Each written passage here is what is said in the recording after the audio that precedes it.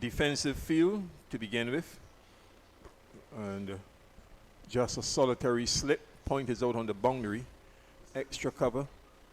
Mid off. Mid on. Straightish mid wicket. Forward square and a fine leg, and that's where we're down the leg side. Nurse attempts a flick, misses it, goes through to Ramden. Nurse, having scored the 2 runs this morning, is on 73. Walcott has 34, and it's 244-7. Yes, Keith, straight away, pretty clear the obvious pattern from TNT Red Force. They're really only operating with that man in the gully region. And they have 3 men in the onside, 2 men catching a mid-wicket and a straightish mid-wicket. And you will have to say a man just in front square, possibly looking to get Ashley Nurse played into the onside, but certainly Ravi Rampal looking to bowl in swingers. So here he goes again. Over the wicket, and Nurse is forward, head over the ball and plays it back down the pitch to the bowler. There is no run. And in the 3rd and final test at the Darren Sammy Cricket Ground in Groseley, St. Lucia, West Indies bowling after winning the toss and looking for a clean sweep. Kimo Paul, as expected, replaces the suspended captain Jason Holder. Here at Kensington over Rampal to Nurse. He bowls pitch just a trifle short, and back goes Nurse and guides it down to the solitary slip, and there is no run. 244-7. Yes, Keith, and as I said, the field suggests that they will be looking to wait out Ashley Nurse, so to speak. With the man at deep point and just the man in the gully region, they're possibly looking to attack him much straighter, and I say Ashley Nurse ready to play in judicious stroke, but based on how he played yesterday, he really should just continue in the same vein and accumulate his runs. Here goes Rampal again, and Nurse defending, plays it out into the covers. There is no run. 240-7. Barbados Pride having lost the wickets of Mosley for 56, Boucher 12, Jones 45, Carter 4, Stout 1, Curtin no score, Springer no score. And they close on 238-7. Trinidad and Tobago Red Force were bowled up for 358 in their first innings. It's now 240-7. 2 runs coming off the very first ball from Rampal. Nurse, the batsman, and he's forward and plays it up towards mid-off.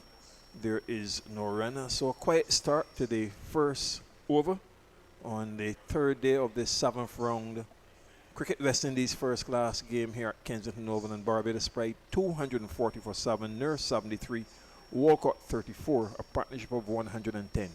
Yes, as you said, a pretty quiet start. Well, obviously, we're seeing the plans of the TNT Red Force straight away. Ravi Rampal opting to use 4 men in the leg side, the fine leg, to catch in mid-wicket, so to speak, and a sharpish mid-on as well. The man out on the deep point boundary and just the gully, so suggestive that he will try to bowl Ashley Nurse relatively straight. He's been getting that outswinger to go really well, particularly well yesterday, and so far it's beginning to shape just a bit as we see Simmons working away on that ball as well.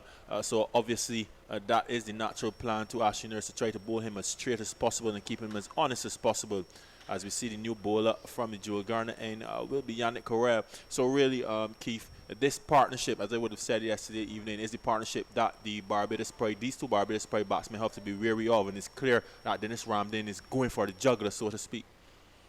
Yes, and Correa with figures of 4 for 43 from 16 overs, 4 maidens.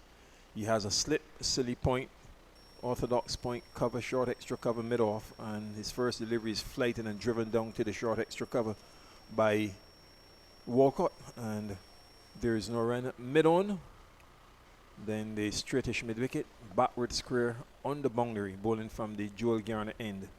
So still a lot of work for the Barbados Pride batsmen to do, and Walcott drives square on the offside to a flighted delivery, wouldn't get to the boundary, and they come back for the 2nd run, looking for the 3rd, and they will now get the 3rd, a wayward return coming in, and 3 to Walcott, so he gets going this morning as well.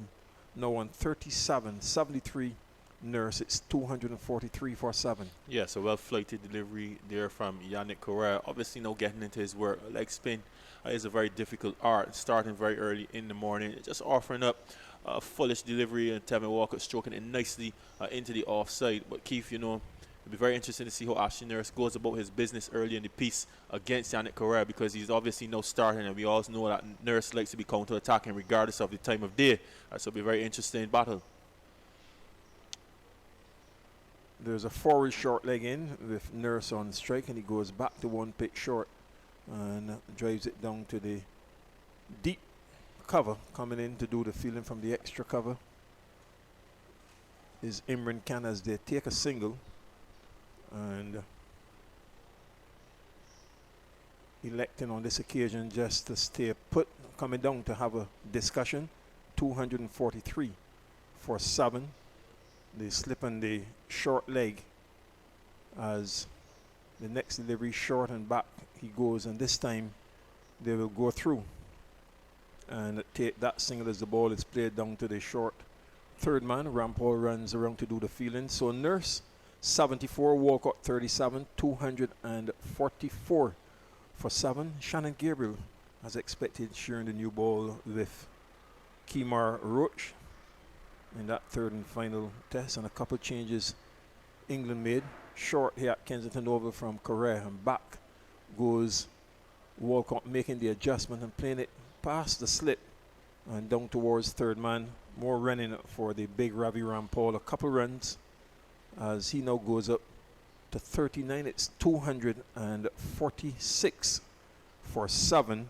One ball left in Correa's over. This is his 17th, 4 maidens, 4 for 49.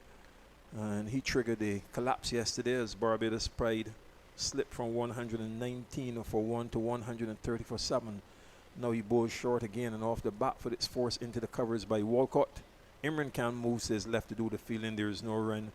The second over of the third morning having been completed, and Barbados Pride moving from 238 for 7 to 246 without further loss. Nurse, who was on 71, has 74, and Walcott from his overnight 34 is on 39. Yes, a very good start so far from these Pride batsmen, and getting on the way relatively well. Obviously, the leg spinner just starting up his first over the day. He will take a little while to get settled. So some pleasant strokes from the Pride batters, but also a bit of encouragement, we have to say, for Yannick Correa. He got 2 deliveries in that over to bounce and spin a bit. And I would have noted, Keith, as I made my daily rounds on the field, that the surface is a bit dry. And, we could see some signs yesterday that it was beginning to take a little bit of spin. Obviously, Correa getting into the game is contributing with his wickets so far, 4 of them. So encouraging signs for both sides. Yannick Correa just needing to get into his work and settle, and the Barbados Pride batsman looking very much assured in these early exchanges. So going back to the England team for that third and final test, Mark Wood replacing Sam Curran, and Keaton Jennings returns to open the batting. They've dropped the keeper Ben Fowkes short and down to the fine leg by Nurse for a single as Sinclair does the fielding. Nurse now on 75, 39 Walcott. It's 247 for 7, and behind now by a Nelson, 111 Barbados Pride, with the partnership going on now to 117. Very vital. There are 2 slips, gap between the first and the third slip, and this one Walcott is forward and pushes it into the covers. There is no run. 247 for 7. That's another good delivery there from Rampal, obviously easing into his work, and you can see the slight field adjustment. There's the slip and the gully now to Tevin Walker, just the 2 men in the leg side, the catching mid-wicket and the mid-on, to suggest that Ravi Rampal is looking at both ways to get this young keeper Walcott out. And remember yesterday, Keith, he also actually hit the edge of Walcott, and unfortunately it was put down by Leonard Simmons. In goes Rampal again, and for this delivery, Walcott is forward solidly and pushes it into the covers. There is no run. Walcott on 39. He's been batting for 129 minutes, 112 balls, 2 boundaries. Nurse, for his 75, has faced 89 deliveries and virtually the same time for him, just 2 minutes shy, 127 minutes, 3 fours and 5 big sixes, you would say. Ramdin, thinking all the time, has made yet another change. He's asked the second slip to go to forward short leg, and De Silva now under the helmet. And Imran Khan will come from the onside and go to the area of gully. So slip, gully, point, cover, mid-off, mid-on, forward short leg, mid-wicket, and a fine leg as he goes over the wicket, short delivery outside of the off stump. Walcott doesn't play, taken by Ramdin, 247 for 7. Yes, and Ramdin obviously going on the attack to Tevin Walcott, who's obviously no starting back, and this is not a bad idea. He's giving Ravi Rampal options, and that short delivery sometimes, as you say, Keith, is not always really to get the batsman out into the leg side. It's more so to get his foot movement offset, try to pin him in the crease, and then allow Ravi Rampal to use that in swinger to better effect, to probably get an LBW or a ball down in there as well. Here's Rampal to Walcott, short, and he defends it, and down to the short leg. De Silva has a throw at the stumps, backed up by Imran Khan moving from gully, and there is no run. Yes, Keith, I don't know, I heard you say that Ben Foakes was dropped, but if you remember, he actually got a bad knock on his finger in the second innings of the last test, and Bairstow would have had to take over the duties, so perhaps it's probably just a bit of a fraction. He's not able to take the gloves in this game, so not 100%. Well, I was thinking the same, but the report on Quick Info indicated simply that he had been dropped and didn't make a reference to an injury. Initially, when I saw the teams, that was also like you, the last delivery here from Rampal pounded into the turf, and Walcott allows it to go through to Ramdin. That was also my thinking, that he would have been out, but they just made the point that, you know, he has been dropped with no reference to the injury. So I'm certain, yes, it's debatable. Curran missing out. They say Jamal, that mark was genuinely quick. Ben Stokes, there would have been a couple question marks over his bruised heel, but he passed that fitness test, and hence the battle is on, with West Indies looking for a clean sweep and England looking to avoid that whitewash. How refreshing are those statements, Keith? I don't know when the last time you as a veteran commentator would have been able to say that. I'm sure you would take great pleasure in saying that, Keith.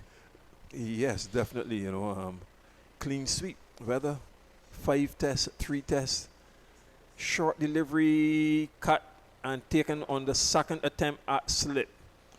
So Charles takes the catch, and a 5-4 for the leg spinner in Yannick Correa, as Nurse went back searching for that cut, and he has been dismissed for 75, and Barbados Pride now 247 for 8. Yes, Keith, and if you remember correctly, I said in the last over that there were encouraging signs for Yannick Correa. He was getting a bit of bounce and a bit of spin as well.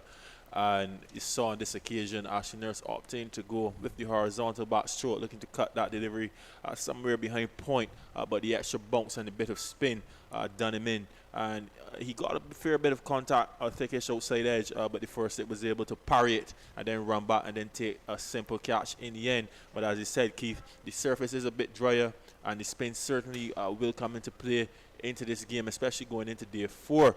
And the Barbados Pride, they still have a lot of work to do as we see Shamar Holder come into the crease. But obviously, you know, the stakes have changed once again with Ashley Nurse departing. That excellent partnership between himself and Walker is now broken. So really and truly, the TNT Red Force will be moving full steam ahead to try to keep their lead as large as possible and put Barbados under more pressure going into day 4. It's 247 for 8. 84 overs and 1 ball have been bowled, and Correa with the impressive figures of 17 overs and 1 ball, 4 maidens, 5 for 49. So a partnership of 117 between Nurse and Walcott ended with Nurse caught at slip on the second attempt by Charles off Correa for 75 and 131 minutes. He faced 90 balls and counted 3 fours and 5 sixes. The new batsman is Holder, and he finds a slip, the short leg, point, cover, extra cover, mid-off. There is a short mid-wicket, deep forward square, and long on. Walcott, having had a little attention treatment from the physio Jacqueline King, Dr. Jacqueline King, who just ran off the field. And Ramden had a bit more of an attacking feel. He's going to ask the point to come up, I believe, either to silly point or gully. Slip is already in the short leg. So Simmons comes to gully or second slip. A second slip, 2 slips and a short leg. And here's Correa to Holder. He's forward and drives it out to extra cover. Fielded by Imran Khan. There is no run. 247 for 8. England of 5 without loss. Burns 2 and Jennings 3 in that third and final test at the Darren Sammy Cricket Ground in Groseley, St. Lucia. Holder here at Kensington Oval pushes forward and is beaten generally, taken by Ramlin. Yes, and once again, that's turn on. We could possibly say, no, the ball's beginning to spin. Keith, remember I talked with you yesterday about the use of the term turn versus spin. Some people use it interchangeably, but there are really 2 different definitions for turn and spin. You're right, and I was still awaiting the answer. Then you put the question. I was asking you the question. No, you asked the question pointedly to Andrew Mason. I asked it to Andrew. That's right. I was there. He didn't answer. He didn't answer. Yes. I recall that very much. Very well. Yes. Anyway, Ramdin having removed now the second slip, and he has a leg slip play. So slip, leg slip, and the short leg. Point, cover, the extra cover, mid-off, long on, deep mid-wicket, Holder is forward, and there's an appeal for a leg before wicket. He thought he had his man. Umpire Vernon Smith says not out. You can probably have a chance at the replay there to see what was all the excitement about. We'll have to ask Mr. Bell, Keith, but certainly it looked like a variation delivery. It looked to be possibly the slider or the googly. It definitely was not the leg break. Correa bringing Shamar Holder forward, but obviously testing times for the number 10. As we see it here on the replay, yes, that was the googly, but a fair bit of bat involved there. Holder is forward and edges it down to slip. Good stop by Charles, diving to his right, and there's no run. The end of the over. Walcott will come down to have a word with Holder. And Correa now 18 overs, 5 maidens, 5 for 49. Barbados Pride 247 for 8 from an overnight 238 for 7. Ashley Nurse, who resumed on 71, caught at slip on the second attempt by Charles off Correa for 75. And Walcott, who was on 34, has 39 with Holder yet to score, and the last man to come, Marquino Mindy. Yes, and obviously Yannick Correa striking in that over. And as we said, Keith, the surface is a bit dry today. Playing as much like the traditional 4-day surface will be a lot more spin on offer on the surface and a bit of bounce as well, Keith. And I can tell you that the bounce, more often than not, is what undoes a batsman, so to speak, because, you know, the extra bounce, the variation sometimes challenges you more. Solitary slip for Rampal to Walcott, short, and pull it down to the fine leg for a single. So Holder now to come on strike. Walcott is on 40. It's 248 for 8, and behind by 110. And every run is vital here, Jamal, to try and cut that lead down. And the game is expected to be shaped naturally with the Red Force in their second innings. So the Barbados Pride bowlers will have to come out and do some serious stuff to remain in this game. Yes, most certainly. As you said, you know, the TNT Red Force really and truly are boss in this game at this stage. And certainly if they can wrap up this innings within the next half an hour or so, they'll be in a prime position to put Barbados under tremendous pressure into day 4. Slip a gully, point, cover, mid off, mid on. Short leg is rather square, mid wicket, and the fine leg. Ramp all over the wicket from the Marshall end, outside of the off stump. And holder lets it go to Ramlin 248 for 8. Yes, another good delivery there from Ravi Rampal. Working up a good head of steam, you have to say. The ball's going through to keep her Ramlin just about mid-riff. So Rampal certainly in good rhythm. A few short deliveries so far this morning, showing a bit of aggression. And he's generally been getting the ball to duck back a bit to the right-handed batsman from yesterday. So Ravi Rampal in a fairly good rhythm. The Windward Islands are 230 for 9. The Leeward Islands made 271 all out. Rampal outside of the off stump. Holder doesn't play. Ramlin takes. Ghana Jaguars 222 for 5. Jamaica Scorpions made 358 all out. And then we'll take a look at the Windies women with their tour to Pakistan and the United Arab Emirates. And Pakistan women fighting back. Here at Kensington Oval, Rampal goes in and it's pushed back down the pitch by Holder. Goes to mid-off and there's no run. That's another good delivery there from Rampal. And I'll tell you what, Keith, possibly the bumper, as we would say, is not too far away, or that certain in swinger challenging the stumps of Shamar Springer, because he's setting him up nicely so far. 2 deliveries outside of the off stump and then a back of the length delivery. And I'm certain Rampal will be going for that money ball before this over is over. Pakistan women win that second ODI by 34 runs short over the head of the batsman Holder. He ducks. Ramlin takes 248 for 8. So we've gotten the bumper, Keith. What next? With 2 deliveries to go, Rampal will be searching for that wicket delivery in this over, possibly just outside the off stump, or he will be looking to challenge the stumps of Shamar Holder, possibly with a fuller in swinging ball as well. So, you know, Rampal going about his business very nicely. He has a slip and a gully. The point has now gone deep. Extra cover, mid off a bit deep as well. And Holder drives and is looking for the single about halfway down the wicket as the ball went down to mid-on. And Imran Khan moved to his right to do the fielding. But being the last ball of the over, Walcott was not interested. And it's 248 for 8 with Walcott 40. Holder yet to score. Rampal now 15 overs, 2 maidens, 2 for 30. And just the summarized scores of the Pakistan West Indies women's game. 240 all out from 49 overs and 4 balls Pakistan made. Sidra Amin got 96 at the top from 121 balls with 14 fours. 81 to Nida Dar from 86 balls, 7 fours and 2 sixes. Sana Mir made 21. And the wickets for West Indies women, Shakira Selman 2 for 33. Deandra Doughton 2 for 55.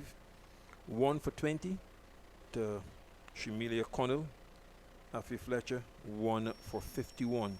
And then West Indies women all out for 206 from 49 overs and 4 balls. Here is Correa, the leg spinner. Walcott is forward and pushes it into the covers for a single. So he goes on to 41. It's 249 for 8. And that 206 all out, Natasha McLean slammed 82 from 76 balls with 8 fours and 2 sixes. The captain, Stephanie Taylor, 48 off 68 balls, 5 fours and 1 6. And 23 to Shadeen Nation from 41 balls. Kaisia Knight, 13. Deandra Doughton, 5. Shermaine Campbell, 1. Henry, 7. Fletcher, 4. Mohammed, 1. Holder, appeal for stumping, and Ramlin was very excited, felt that he had his man. We need to have a look at that on the replay if Graham can just help us as Walcott calls him down. And we'll have another chance to look at it again there, Jamal. What I can say, it was a wonderful take, a delivery that definitely turned and a bit of bounce and Ramden had to take his time to collect that delivery, but Shamar Holder never moved. He made a stride forward. The only question would be, of course, if his foot was dry just a bit to be on the line, but based on the evidence that we've seen from this replay, it's definitely not conclusive, so we'll have to go with umpire Arifa because most certainly Shamar Holder didn't move that far forward. So here is Correa again, and for this delivery, Holder forward and beaten. There are 2 slips waiting along with the short leg. 249 for 8. Holder yet to score. He's faced 12 deliveries. Walcott is on 41. Nurse, the batsman, out this morning for 75 after resuming on 71. His wicket fell with the score on 247. And this next delivery is played out into the covers, fielded by Imran Khan. There is no run. Barbados Pride 249 for 8. And Correa in his 19th over, 5 maidens, 5 for 50. Hold his forward and pushes it down to the short leg. There is no run. Picked up by De Silva. Now the cover going a bit deeper. 2 slips in, and just a bit psychological because really and truly with 1 ball remaining wouldn't be too keen. He wants Walcott to have the strike, and he's forward and drives it down to the long on. A single was there, but as I said, not keen on that despite the thinking of the Trinidad and Tobago captain. 249 for 8 after 87 overs with Walcott 41 and Holder yet to score. Yes, another good delivery and another good over from Yannick Correa, who's really well into his work now. We saw a couple of deliveries spinning away, or turning away rather, from the number 10 Shamar Holder, and then we saw him coming in on the 5th delivery with a bit of a googly. Holder almost popping a catch to the short leg position, and then on the last delivery, just a straight ball, not much spin there. Holder negotiated it well, drilled it down to the mid-on position, but obviously Tevin Walker now deciding against the single, and he now has to farm the strike, as we would say, and it'll be very interesting to see how he goes about his business, because obviously you still need to score, Keith. There's no problem with farming the strike, but you'll have to take some chances. Rampal to Walcott short, and he hooks it, not getting hold of it that well, down to fine legs. Sinclair runs across to do the fielding. They challenge and come back for the 2nd run, and that brings up the 250 for Barbados Pride as Walcott moves to 43. It's 251 for 8. Coming the 250 and 348 minutes of 87 overs and 1 ball, 21 fours and 5 sixes. Yes. Keith, pull shot on that first delivery again. Rampal seeking to be very aggressive to Walker, who has not pulled the ball very well in this innings. Possibly a weak suit of his. He's preferred to let them go by, but not at this stage. He possibly has to take a bit more chances. Here's Rampal again on lifting delivery. Walcott sways away and allows it to go through to Ramden. So the wicket this morning of Ashley Nurse caught at slip on the 2nd attempt by Charles as he cut at the leg spinner Yannick Correa. He made 75, added 4. And Walcott, who was his partner overnight, has moved from 34 to 43. Hold is yet to score. He's faced 15 balls, but understanding his role, 251 for 8. Here's Rampal into Walcott. Short, and for the 2nd time in the over looking for that hook. This time he misses and Ramden takes. Yes, it's clearly not a strong suit of his, Keith. He's made several attempts to pull this morning, and he's not made great contact. The only time he's made contact, the ball just dribbled away basically into the region of the leg slip, the leg gully. He's certainly not a good puller of the ball, and what I can tell you, possibly the reason for that is that his trigger movement, he really doesn't move, Keith. When he's settled, he just makes the press forward or back. He doesn't get across his stump, so possibly not being able to get inside the line of those shorter deliveries and have more time and control to pull them. This next delivery dug into the turf, and the batsman just allowed it to go through to the keeper. So it's 251 for 8. Yes, another short delivery, and this time playing in his accustomed fashion, allowing the delivery to go by. He looks much more assured, but when he lets the balls go by. But obviously, the problem is that he still has to look to score. It'll be very interesting to see what he would do on this last delivery, because he possibly be looking to get the strike.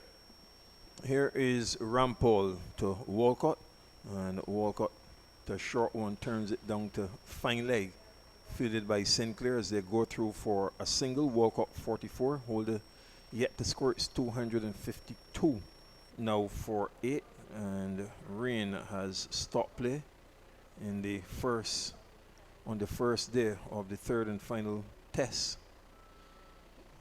with England 5 for no wicket.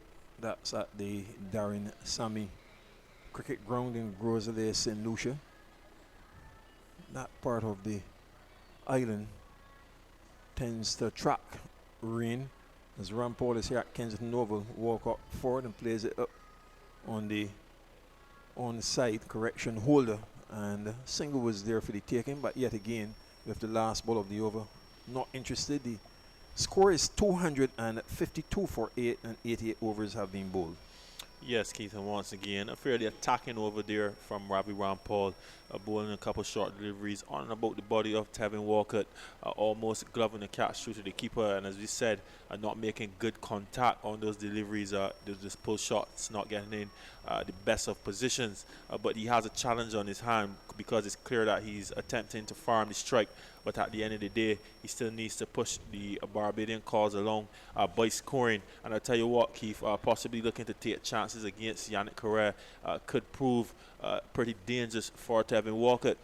He's on 44. He's played very well, but you know it's a different dynamic now since the departure of Ashley Nurse. So your next commentator will be Andrew Mason. After this delivery from Correa and Walcott plays it out into the covers, there is no run. Here's Jamal and then Andrew. Yes, a good delivery again from Yannick Correa, who's really well and truly into his work, bowling a lovely spell, some 5 wickets already to his credit, going along nicely. He is indeed. It's 252 for 8, and he'll look to get rid of the batsman Walcott, who is not quite sure whether to expose Holder or not. In he comes, Correa bowls to Walcott. He's off the back foot and forces the ball away down towards the deepish cover, squarish cover really, and there's a single. So it means that Walcott will go to 45, Holder will come in to strike. He hasn't scored as yet. We've had how many balls in the over? We've had 2 balls in the over. And not quite sure whether to expose this batsman or not. Why should that be? Can you explain that, Mr. Smith, to me? Because the 2 best Trinidadian bowlers are in operation at the moment, and certainly Correa going through his full repertoire against Shamar Holder. But he comes up now, he's in and bowls to Holder, and Holder's swinging outside the offs and the ball goes by to be taken by the keeper. The question I've got for you, should he farm the bowling? He should farm the bowling if he's prepared to take opportunities to score. If he's settled in his mind who he's going to score off and where he's going to score, that's fine. But so far, he's not done anything to suggest that. So therefore, he's in a bit of a quandary at the moment. Right, but he shouldn't be really. Cricket is simple. You take as much as the bowling and maybe try to expose him hopefully for the last over. And what he's been doing is he's been exposing Holder off the first ball or the second. And I don't see what the difficulty is there in the cricket. You know, cricket is about plain old common sense. 253 for loss of 8. Why would you want to expose Holder to Correa off the first ball? Young player, Andrew. But it has nothing to do with youth, that really. That has a lot to do with it. He's very inexperienced, Andrew. I disagree with you on that. Outside the off stump, it has nothing to do with youth at all. Yes, It's a question of just having the plain old common sense. I mean, it's five balls in the over. What you do is that you just do it as you should. I mean, you know, why would you want to expose him for 5 balls? That's a basic error, really. Simple, shouldn't be made. Here he is coming forward, but he survives as that Correa bowling one on the line of the middle stump. He comes onto the front foot and pushes to mid wicket. There's no run. 253 for loss of 8. Holder hasn't scored as yet. Walker is on 45. They come down, have a chat. In fact, earlier, 2 overs ago, there was one that was played down to backward point. He took the single. The first ball, Holder faced, he had a big swipe, and there's a big appeal for a stumping. And he promptly went down the pitch to have a word with him. I wonder what he was saying to him. I think he should have been saying to him, sorry to expose you for 5 balls. 253 for loss of 8. Yes, Andrew, but at the end of the day, he was not exposing Holder to Ravi Rampal, and possibly it is because that Holder believes, and they believe that Holder is more accomplished at batting the spin. What I'm saying to you is Tevin Walker did not expose him to Ravi Rampal. He had a couple opportunities to do so. So that's probably the conversation that they're having. That obviously Shamar Holder is more capable in his mind to deal with the leg spin of Correa instead of dealing with the pace of Ravi Rampal. So that can be an explanation. But I'm saying it differently because, in fact, the very first over that Rampal bowled, he played the ball into the onside and took a single and exposed the young man Holder to actually the 5 balls. Got to make up his mind what he's going to do here. Cricket cannot be that difficult. It cannot be that difficult. And, I'm not going to make excuses for basic elementary mistakes. 253 for loss of 8. Here is a delivery, which is on the line to the leg. Some worked away through mid-wicket for 1. And we'll get 2 now as the fielder coming off the boundary does not pick it up at all. That's Sinclair coming off the boundary. And they'll get 2 for that. It was outside the line to the leg. Some worked away by Walker. Back for the second, went down towards square leg. So Walker is on 47, 255 for 8. And it's going to be the leg spin of Kian as he comes in to bowl to Walker. And Walker is coming forward. He's playing spin very well. And he just pushes down to cover. The single is an offer. He doesn't accept the single as the field at that cover area. Walks across to pick it up. That looks like Simmons. And there is no run. 255 for 8. Shane Ramsey has joined us. Hello, Shane. Where have you been? We haven't seen you since last year. Nice to see you. Here is Can, comes in both to Walker. Walker is off the back foot and forces the ball away out towards cover. We'll get a single. Short of a length on the back foot. Forced out towards cover for 1. And with that single, Walker goes to 48. Holder comes in the strike. He hasn't scored as yet. 256 for loss of 8.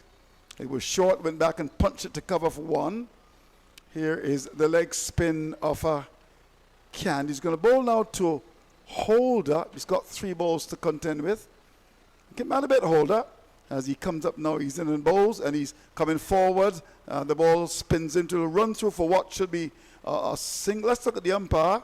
And that must have been the one that went the other way. Must have been the googly there. Came forward, and it hit the inside edge of the bat, went down towards backward square for a single. He was just about to go up with a big appeal, Can, but then muffed it because there was an inside edge onto the pad. 257 for 8, they got the run. So 2 balls are left in the over. Can will continue as he comes in to bowl to Walker. And this Sylvie Walker is going back, wrapped in the pad, going down the leg side.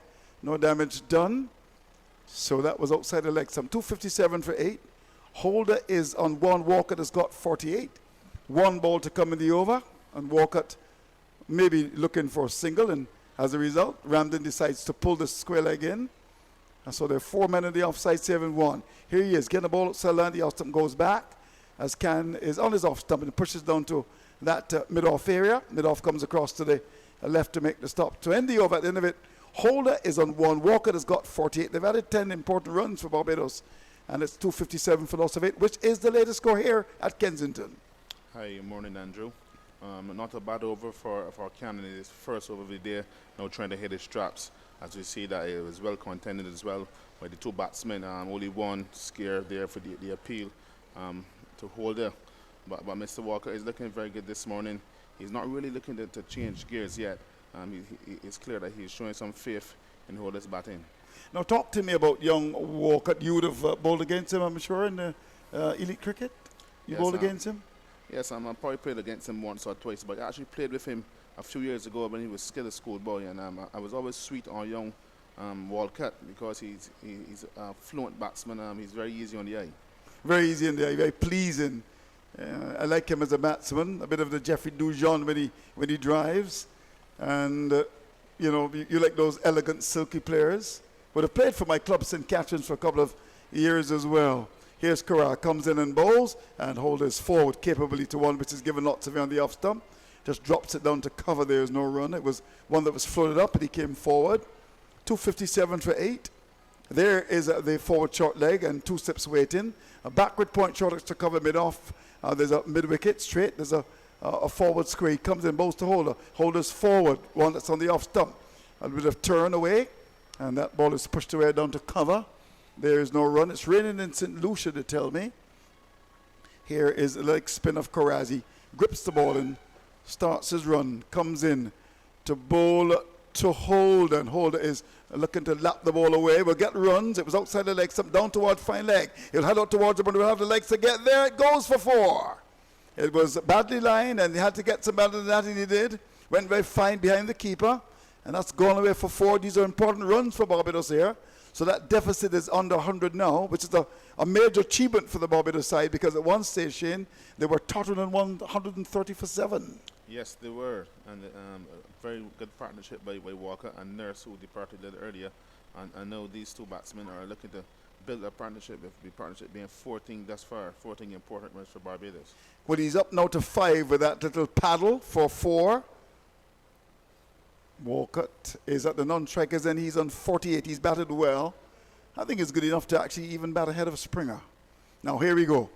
As Corral to continue, as he comes in to bowl to Holder. Holder is getting the ball just outside the off stump, and he plays inside of it. The ball spins away from him, taken by the keeper. So we've had how many balls left in the over? We've got, 2 left in the over.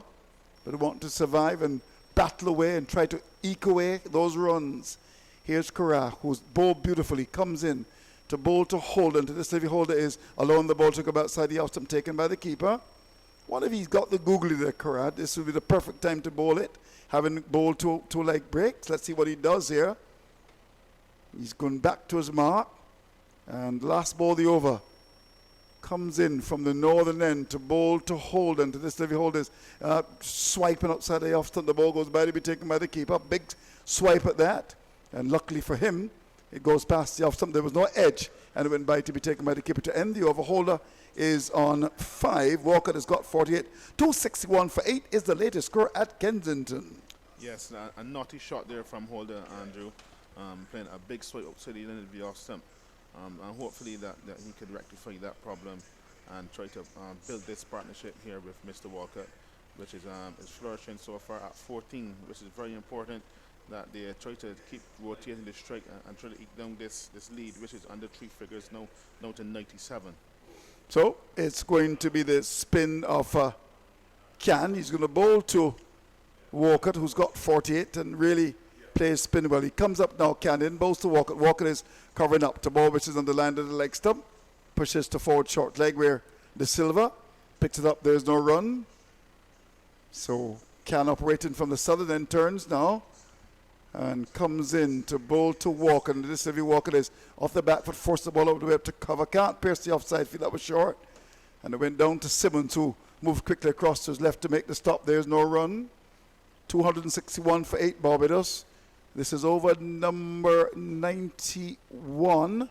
Here is the delivery, which is on the line of the leg stump. Turned away, down to forward square for 1. They'll get a second. Backward square has to come across to pick it up. And Tevin Walker gets to his 50. Beautiful bit of batting, working the ball away. Come out at a time when the Barbados side was in big trouble. He raises the bat to the acknowledgement of this crowd. He's got 50 from 131 balls. He struck 2 fours and has occupied the crease for 165 minutes. Well done to Tevin Walcott. Yes, well done to Mr. Walker, Andrew. I'm thinking his first 50 at this level, and it cannot come at a better time. It's always good when you can score a 50 in a very important innings, as Barbados were 130 odd for 7. Indeed. Well, he's going to battle away. Here is Can, comes in and bows to him, and he's coming forward. That's one on the line of the leg stump, works the ball away on the onside. From that leg stump down towards mid-wicket, there's no run for him. With Phillip coming across to his right to make the stop. Can again, turns down, starts his run, comes in to bowl to Walker, and Walker is going back to a ball which is very well bowled. He might have gone forward to that, for the pad, and just dropped in front of him. Now he comes down to prod at the pitch, and the score is kept on 263 for 8. Here is Walker again as he will settle and wait. Now the short backward squares have been put in. There's also a square forward short leg. He comes up now and bowls, and Walker is onto the front foot. Ball that's on the line of the bill stump, plays it very easy. He has a lot of time to play his shots. And the ball is pushed away to mid-wicket to end the over. Holder is on 5. Walker has got to 50. And Barbados are 263 for 8, which is the latest score, Kensington. Yes, well played again by Tevin Walker to, as I said, got his first 50 of this first class season and probably his career. And I think that Mr. Can, though, I think Mr. Can is probably born a little too flat, though. I don't think he's asking much questions. It's only his second over. Yes, he's trying to hit his straps. But I think he could try to flick the ball a bit more and ask some more questions to Mr. Walker. See if Mr. Walker could go and try to be aggressive at him and try to create a chance for Trinidad and Tobago. Well, it's going to be Correa to continue as he comes up now. He's in balls and he's coming forward. That's Holder edging the ball to slip. It was one that was given lots of. He came forward, played without hands, and the ball went away down to slip. The leg break from the outside edge. 263 for 8. Here is the leg spin of Correa. Comes in to bowl to Holder, and to the Stevie Holders coming forward. Ball in the off stump, just plays it capably down to a second slip. There's no run. That was given lots of rain. He came forward, beautifully bowled indeed. 263 for 8. There's Correa looking for more success. He's picked up 5 for 55 as he comes in to bowl to Shamar Holden to this delivery. He's getting outside the off stump, goes back to cut the ball away, first forward, and then the ball went by to be taken by the keeper. Walcott comes down now, would have a little word with him, maybe saying to him, look, you got to be careful. There's no need to flirt there with danger. Just let that ball go by. 263 for 8 is the score. Here's Correa, who's going to continue as he turns down, comes in to bowl to the right-handed Holder, who's got 5 into this delivery. He's coming forward and drives, got a lovely shot. Ball given somebody, and he just stroked it to the left off, mid-off. Mid-off having to come across a couple of paces to pick it up. That's Phillip, and they get the run. So it means that Holder will go up to 264 for 8 now. Partnership that has realized 17 important runs, bringing that deficit down all the time. And that's of great importance. And just minutely to come. Here's Correa to bowl to Walker, who's got 50. He's up to the wicket now. He's in and bowls to Walker. And Walker is off the back foot and forces the ball away through the offside. Should come out towards the boundary. One will get a second. So Lozano's after. We'll put it back just about now. They'll even contemplate the third. We'll get it too. And importantly, we'll keep the strike as well. That was a ball short of a length. And Walker punching the ball through cover. Picked up about a couple of meters inside, maybe about 4 meters inside the extra cover boundary. Back for the third. That was a lovely shot. 267 for loss of 8. Yes, well played by Walker. A ball given a bit of air, but it came up a bit short, and Walker onto the back foot very quickly. A very fleet-footed player, and punched the ball through the covers, and he got a lovely 3 runs on the offside. Well, so it's 1 ball left in the over. Holder is on 6 now, and Correa looking to get his man as he comes in to bowl to Holder. Holder is back and gets one that's bumps in. He's on the back foot, but gets enough bat on it to get it away from the field at forward short leg. It goes down to mid-wicket, so he survives, and we'll continue to have a little word now in the mid-pitch with Walker. So at the end of the over, he's on 6, Walker is on 53, 267 for loss of 8. That's the latest score at Kensington Oval. Yes, not a bad over from Correa, Andrew. The ball is getting a bit of bounce and turn. It's quite evident why he has 5 wickets.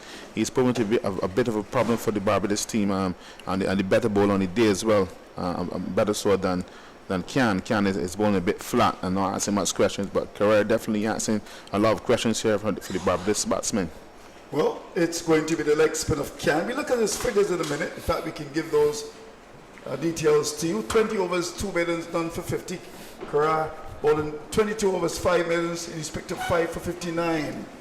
Here is the leg spin of Correa. He comes up now, he's in a bounce to Walker, and Walker goes back to a short delivery on the off stump, pushes to cover. Ball is picked up by Linda Simmons. There's no run, there's a slip. There's a forward short leg in attacking position. The short third man, a man to cover the boundary. As this delivery is given a little here. Driven over the top of it now. That's gone for, I believe, 4. Yes, I thought for a moment it would have gone over the boundary for 6, but it was one given to me, and Walker said, thank you very much indeed for that lollipop. Hitting over the top of been off 1 bounce. That's gone for 4 runs. Well played, Walker. to carry Barbados to 271 for loss of 8, and he goes to 57. Good shot. Yes, well played to Walker. We can see in the replay here the ball given a bit of flight from Can, and Walker got on the front foot and pressed it back over his head for 4 runs. Well, he's allowing the ball to come outside the off top now. It's Can is bowling it wide. The mid off has been pushed back, deep mid off, about 10-15 meters inside the boundary. Will he give it to Mir and invite him to go over the top again? He's in Can and bowls to Walker, and this heavy Walker is coming forward and flicks it through mid wicket. More runs for Barbados. 1. Will they look for the second? They'll look for the second to get it to as the return comes in. It was given lots of air. Such a good player to watch, Walker. And whipping it wide and mid on, back for the second. Good little period for Barbados. The score goes to 273 for 8. And Walker goes up now time making 59. Would have taken over from Ram Prasad, who would have captained a couple of matches. He's done very well with the bat, and also not a bad a keeper as well. Here's a delivery from Can outside the off stump, and he's played square down to backward point, and there's no run. How many balls left in the over? 1 left in the over, and the captain Ramden brings the cover in to try and stop the single. Rampal comes from deepish mid off to mid off, so they're 1, 2, 3, 4 men at the offside, saving 1. Here's Can, comes in to bowl to Walker. This is heavy Walker, this kind of short ball and swings it down to backward square. Huddle towards the one who will get there. I believe it does. It goes for 4.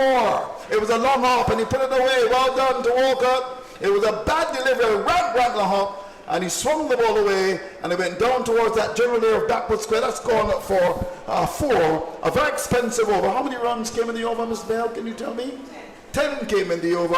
Holder is on 6. Walker is lost to 63. Barbados 277 for 8, which is the latest score here at Kensington. As we see the replay, short and pulled away. Well played, Walker. Yes, again, short. As I said earlier, Can is not asking much questions, and I think that we might see a change very soon from that southern end. And Walker again, though, taking 10 runs from the over, taking his partnership up to 30 important runs for Barbados, and as it flourishes up and eats down on this lead, which it is already 81 now. And the no ball has been taken. It's been taken after 94 overs. Were you surprised it's taken so long for the no ball? You would have taken it earlier? Yes, definitely. I would probably take it at the start of the day, because neither Walker or Ashley Nurse are opening batsmen, and the new ball to negotiate, and the first ball of the day is always difficult. But the captain opted to wait probably just about an hour and a half to get this new ball in, and as we see the fast bowling now being introduced, I'm not sure how Holder will handle this new ball now, as the pace may be up. He was contending with his spin fairly well, but we will see now. Well, it's going to be Philip to take it up. So the no ball has been taken, so make a note. 94 overs bowled. My pen is giving me some trouble, maybe I need to change it. 94 overs bowled, 277 for 8. And we shall see what happens with the second new ball. It's going to be Philip. He's got 2 slips in the gully. He's going to bowl to Holder, who has survived. In he comes on his way with a brand new cherry in his hand. He goes past the umpires up and bowls, and Holder plays it quite capably from the off stump down towards the backward point here. It's just on the off stump, and there is no run. It's 277 for 8. It was pitched on the off stump and played away square in the offside. Standard, the local season is going to be starting in April in the Stanford T20s. Are you playing this year, Shane? Yes, I do. I play every year, Andrew. Are you going back to Maple? Not sure as yet, Andrew. A little birdie told me you're going back to Maple. Is that true? Maple has been demoted. Yeah. Well, your good friend Derek Skeel, I'm sure, is listening. Here's Philip, comes up now and bows to Holder. Holder is edging and a scallop slip outside the off stump. And that's the typical tail end of shot, and the ball went straight to stick. The catch is taken, and the new ball has done the trick. 277 for the loss of 9 now. Holder goes for 6. Yes, well bowled by Phillips there. The ball, definitely the new ball getting a bit of extra bounce, and with that ball carrying all the way down to first slip. And well taken by the first slip as well. Solanzo taking it as. So he's taking an easy catch the first slip wrong mid-riff. Yeah, indeed. Yes, well bowled by Phillips. So what did the batsman do wrong there? Was this a typical man who bats one before the roller? Sometimes in the old time, days you call him a rabbit. But what did he do? Let's have a look at that. Did he get into line nicely? He didn't. Yes, but he probably tried to play beside the ball again. Oh, I see. Here we go. Yes. Edge found into the midriff of Solozano, taking the catch just about now. And look at those bow legs. Wonderful work there by Bell Imagery. As the ball was outside the off stump, and he had to have taken that. That was a dolly. So what do we have now? 277 for 9. And the last man to come out is Minley. Can he bat? Have you ever seen Minley? No, Andrew, never saw him back before. Okay. Well, he's a man from the land of wood and water. Friends in Jamaica. Hello to all our friends in Jamaica. Listening to the broadcast and, of course, watching the stream. Holder is on 6. Walker has got 63. Of course, the Scorpions are playing against the Jaguars in a tight battle there at the Providence in Guyana. And that, of course, is on the east bank of Demerara, they tell me, one of the 3 counties of Guyana. Of course, there's Essequibo, and of course, there's Berbice. Now, here we go. Here's Philip looking to wrap it up. Comes up now in and bowls, and Minley is coming onto the front foot. They look for the run there. They should get it comfortably as the return comes in. A ball that was on the off stump, pushed away down to backward point. Slip came across. The backward point came in as well, and they were able to steal that single, so it means that Walker will have the strike. Barbados now up to 270, what's it now, 278 or is it 279? 278 for loss of 9. Minley's off the mark with the first ball he faced. Yes, well played to Minley. He actually played it quite competent. Much number 11 batsmen won't like to come in and face the third ball of a second new ball. But Minley did play it like an opening batsman, so we should see how he contends with his new ball now. Well, it's going to be the batsman, the established man Walker, to do battle, and his ball is outside the off stump. Beautifully bowled indeed by Philip, as he got one that was outside the off stump. Good pace, good character to keep. He played it. Rather late, the ball went by to be taken by the keeper. What will his strategy be here now? Will he be looking to farm the bowling? Will he be looking to take a single but it's an offer? The backward point is going to come in now to stop the single. The man at forward square comes alongside the umpire. So we've got 2 slips and the gully. There's a backward point, there's a cover. There's a mid-off, mid-on, forward square, and the man down to the long leg boundary. Here's Philip as he comes in to bowl to Walker, who's on 63. He's up to the wicket, bowls to Walker. Walker is forward and drives up to cover. Ball pitched in the off stump. Lovely flowing shot. Looks so good when he plays his shots. Out to cover. Simmons drops to his right to make the stop, and there is no run. How many balls left in the over?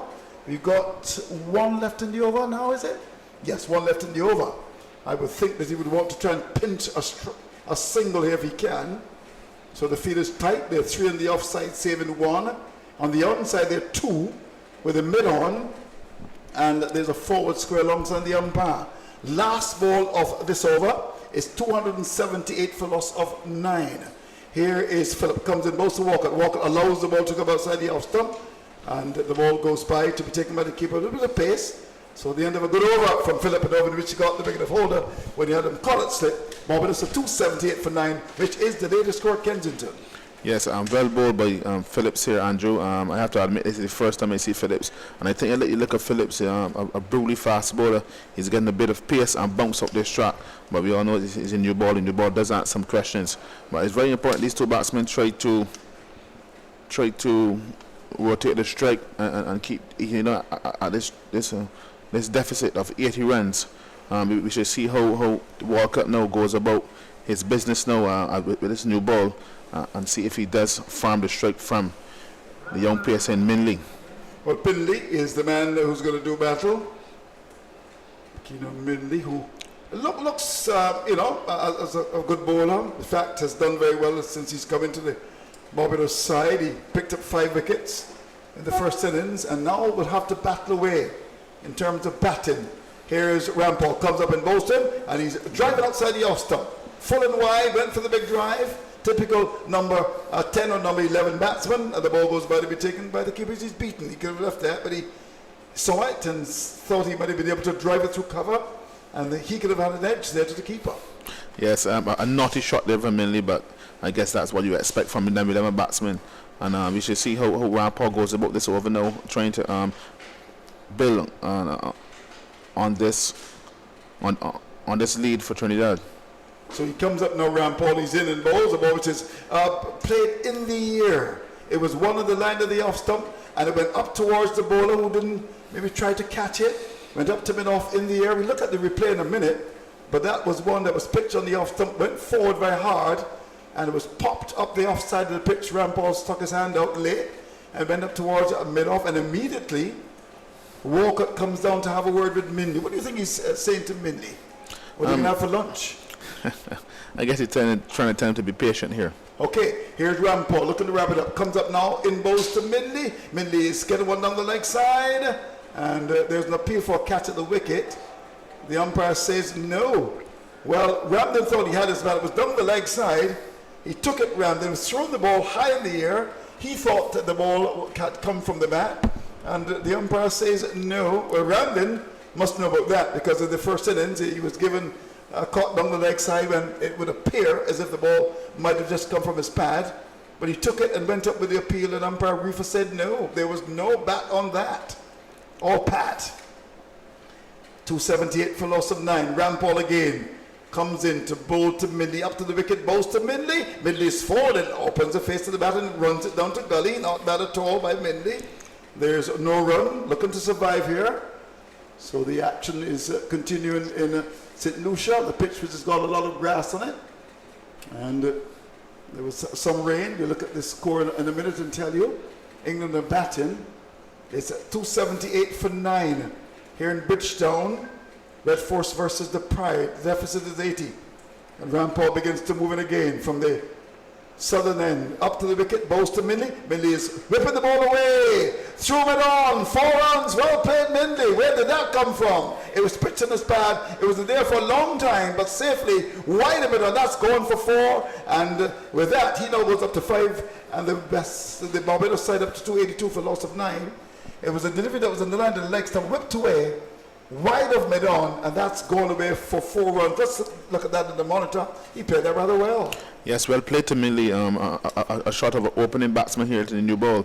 Ball coming down just on leg stump, a bit foolish, and he got on the front foot and whipped it through mid-on, just over mid-on, and it rolled in the boundary for 4 runs, for a lovely looking run from Minley. Indeed. You should see how Rampol plays here. Well, the typical fast bowler would want to respond with a bouncer, but we shall see. He comes up now, the last ball, the over, he's in, bows to Minley. Minley is getting outside the Osterman, drives it down towards the cover area, can't score. Well, Minley is happy-go-lucky here. It was outside the off stump, and he was able to play it into the offside, down to cover, and he can't score. So the first hour has come, 282 for 9. So Barbados losing 2 wickets. Minley is on 5. Walcott has got 63. They've moved from 238 for 7 to 282 for 9. It's been interesting. First of all, today they lost the wicket of Nurse, caught by Charles off Corral for 75. And then, well, it was a situation where Shamar Holder was caught by Solizano off the bowling of Phillip for 6. Minley is on 5, but the star of the bowling has been Walcott. He's got 63. 282 for 9. We've completed some 96 overs. Yes, well ball again to the Trinidad Red Force for picking up 2 wickets this morning. But I think Mr. Walker is going about his business quite competently, as he is on 63 from 145 balls. But Millie definitely, you can see that he's showing the signs of aggression here. But we should see if the fast bowlers do try to get aggressive at him after this water break, after they refresh themselves. Okay, so let's look and see what has happened so far. England are 8 without loss. Burns is 4. Jennings has got 3. And Big Shannon Gabriel is into the attack. And we shall see how that game goes. So it's 292 for the loss of 9. 96 overs bowled. And certainly in terms of the bowling, we'll just have a look at that. Thank you very much, Ms. Bell, so we can read it. Sinclair 12 overs, 4 minutes, 1 for 40. Philip 11 overs, no minutes, 1 for 41. Charles 13 overs, 4 minutes, done for 36. Cam 21 overs, 2 minutes, done for 60. Correa 22 overs, 5 minutes, 5 for 59. And Rampol 17 overs, 3 minutes, 2 for 37. So we've got Walcott on 63. Minley is on 5. And that lead has been reduced to 76. So they've done a good job, Barbados, because at one stage, 130 for a loss of 7. It looked as if Barbados might not have been able to even save the follow-on. We'll invite your thoughts, and then, of course, when the action resumes, it's going to be Keith Holder. Yes, well done to Barbados for this recovery of 130 odd for 7 to be 282 for 9 now. I don't think that much people would have thought that they would get up to this total. Well played to the batsman, Nurse, Walker, and Young Holder to put on a partnership there with Mr. Walker up 30. So we have to see now how much they could get down this lead. The lead is now 76. So we see the fast bowlers back into the attack. Millie on 5 and Tevin Walcott on 63. So good morning to you, Shane. 282 for 9. 96 overs have been bowled. 358 all out in their first innings. Trinidad and Tobago right force scored. And of course the other two games in Dominica and Guyana. In Dominica, the Leeward Islands 230 for 9. The Leeward Islands made 271 all out. And Guyana Jaguars are 254 for 7. Jamaica Scorpions 358 all out in their first innings. Here is Philip with the second new ball outside of the off stump, and no stroke, it goes through to the keeper.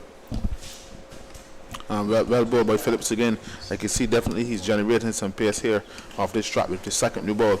We should see how Walcott goes about this over.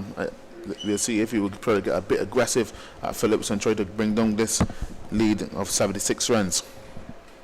And 282 for 9. Philip bowling from the Joel Garner end with 2 slips of gully. Deep point, extra cover mid-off, mid-on, and deep square leg along with the fine leg as this next delivery goes through to Ramden. It's 282 for 9 with Walcott on 63. Minley has 5. The batsman dismissed this morning after Barbados Pride resumed. Ashley Nurse was caught at slip on the second attempt by Charles off the leg spinner Correa for 75. And Shirmar Holder caught at first slip by Solozano off Phillip for 6. 282 for 9. Walcott, having reached his 100, is 50 and 165 minutes off 131 balls. And forward, it's tucked out on the onside. The bowler, his follow through picks up. There is no run. Good morning to you, Kishmar. Hi, good morning to you, Keith. Good morning to all of the online viewers and the listeners on the radio. Here we have Philip actually steaming in, just looking to finish the Barbados Prize innings with this second no ball, actually dismissing young Shamar Holder earlier. So 282 for 9. Guyana Jaguars 252 for 7. Update with the details in a minute. Philip pitches short and it's guided square on the offside by Walcott. There is no run. Barnwell got 42. Raymond Reefer 27. Bramble is on 2 and Shepherd also on 2. And of course Chandapal 10. Hemraj 4. Rutherford 31, Johnson 58, Vishal Singh 61, and that score of 256 for 7 from 97 overs. And here is, well, he got about halfway there, Philip, and then checked, stopped, and heads back to his mark. Jerome Taylor 1 for 22, Derval Green 1 for 41, Kenroy Williams none for 56, Robman Powell 1 for 24. Dennis Bolai 3 for 77, Jermaine Blackwood 1 for 9, and Chadwick Walton 9 for 12. Looking to wrap up the innings here. Right force, and Philip right arm fast over the wicket, short and hook down towards fine leg. Rampal looking to settle under it, and he takes the catch to complete the innings of Barbados Pride. At 10 minutes after 11, it was pitch short, inviting the hook from Walcott, and Rampal took a well-judged catch, moving to his left on the fine leg boundary. Walcott out for 63, and Barbados Pride bowled out for 282, conceding a first innings lead of 76. Philip just getting the wicket of Walcott, a very soft way to go, but well played to Tevin Walcott. He should have been looking to come off not out. As you can see here in the replay, he's hooked at that delivery and lost his balance, getting a leading edge down to Ravi Rampal on the fine line boundary. Very good catch taken by Rampal in the end, the Barbados probably would have most definitely been looking to at least try to score 300 runs, Keith. However, they made a very good recovery yesterday in Walcott and Ashley Nurse, so they would still feel very good about this lovely recovery that they would have achieved. And with just trailing by 76 runs, this game is still pretty much open for either team to take control here on the third day's play. Just some very good spells here from two of the Barbados Pride bowlers can actually change this game in their favor. However, I can assure that with a lead of 76 runs, Lando Simmons, who would have scored 138 runs in the first innings, will definitely be on the go here early up in his innings. Well, it is going to be up to the Barbados Pride bowlers to bend their backs from the very start and try to dismiss TNT Red Force for a low total in the second innings. Barbados Pride all out for 282 from 96 overs and 5 balls, having resumed today on 238 for 7. And the full scorecard: Shane Mosley, leg before wicket, bowled by Correa excuse me, for 56. Rashidi Boucher, leg before wicket, bowled Sinclair 12. Aaron Jones, caught and bowled Correa for 45. Jonathan Carter, leg before wicket, bowled by Correa for 4. Kevin Stout, leg before wicket, bowled Rampal 1. Nicholas Curtin caught Sinclair, bowled Correa, no score. Shamar Springer, leg before wicket, bowled Rampal, no score. Tevin Walcott caught Rampal, bowled by Phillip for 63. Ashley Nurse caught Charles, bowled Correa, 75. Shamar Holder caught Solozano, bowled Phillip, 6. Marquino Mindy not out 5. There were 15 extras made up of 5 byes, 4 leg byes, and 6 no balls. 282 all out from 96 overs and 5 balls. The wickets fell at 24, 119, 123, 126, again 126, 130. 7th wicket also at 130, 247, 277, 282 all out. Sinclair 12 overs, 4 maidens, 1 for 40. Phillip 11 overs and 5 balls, no maidens, 2 for 41. Charles 13 overs, 4 maidens, none for 36. Imran Khan 21 overs, 2 maidens, none for 60. Correa 22 overs, 5 maidens, 5 for 59. And Rampal 17 overs, 2 maidens, 2 for 37. Yeah, so from a Trinidad and Tobago Right Force perspective, they will definitely, or should definitely, be looking to score at least 300 runs and give the Barbados Pride team that hefty total to chase down for last innings attempt at a victory. And I can assure with Ravi Rampal actually bowling the new ball and young Sinclair going into the final day's play, this game is going to be actually be on.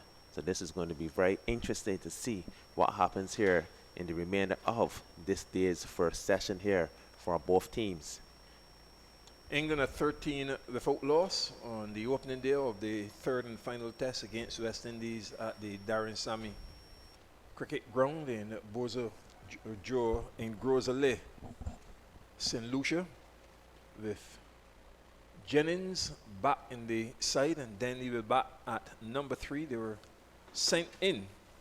And in the other 2 regional first class games in the 7th round, the Leeward Islands Hurricanes made 271 all out.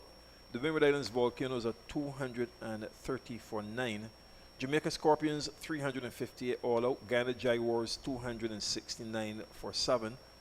And just looking at a couple details in that Windward Islands Volcanoes game, after the Leeward Islands Hurricanes made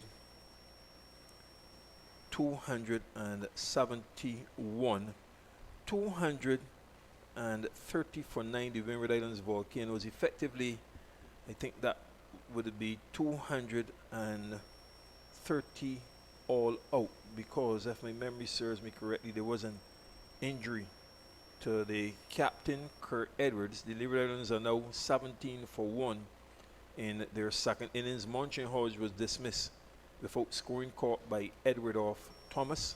Kieran Powell is on 6 and Casey Carty has 10. And that's the latest information. In relation to the scorecard for the Windward Islands, Devon Smith 46, Roland Cato 15, Kevin Hodge 26, Sunil Ambris 41, Alec Athanase 53, Dennis Smith 9, Ray Jordan 25, Larry Edward 5 not out, Josh Thomas no score, Obed McCoy 4, and Kurt Edwards didn't bat. He's suffering an injury to his hand, a finger injury. Nelson Boland had 4 overs, 1 maiden, none for 14. Quinton Boatswain, 11 overs, 3 maidens, none for 41. Shino Berridge, 13 overs, 3 maidens, 4 for 42. Damian Jacobs, 25 overs, 5 maidens, none for 66. Raheem Cornwall, 29 overs and 4 balls, 12 maidens, 4 for 48. Terrence Ward, 4 overs, none for 11. And Kieran Powell, 1 over, and he took 1 for 2. So that's an interesting game developing at Windsor Park in Dominica. The Leeward Islands Hurricanes 271 and 17 for 1. The Windward Islands Volcanoes 230 all out. And a reminder that here at Kensington Oval, the pitch is being rolled as the umpires, Leslie Reeford Jr. and Verdian Smith, the Jamaican, head back onto the field. Barbados Pride ball out for 282, being led on first innings by 76. Here's Kishmar Kaplan. Yes, Keith, I was just informed that Kurt Edwards actually broke his finger. So we do wish him a speedy recovery, especially since he was doing a very good job captaining the Windward Island Volcanoes so far this season, as the Barbados Pride team are by the road, with Captain Carter just giving them the motivational speech. Keith, you may probably just be telling them, you know, guys, well, just training by 76 runs. If we can actually come on board extremely tight here and look to dismiss the Trinidad and Tobago Right Force team for at least 200 runs or underneath 200 runs by actually bowling some very good areas here, then we can actually put ourselves in a very good position to come from behind and win this game. Having looked back at both teams' first innings, especially when they were bowling, you would have seen that the Barbados Prize bowling attack, especially from the seamers, were too short. Actually counting the amount of deliveries that the Trinidad and Tobago Right Force batsmen cut at, they would have had at least 50 scoring opportunities to cut at those short wide deliveries. However, in comparison to the Trinidad and Tobago's Right Force bowling attack with Ravi Rampal, Young Daniel Sinclair, and Anderson Phillip, there were probably about 10 deliveries that they had to cut. So the Trinidad and Tobago Right Force team in their seamers actually understood their role, and they actually pitched out the deliveries and bowled for the length, encouraging the batsmen from the Barbados Pride team to drive at those deliveries, especially Ravi Rampal, who bowled really well, having not bowled in the first session when the ball was actually new and really hard. He bowled the old ball and has had a very good spell yesterday of 2 for 26 from 12 overs. So England 15 without loss. Both Burns and Jennings on 7. Denley, Root, Butler, Stokes, Bairstow, Moeen Ali, Wood, Broad, Anderson. That's the lineup after they were sent in by West Indies with an unassailable 2-0 lead in the 3-match test series. The heavy roller is being now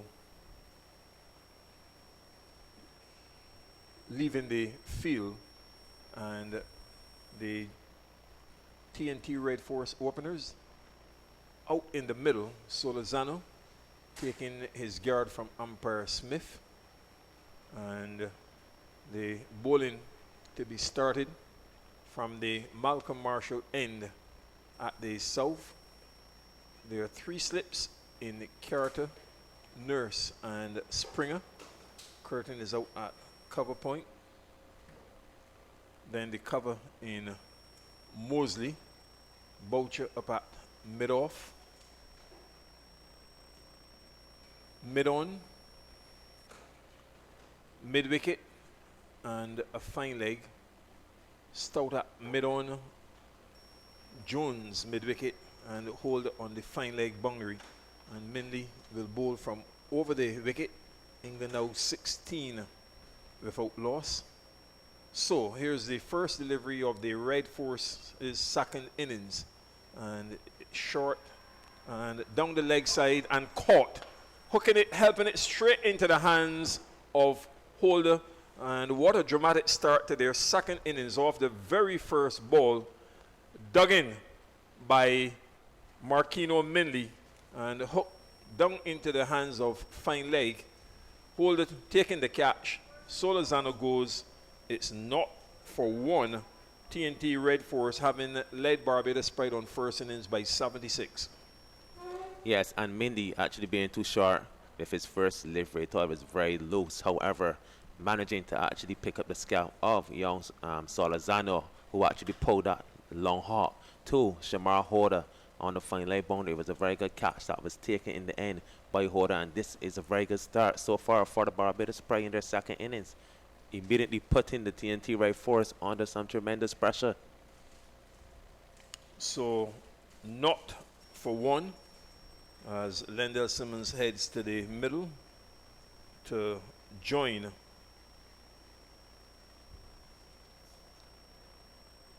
the rookie Joshua De Silva. Not for one, Barbados Pride having been bowled out in their first innings for 282, resuming today on 238 for 7. Tevin Walcott at the start was on 34 and Ashley Nurse on 71. And Nurse was caught at slip on the second attempt by Charles, cutting at the leg spinner Yannick Correa. He made 75. Shamar Holder was caught at first slip by Solozano off Anderson Phillip, the fast bowler, with the second new ball. He went for 6. And then finally, Tevin Walcott hooking was caught on the fine leg boundary by Rampal or Phillip for 63, leaving Mindley not out on 5, 282 all out from 96 overs and 5 balls. And there are 3 slips and the gully. Correa finished with 5 for 59, Phillip 2 for 41, Rampal 2 for 37. So Simmons finds 3 slips. Stout is going to first slip. Nurse at second slip.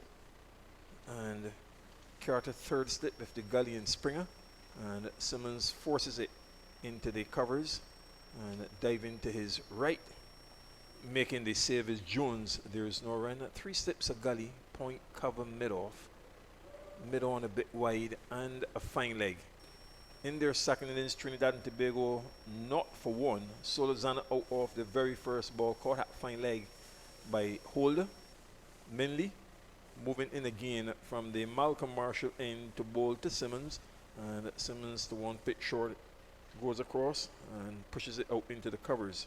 Fielded by Jones. Again, there is no run. Not for one. Yes, mainly being way too short to Lando Simmons, who's a very strong back foot player. He loves to actually punch those deliveries that are just outside the off-stump keep. He's a very good puncher and cutter of the ball. And with Trinidad and Tobago being 0 for 1, he should actually be looking to bowl his deliveries a bit fuller, especially since Captain Carter would have actually put an extra feeder in the slip cordon. So Simmons, as there's a change in the field, one of the slips being removed and Stout has been placed at a very short extra cover. It's not for one. 2 slips a gully, point cover, very short extra cover, mid-off. And here's Minnie to Simmons, short, and he forces it to the left of that short extra cover in Stout. And Boucher having to run from mid-off to do the fielding, picks up now. And his return goes in at the border's end. Mosley takes it on the bounce, so Simmons is off the mark with 2. And it's 2 for 1 in their second innings. Trinidad and Tobago, an overall lead of 78. Once again, another short delivery for the 4th time this over from Mindy, allowing Lando Simmons to open his account with a lovely back foot punch to the covers for 2 runs. he should be pitching up his deliveries, looking to entice him to drive at those deliveries. Here goes Minley again to Simmons, outside of the off stump, and he lets it go to Walcott. So 2 for 1 in their second innings, and Barbados Pride, mindful of the fact that having been led on first innings by 76, they want to get some early wickets to put the Red Force under pressure. England are 20 for no wicket, with Burns on 7 and Jennings 8. And Minley, as he approaches the stumps, runs through the crease and then underarms the ball up to mid-off in Boucher to give it a shine. He has 2 slips and a gully, point cover, short extra cover. Simmons, when he goes off the back foot, tends to drive that ball a bit uppishly. And Springer has now been placed there with Stout coming back to the first slip, Nurse at second slip, and Carter has gone to a fine gully. Here is Minley, and the Simmons goes back and guides it square on the offside. Curtin moves to his right to do the fielding. There is no run, so the end of a successful over, the very first of the TNT Red Force second innings, and off the very first ball, Solozano caught at fine leg by Holder, and it's 2 for 1 with the batsman at the crease, Simmons, who has 2, and Joshua De Silva is his partner. Yeah, it's a very good start for the Barbados Pride team, as you can see them moving quickly around the field and encouraging each other, especially after getting the wicket of Solozano off the very first delivery of the Red Force's second innings. With Shamar Holder here about to charge in from the northern end, the Barbados Pride team will definitely be looking to dismiss Joshua De Silva quite cheaply, and especially get the base scalp of Lando Simmons, who played a lovely first innings, knock off 138 runs, where he struck the balls to all different areas on the park. So if the Barbados Pride team can dismiss Lando Simmons quite cheaply, then they're already in for a very good chance to dismiss the TNT Red Force quite cheaply here. So here's Holder with 2 slips in the gully, bowling from the Garner end, pitches short and making the adjustment, going back and guiding it past the area of the cover point, more the point in Curtin, who seems a bit dejected that he wasn't able to make the save. And a couple runs, he's off the mark, De Silva. So both batsmen on 2, De Silva and Simmons, and it's 4 for 1 in their second innings. Once again, Shamar Holder starting this over, this innings being too short. He needs to pitch up his deliveries. He goes in again to bowl to De Silva, and De Silva lets it go outside of the off stump. Walcott takes fairly good bounce, but his line just needing to be much straighter, more on the stumps. Umpire Reefer walks down and takes a curious look at the area where he landed, and then just quietly walks back to his position behind the stumps. 2 slips of gully, the cover, extra cover, mid-off, mid-on, forward square, and the fine leg. Here's Hold again, bowling to De Silva, and De Silva is back squared up a bit as he guides it down to gully, fielded by Springer, and there's no run. Yes, and that was a better delivery from Holder, actually pitching at the ball and bowling it directly at the stumps, actually squaring up De Silva. So that is the area that he should be looking to bowl consistently, especially in this spell with the new ball, where he's actually charging in, working up some good steam. Holder, tall and slim, and he moves in again to bowl to De Silva, and De Silva is forward again, slightly squared up as he defensively pushes it out to the extra cover. Mosey the fielder, so the bowler should be encouraged here. In the first innings, pushing a bit too hard, he was caught at gully off Minley, and again looking to get in line. De Silva came through the under 19 system, and he taps away, stockily built, and here is Holder. De Silva pushes at that one outside of the off stump, beaten, and admonishes himself as Walcott takes and now called down for a word by Simmons. 4 for 1. Yes, this is some very good bowling from Shamar Holder, actually coming in side of the house and bowling a bit fuller and straighter, as we would have seen the Silver actually pushing extremely hard at those 3 deliveries. Just missing that delivery outside the off stump, which could have possibly enticed him to edge the ball to the split cordon. Hold again to the Silver, this time a bit too wide and he doesn't play. Taken by Walcott at the end of the second over. Red Force in their second innings are 4 for 1, an overall lead of 80. A very good way for Shamar Holder to finish off his over, actually bowling that nice full length, encouraging the Silver to come onto the front foot and play his deliveries, where he actually made him squared up on 2 occasions. So that was a very good over from Shamar Holder. And if he can maintain his lines and lengths, that nice full or 3/4 line and length, hitting that area of uncertainty where the batsmen are unsure if to come forward or to go back to play the deliveries, I think then he can actually pick up some wickets here today for the Barbados Pride. So Minley with 2 slips and a gullies into Simmons, and Simmons plays it up on the offside, the extra cover, and Springer intercepting before the mid-off to do the fielding, and there's no run. Yes, Keith Minley's still a bit too short. He needs to adjust his length and come a little further. He has the extra protection in the field with the extra cover who's feeling close, and the cover fielder actually taking a couple steps back so he can feel free to pitch at the new ball. Here he goes again to Simmons, and Simmons is back and turns it out on the onside to the short straight mid-wicket in Mosley, and there is no run. So let's looking to consolidate here. Trinidad and Tobago Red Force now with an overall lead of 80, and it's another bright and sunny day at Kensington Oval. Day 3 of this round 7 game. England are 24 without loss in their first innings, and sent in by West Indies on the opening day of that 3rd and final test in St. Lucia at the Darren Sammy Cricket Ground. Burns 10 and Jennings 8.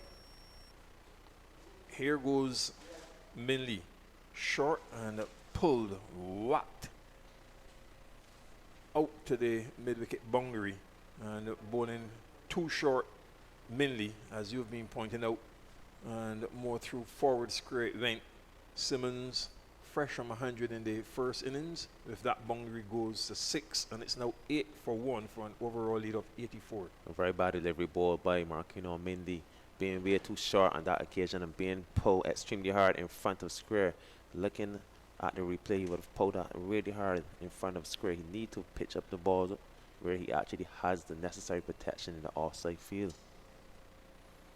So here goes Minley again, outside of the off stump. Simmons doesn't play. Goes through to Walcott.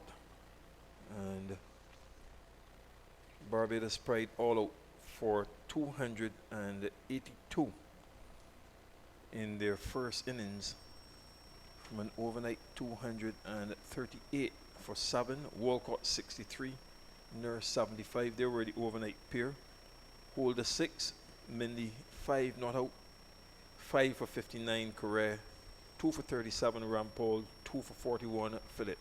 Minley is driven up to mid-off, and oh, that's some very bad work there by Boucher. Dive to his left and dive over the ball, and it goes into the boundary in front of the Hewitt and in his stand. And you really need to be much tighter, especially when you face a first innings deficit of 76. Simmons into double figures on 10. De Silva 2. It's 12 for 1. Yes, some sloppy fielding from Rashidi Boucher. You should have stopped that ball. That was pitched up by Minley and driven to mid-off. So Boucher needs to be very tight here in the field and support his bowler Minley. Walks in now with the bowler. 2 slips in the gully outside of the off stump, and no stroke from Simmons as Walcott takes the end of the over. 12 for 1 in their second innings. TNT Red Force with Simmons on 10, De Silva 2. Solazana caught at fine leg by hold of Minley without scoring. That was the very first ball of the innings. A very good over for the Trinidad and Tobago Red Force team, with Simmons actually picking up 2 boundaries in that over off Mindy being too short, and then he pitched up a delivery that should have been fielded quite easily at mid-off, but was misfielded and was allowed to go for 4 runs. However, Ben Simmons actually drove that full delivery from Mindy. He was not in full control of the drive. So this is the area that Mindy should actually be looking to bowl to Simmons, especially quite early at the top of his innings. Holder with 2 slips, a gully, cover, extra cover, mid-off, mid-on, forward square, and a fine leg. Short, and it's pulled down to the mid-wicket boundary and goes across the rope now. So Holder bowling short, and with that boundary, De Silva goes on to 6. It's 16 for 1. Bad delivery by Shamar Holder. Looking back at the replay, De Silva was quickly on to that short delivery. That just level out about hip height, where he actually just pulled it with just above hip height, just in line with his abdomen, where he got quickly on top of that delivery and just worked it through mid-wicket easily for 4 runs. So Shamar Holder needs to hit by the straps and pitch out his deliveries. Here he goes again, and for this delivery on the front foot, it's driven into the covers, and they will go through for a single, not fielded cleanly by Mosley.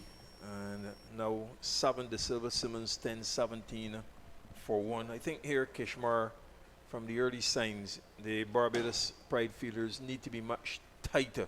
You know, you are behind, and any loose work really and truly is not what you would want at this stage. Exactly, Keith. They need to be extremely tight here in the field. If they allow this pair or any of the Trinidad and Tobago batsmen to actually be given the advantage due to sloppy fielding, and the Barbados Pride fielders give away about 30-40 runs in the field, then this can actually come back to surely haunt them in the second innings. Boucher has been placed on the boundary at square leg forward, and Holder to Simmons.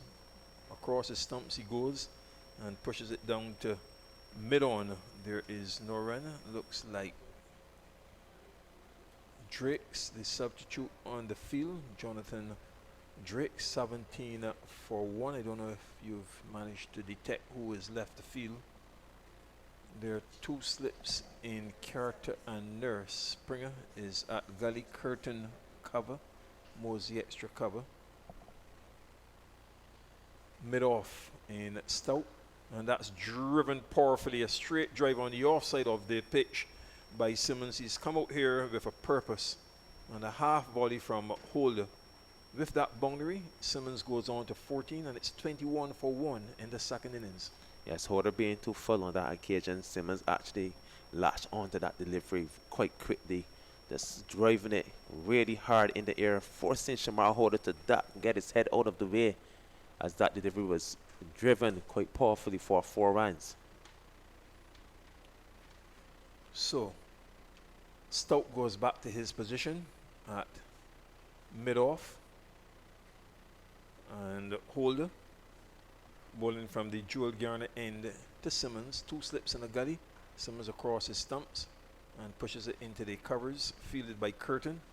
There is no run. Solozana caught Holder ball mainly without scoring the first ball of the innings. Down to fine leg. Joshua De Silva is on 7 and Lendl Simmons 14.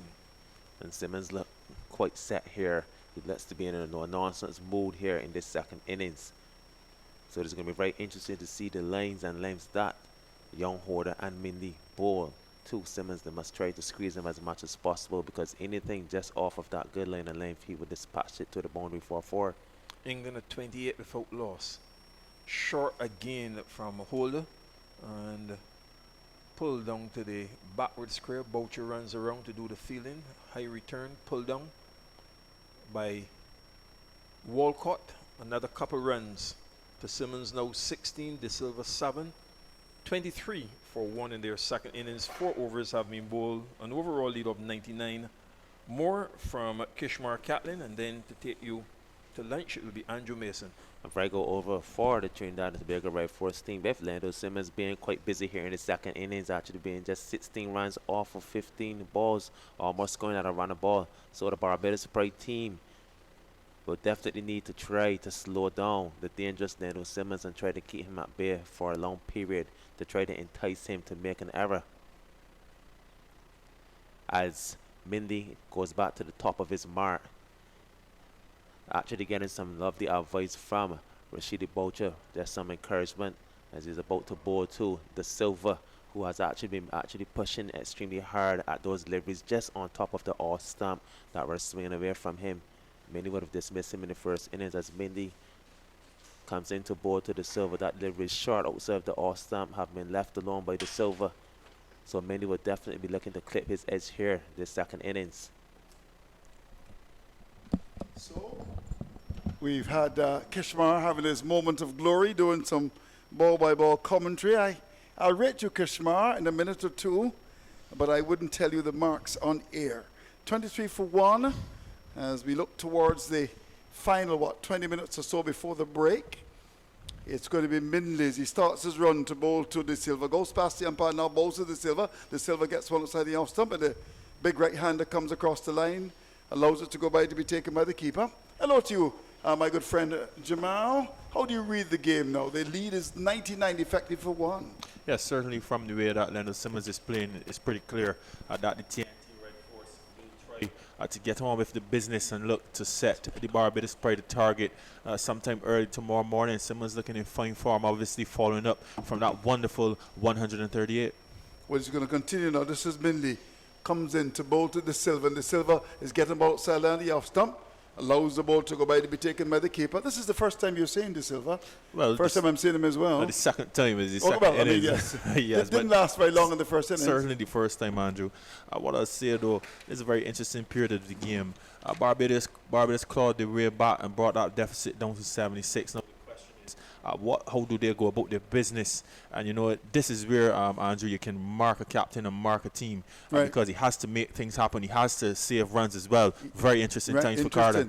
Here is Minley, comes in, bowls a ball which is on the line of the middle stump, and the Silva covers up, pushes up towards Benoff. That was a full length there, and they played away up towards Benoff. There's no run. 23 for 1. Hello to all of you wherever you are, and welcome to sunny Bridgetown. Of course, it's a Saturday morning, and of course it's would it be market morning for you? Did you go to the market this morning? You're not at the market. I actually just went to pick up a suit just now, Andrew. Oh, a suit. Going to a wedding tomorrow. You're going to a wedding tomorrow? I didn't know they had weddings on Sundays in Barbados. Yes. I didn't know that. Here's Mindy, comes in, bowls, beaten outside the off stump, beautifully bowled indeed. As well, the Silva, who's not planning to get married anytime soon, and if he's going to do that, he's certainly going to do it on a Sunday, is beaten comprehensively. Well, he certainly will not be looking to get married, and after flirting with that delivery, Andrew. Indeed, he's yes. definitely not staying honest. Flirters don't marry. But yes, obviously, as I said, it's interesting times for Carter, to his credit. He has his 3 slips in, or rather his 2 slips in his gully, so he's still looking for wickets. He has his cover, he has his extra cover, but the problem right now, the X factor, is definitely Lendl Simmons. Yes, indeed. You got to watch him. He's a dangerous man. Here's Mindy. Comes in to bowl to the Silva. The Silva covers up to ball to the Aladi off stump. Plays it up towards that extra cover area. Springer comes across to pick it up to end the over. At the end of it, it's Simmons on 16s. The Silva's got 7. It's 23 for 1, which is the latest score at Kensington. Yes, Andrew. So as we rightly said, and as I walked back into Kensington into the booth, I saw the attacking manner in which Lendl Simmons is approaching this Barbados Pride attack, and it'll be very interesting. And I was just about to suggest that perhaps Ashley Nurse needs to get in this game, simply because it is a day 3 pitch. The ball has been turning just a bit. The surface is a bit dry. He is, after all, the most senior of the bowlers out here in this attack. He needs to put his hand up, obviously following up. He needs to follow up the performance with the low end resistance that he gave with his wonderful 73, but he now has to come here and do a job for Barbados Pride. Well, the spin is into the attack. We've had how many overs now? Just 5 overs. Certainly Correa was able to get the ball to bounce, and we'll see what happens with the man who came out today was looking to get to 100 and got out rather early. Barbados making 282 all out, having started the day at 238 for 7, where they lost Nurse caught Charles Bull, Correa 75. Holder was caught by Solizano after bowling of Phillips for 6. And finally, Tevin Walker's knock came to an end. He batted well, then had a hook and was caught under the long leg boundary by Rampol, who made it look so easy. His contribution was 63. Barbados, in response to 358, they were all out for 282. Now let's see what happens here, in that the spin has come into the attack. And let's see what the field will be like. What would you do now in terms of field placing? Tell me what you do. Pretty much what's starting to see in Venus Carter. The onus really now, though, is upon Ashley Nurse to back his captain and back the field. He has a predominantly leg side field. He has the man out a deep point for that bad delivery outside of the off stump. He has the cover in and the mid off. He has the deep mid wicket and the deep square leg and the short leg and the mid wicket. So clearly the plan is to bowl relatively straight. Right. Ashley Nurse needs to deliver the goods. Let's see what happens is he comes in with the first ball. He's in and bowls to someone. So down the pitch when he gets there, drives up towards cover. Well, he's going to go over the top. There's no doubt about that, or attempt to go over the top. He's a very attacking player. Here is the spin of Nurse. Comes in, bowls to Simmons. Simmons is down the pitch when he gets there. Drives down towards long on. The catch is not taken. Who's the fielder down there who didn't take the catch? It went over his head. Nicholas Curtin. Nicholas Curtin. Well. It actually didn't go over his head, Andrew. He settled. He just slightly misjudged it. And then the momentum took him over the rope. But really, that is a catch that needed to be taken. Those are the key moments in this cricket game that the Barbados probably will need to grab. And Simmons obviously giving them a chance just before lunch as well. That wicket would have done all the world of good for Barbados. So he misjudged it then. 6 runs. Done it long on. Here is Nurse. Comes in, bowls to Simmons. Simmons is going back, looking to turn the ball away. Runs from here, down towards the position of a fine leg. 1, they'll get a second, heading up towards the boundary. Will it get there? It does. It goes for 4 what? Runs? Yes. A ball that was angled on the land of the leg stump. So Simmons is going to keep going. And I think the West Indies have picked up a wicket. Yes, they have indeed. With it, Jennings, he caught Bravo ball. Paul, the man who's coming to the side. So it's now 30 for 1. Yes, I didn't see the replay. I just saw them celebrating. But what I'll say, that's 10 runs already off the first over of Ashley Nurse. He's immediately under pressure. But he comes up now, bowls to Simmons. Simmons is off the back foot and chops it down towards the backward point area. They get 1. They'll come back for the second. No, they won't, as they feel that backward point has to come across to that third man area to pick it up. They'll get a run for that, 33 for 1. Suppose you've got the option of maybe trying to keep things tight with your medium pacers and your fast bowlers, or let's see what happens. Now De Silva's batting, and I don't know if I would necessarily need the same field though for De Silva. You're perfectly correct, Andrew. The field has not changed. That doesn't make sense to me, really. No. Here is a delivery which is on the line of the middle stump, and there's the batsman coming forward, and that's De Silva, as that one was on the line of the middle stump, bowled by Nurse. Ball into the same field, and De Silva looks like essentially a batsman who's a defensive player. He's forward and drives up to mid-off. There's no run. And this is when you criticize captains, people get upset with you, but there's no need to have such a defensive field. And indeed, captain did not make any adjustments at all. But of course, generally, I suppose because we've maybe been not winning a lot, there's always this defensive mindset. 34 for 1. How's Jonathan Carter, captain, decided in your view? As I said, he's been okay? He's been okay. I wouldn't say he was great. I wouldn't say he was too bad, Andrew. But what I'll say about it is immediately he brought Ashley Nurse in, and it could have proved a great effect. But unfortunately, Nicholas Curtin did not hold on to that offering to the long on boundary, and immediately Leonard Simmons then took the over basically for 11 or 12 runs, and immediately Ashley Nurse is under pressure. Right. He's added to the score. Right. So where do you go from here? Because after that stroke, Ashley Nurse got a bit defensive, a bit flatter in the surface, much to the tune of Leonard Simmons. So the opportunity was presented, and it was not taken. Well, it's going to be Millie to continue. It's 34 for 1, and he's going to be operating from the sudden as he comes into Simmons, who's on to 27. Then, doesn't get it right and goes back to his mark. He turns now and comes in on his way to bowl to Simmons. And Simmons is allowing the ball to go outside the off stump, taken by the keeper, but carried to the keeper as well. It's 34 for 1. The man to go was Solazan, who was out. He was caught by hold-off Millie for 1. Barbados had a good start. Yes, Barbados certainly had a good start, and as we said moments ago, it could have been better. Critical moments in the game, Andrew. We just spoke about the captaincy of Curtin and what he would need to do, but his men need to back him up. And on that occasion, Curtin did not back up Ashley Nurse and he's already Captain a good Carter. fielder as well, Curtin. Yes. So we've seen so far. Milne comes in to bowl to Simmons on 27 to this delivery outside the off stump. He allows it to go by to be taken by the keeper. So we're just about 10 minutes away from the break. Football is on, and my team, Man United, won against Fulham. They scored 3 goals. Fulham could not respond. I know that Liverpool are playing against Bournemouth. We'll look at that in a minute to tell you what has happened.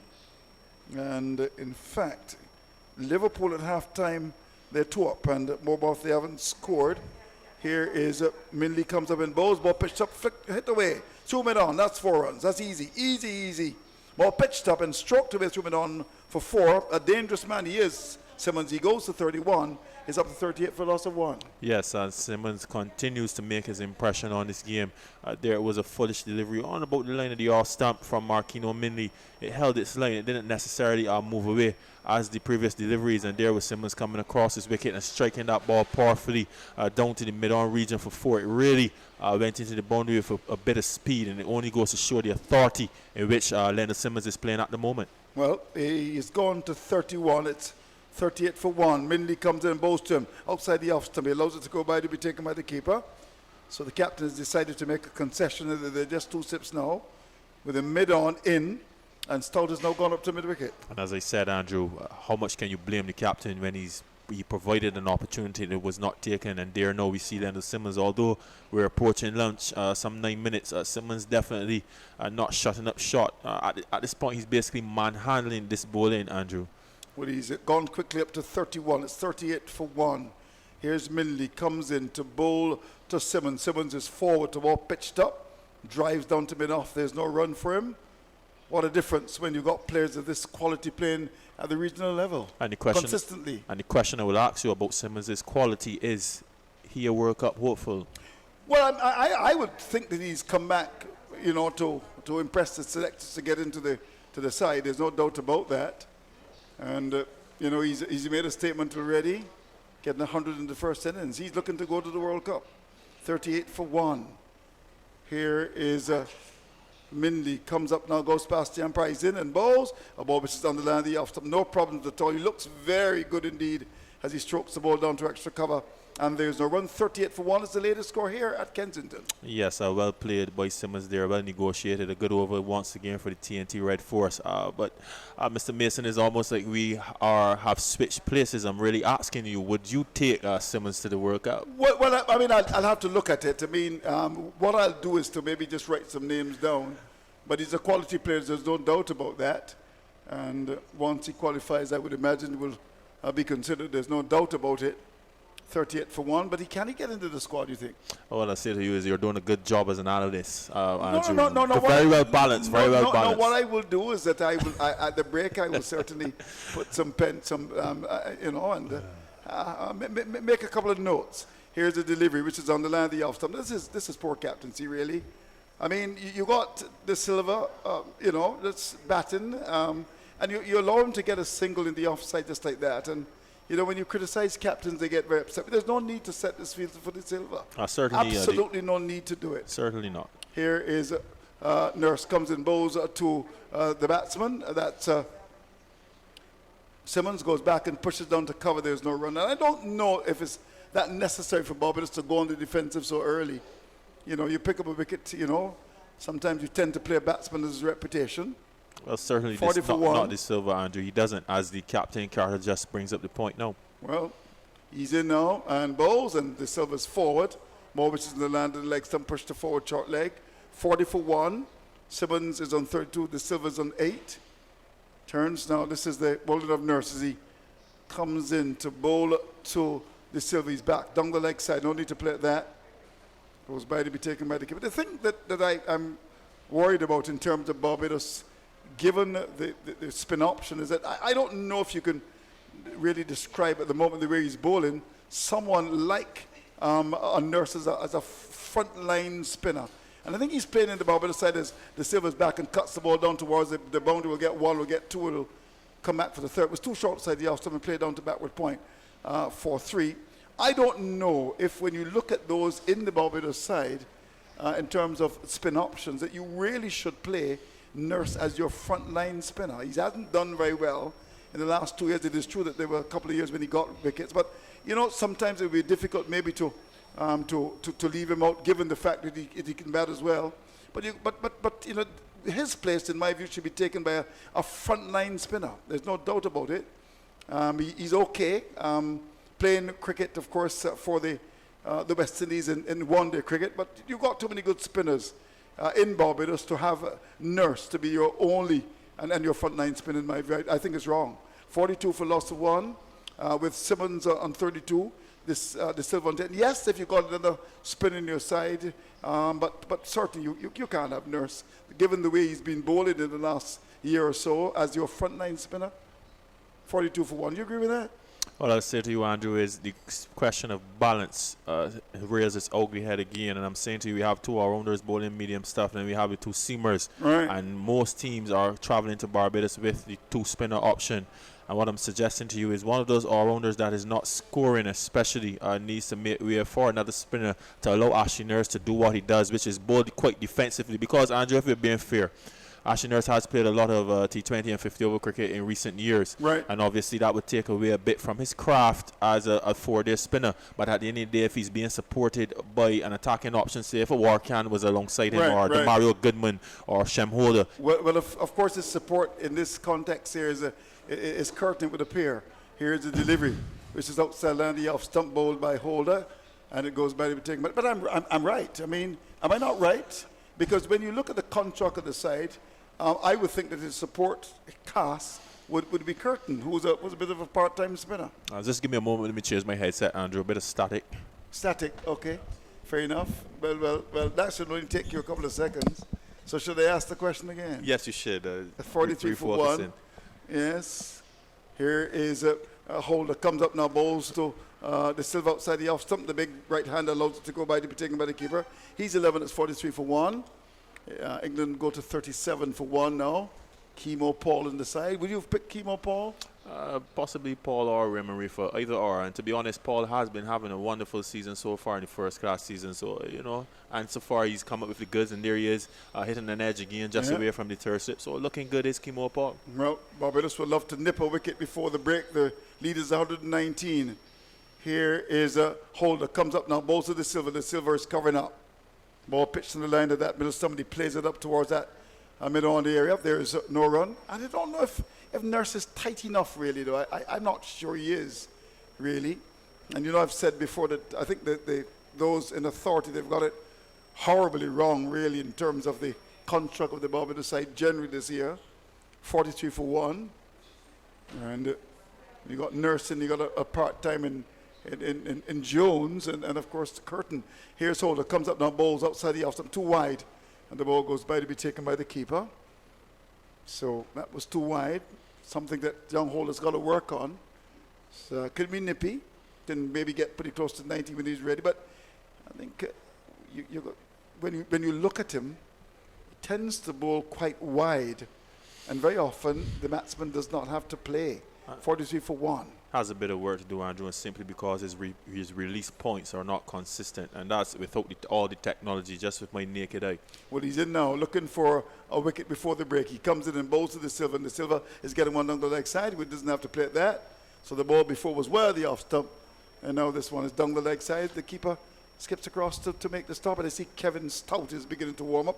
43 for 1. An overcompensation there from Shamar Holder. Andrew obviously waited the off stump and then trying to compensate and come to the leg side. But as I said, his release points, and if you look very good on that occasion, he actually just leaned away from the crease, and that's the reason why he actually speared that ball down the leg side. And I'm saying to you, sometimes he gets across himself when he bowls that wide ball outside the off stump as well. He's not consistently upright at the crease. When he's in to bowl to the silver, he's up and bowls to him, and he's going back, and could have easily chopped that ball into stumps as he went back. The batter went very close to the off stump and down to the slip cordon.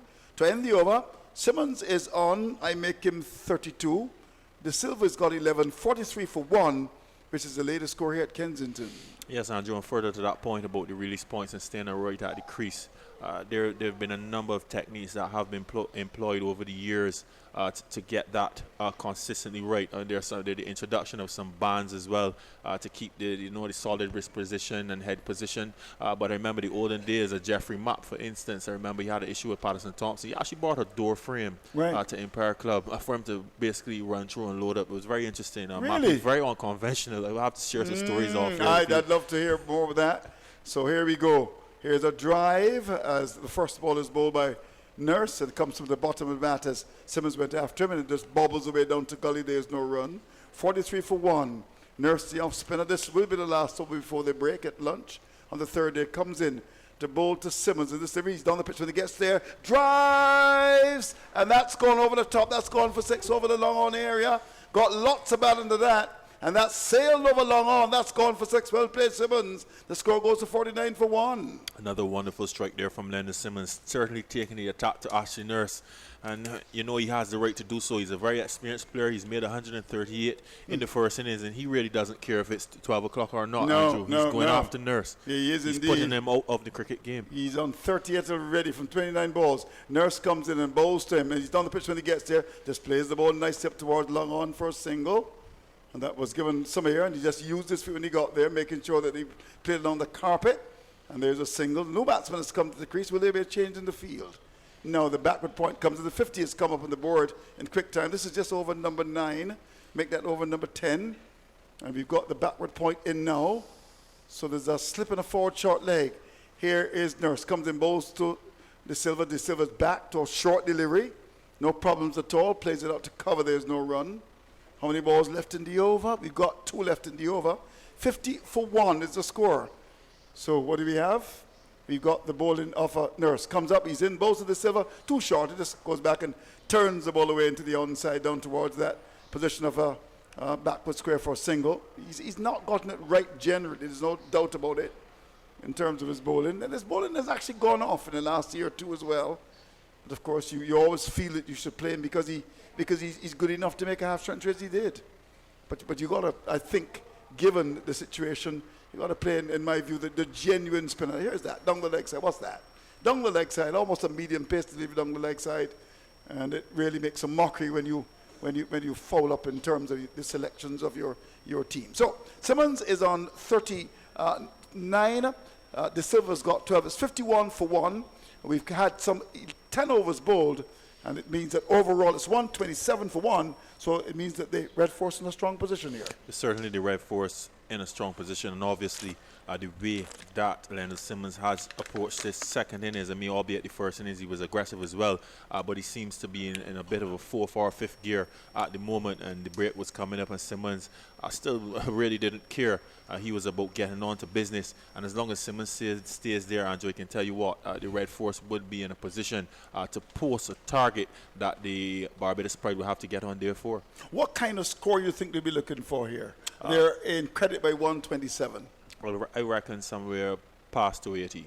Between 280 and 320 possibly 320. would be a good declaration, just with 1 day left. Do you think they'll want to maybe, if things go well, maybe give Barbados a little bit of a go late this afternoon? I'll tell you what, Andrew, if Leonard Simmons bats another hour and a half Right, here, right. they certainly would be in a position to do so. I agree with that. Okay, so quickly then, before we head off to lunch on this Saturday afternoon in beautiful Barbados, this score, 358, of course, to the Red Force. Barbados resumed at 238 for 7, where they lost the wickets first of Nurse this morning, caught by Charles of Korea for 75. And in terms of Walcott, caught Rampal Bow Phillips 63. And it was then Holder, he was caught by Sozan off the bowling of Phillip for 6, 282 all out. Barbados would have faced 96 overs and 5 balls. In terms of the bowling, Sinclair 12 overs, 4 batters, 1 for 40. Phillip 11 overs and 5 balls, 2 batters, 2 for 41. Charles 13 overs, 4 batters, done for 36. Imran Khan 21 overs, 2 batters, done for 60. Correa 22 overs, 5 batters, 5 for 59, bowling well. Rampal supported 17 overs, no maidens, and he picked up 2 wickets for 37. When the Trinidad and Tobago side batted a second time, so Lozana was first out. In fact, the first ball caught by hold-off Bindley for a duck. But Silva, he's dropped tank. He's got 12 from 28 balls, and Simmons has been very aggressive. He's on 39 from 31 balls. He's hit 2 sixes already and 5 fours in the break. Trinidad and Tobago 51 for 1, so an overall lead of 127. And the bowling for you, Mindy 4 overs, 1 bid, 1 for 14. Holder 3 overs, no minutes, none for 13. And Nurse has been expensive, 3 overs, no minutes, none for 24. The second session is going to be important. Yes, simply put, Andrew, advantage Red Force. Indeed. So we hope you enjoyed our commentaries. And of course, let me tell you that Trinidad and Tobago 358 batted in the first innings. And a second time, they're 51 for 1 Barbados making 282. We're going to take a break for about 35 minutes. You can join us when we come back with the action live at the region's Mecca.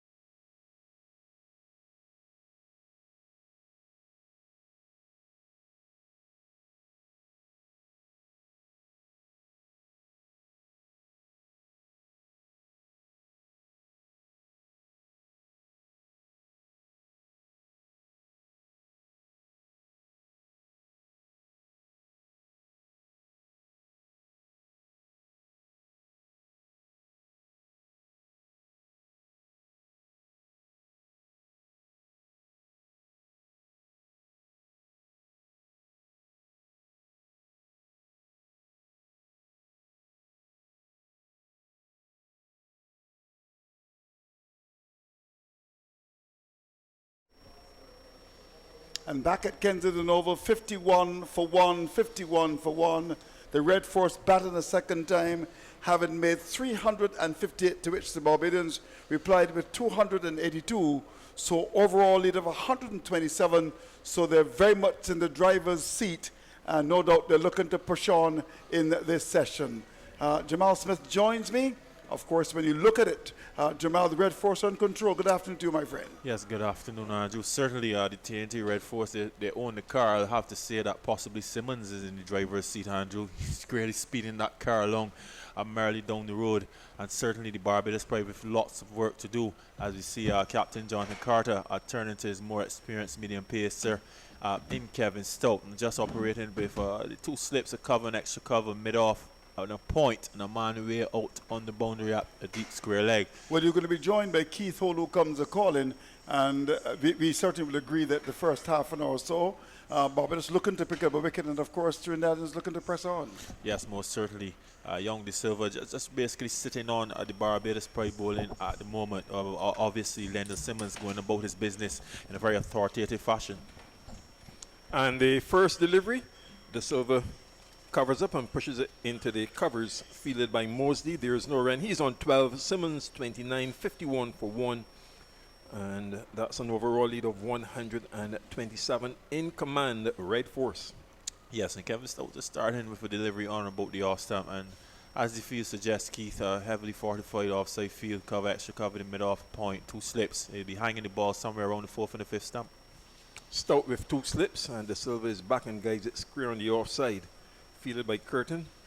There is no run. They've just gone to lunch in St. Lucia on the first day of that 3rd and final test. And England 46 for 1. With Burns on 27 and Denley 4. Here at Kensington Oval, Stout bowls short, and De Silva plays it into the covers, fielded by Boucher. There's no run.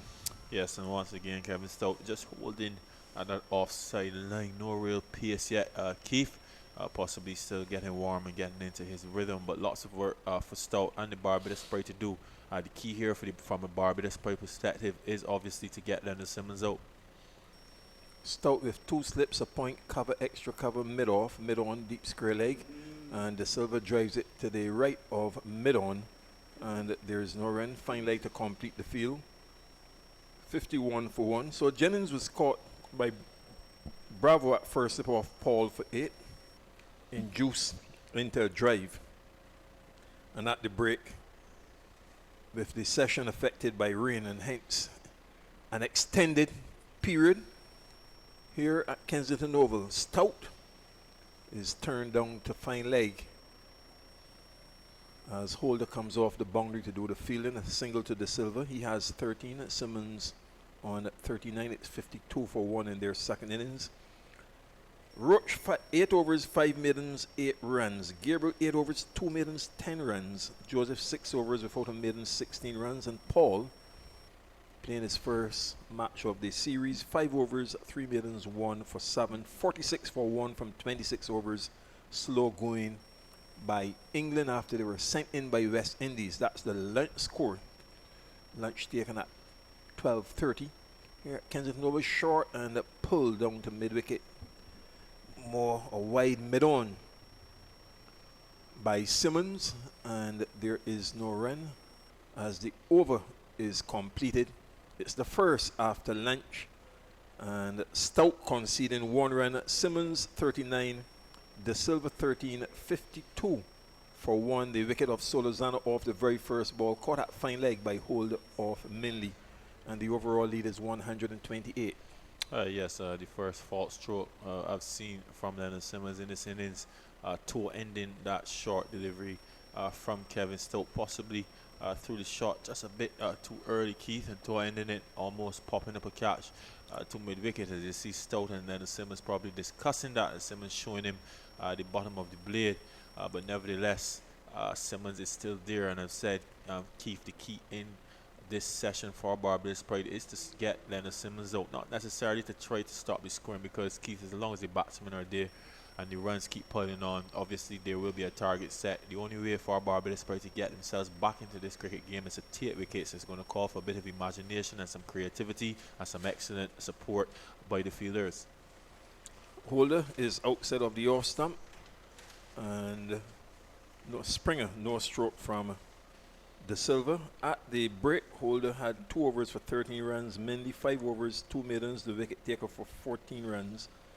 And your friend Ashley Nurse, 3 overs for 24 runs, roughly treated by Simmons. You smirk. Yes, my friend was roughly treated, but having said that, he did offer a chance that Nicholas Curtin did not accept on the long on boundary before a run was scored off his ball, and since then, obviously, Simmons in good action. Here is Springer again outside of the off stump. No stroke from De Silva, taken by Walcott. And in the other 2 games, in Dominica, the Windward Islands, 230 they were bowled out for after the Leewards made 271, and that launched 55 for 2 in their second innings. The Leeward Islands, Jamaica Scorpions 358 all out, Ghana Jaguars 316 for 9. Details in a moment. There are 2 slips here for Springer, right arm medium pace, and he bowls short, pushed out into the covers by De Silva, who seems very determined this time around in relation to how he was dismissed in the first innings. Jamal, hard hands and simple catch to gully. Yes, he's playing the deliveries a little closer to his body, but he's still looking to press forward though, Keith. He's still on top of that crease. He doesn't really go back to negotiate many deliveries. His weight is still a bit forward, so it's still a technical glitch, but credit to the young man for hanging in. Taps away and has it now with Springer. Outside of the off stump, picks up the line. Walcott takes 52 for 1. He's on 13. Simmons 39. With Solazana out for a duck. Minley the wicket taker. The overall lead is 128, and that's innings of the Jaguars. Chandapal 10, Hemraj 4, Rutherford 31, Johnson 58, Vishal Singh 61. Barnwell 42, Reefer 27. Bramble is on 43, not out. And at this time, I would suggest he is beaten. He pushed at that one just outside of the off stump. And De Silva on its way to Walcott, 52 for 1. Yes, another beautiful delivery there from Shamar Springer. To his credit, so far in this over, Springer has been relatively pacey as well. Keith getting the deliveries to go to just about the mid-riff of keeper Walcott, and there on that occasion a lovely delivery, just probably held its line. Not exaggerated movement, but enough to go away from the bat. He has 2 slips, Springer, and for this delivery, right out on that front foot, plays it back down the pitch to the bowler De Silva. There's no run. The end of the over, 52 for 1. 12 overs have been bowled in the second innings, and Trinidad and Tobago Red Force with Simmons 39, De Silva 13, lead overall by 128. And to complete the scorecard of the Ghana Jaguars at 316 for 9. Bramble, as I mentioned, 43 not out. Shepherd 18, Pramal 3, and Moti is on not. Jerome Taylor has 2 for 23. Derval Green 1 for 40. And I know you want this one. That's why you take a quick look. Kenroy Williams brought on as the third bowler. 28 overs, 9 maidens, none for 70. Powell 18 overs, 6 maidens, 2 for 43. Bulai 2 for 90 from 26 overs. Blackwood 1 for 9. And Walton none for 25. Chadwick Walton is becoming a bowler in this Jamaica side, as a short delivery from Stout is tucked out to forward square by Simmons for a single. He's now on 40. De Silva 13, 53 for 1. Yes, Walton bowls a bit of leg spin, Keith, and I'll tell you what, we had played a game at Grove Park where Naka Morton was alive at that time. He made a double century against us. Tanito with it, he made a century as well. The Leavers made about 6 something, and I remember Walton kept wicket, I bowled, and then Walton bowled and I kept wicket. I'll get back to that in a minute as De Silva is forward and it's pushed into the covers. Grove Park, I find it to be an interesting ground in terms of the size. Yes, it is very interesting, Keith. It is very interesting, that ground in Nevis. And if I remember correctly, you come down the pavilion, you actually walk across a road. Yes. And then you onto the pasture as well. It's very interesting. And the prisoners, they're just there in the hills relaxing. They actually prepare the pitch, certainly when I was playing. Very interesting. Yeah. short ball and pulled out through forward square for a single. I'm trying to jog my brain as the score goes up now to 54 for 1. Did they rename it the El Camino Village Park? Very, very interesting question. Not sure. I still remember it as Grove Park, but I Yeah. remember that game, Keith. I caught dark eyes. I remember I feel this so long. Mar Phillips, he scored a double hundred as well in that game, and the pitch was placid. Placid. Yes. Here's Stout outside of the off stump and no stroke from Simmons, 54 for 1. So the bowling then of Walton in that particular game. Man, Walton, he bowled reasonably well. He probably bowled like a 13, 14 over spell. Like myself, probably got him about 14 or so overs. But as I said, we were so tired. You know, he said, "Man, Bert, get the gloves, man." And we just switched. Yes. Next delivery is pushed into the covers and there is no run. Do you recall the year? Oh, the year. It's the year. It would be the same year. Phillips would have actually gone on to play for the West Indies in that year. When That Bangladesh- possibly 2011, 9, 9, 10, yeah, 11, when somewhere Bangladesh around there. won. Somewhere around there. Probably Yeah. on 9, Keith. Probably on 9 or 10. Right. Yes, I'm certain that I will be correct. El Camino Village Park. It is now named, and just checking the information and the history. There's reference here to the Buster Cup back in 2001. Ryan Hines Brian did that Hines. venue. Oh yeah. my goodness, he loved that venue. I remember when Buster Cup used to show on CBC Channel 8 Yeah. Saturday afternoons or whatever, and I remember telling Ryan Hines I could not recall a single stroke to the offside. It was bludgeoning. He was just coming across, having a swing. Because Grove Park is a very tight ground, very small, and the ball races away there. It's a beautiful place to play in terms of getting runs. Obviously, the bowlers don't have a good time there at all.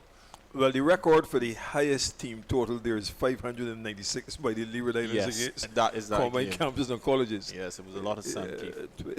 A lot of sun. 2009. Here is Springer and going across, somewhat squared up. De Silva as he plays it out to the point and fielded by Curtin. There is no run.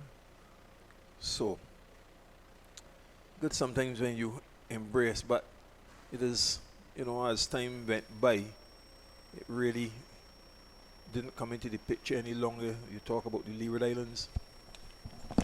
Well, cricket staying on the mainland in St. Kitts, Keith, instead of going over to Nevis by the ferry. Uh-huh. Yeah, it's very interesting, as I said, Keith, we landed and the guy, he packed up the ZR by the little van, and he said, we asked him how long to get to the hotel, and he said, "It's be soon there." And Keith, he changed all of 3 gears. He probably did 40 kilometers, and then he indicated and he turned straight in. And from there, we just walked to cricket. We didn't even bother with the bus. We walked cricket and walked back afterward. I like how you put the step over from one. Yes, very interesting ground. Here is Spring outside of the off stump.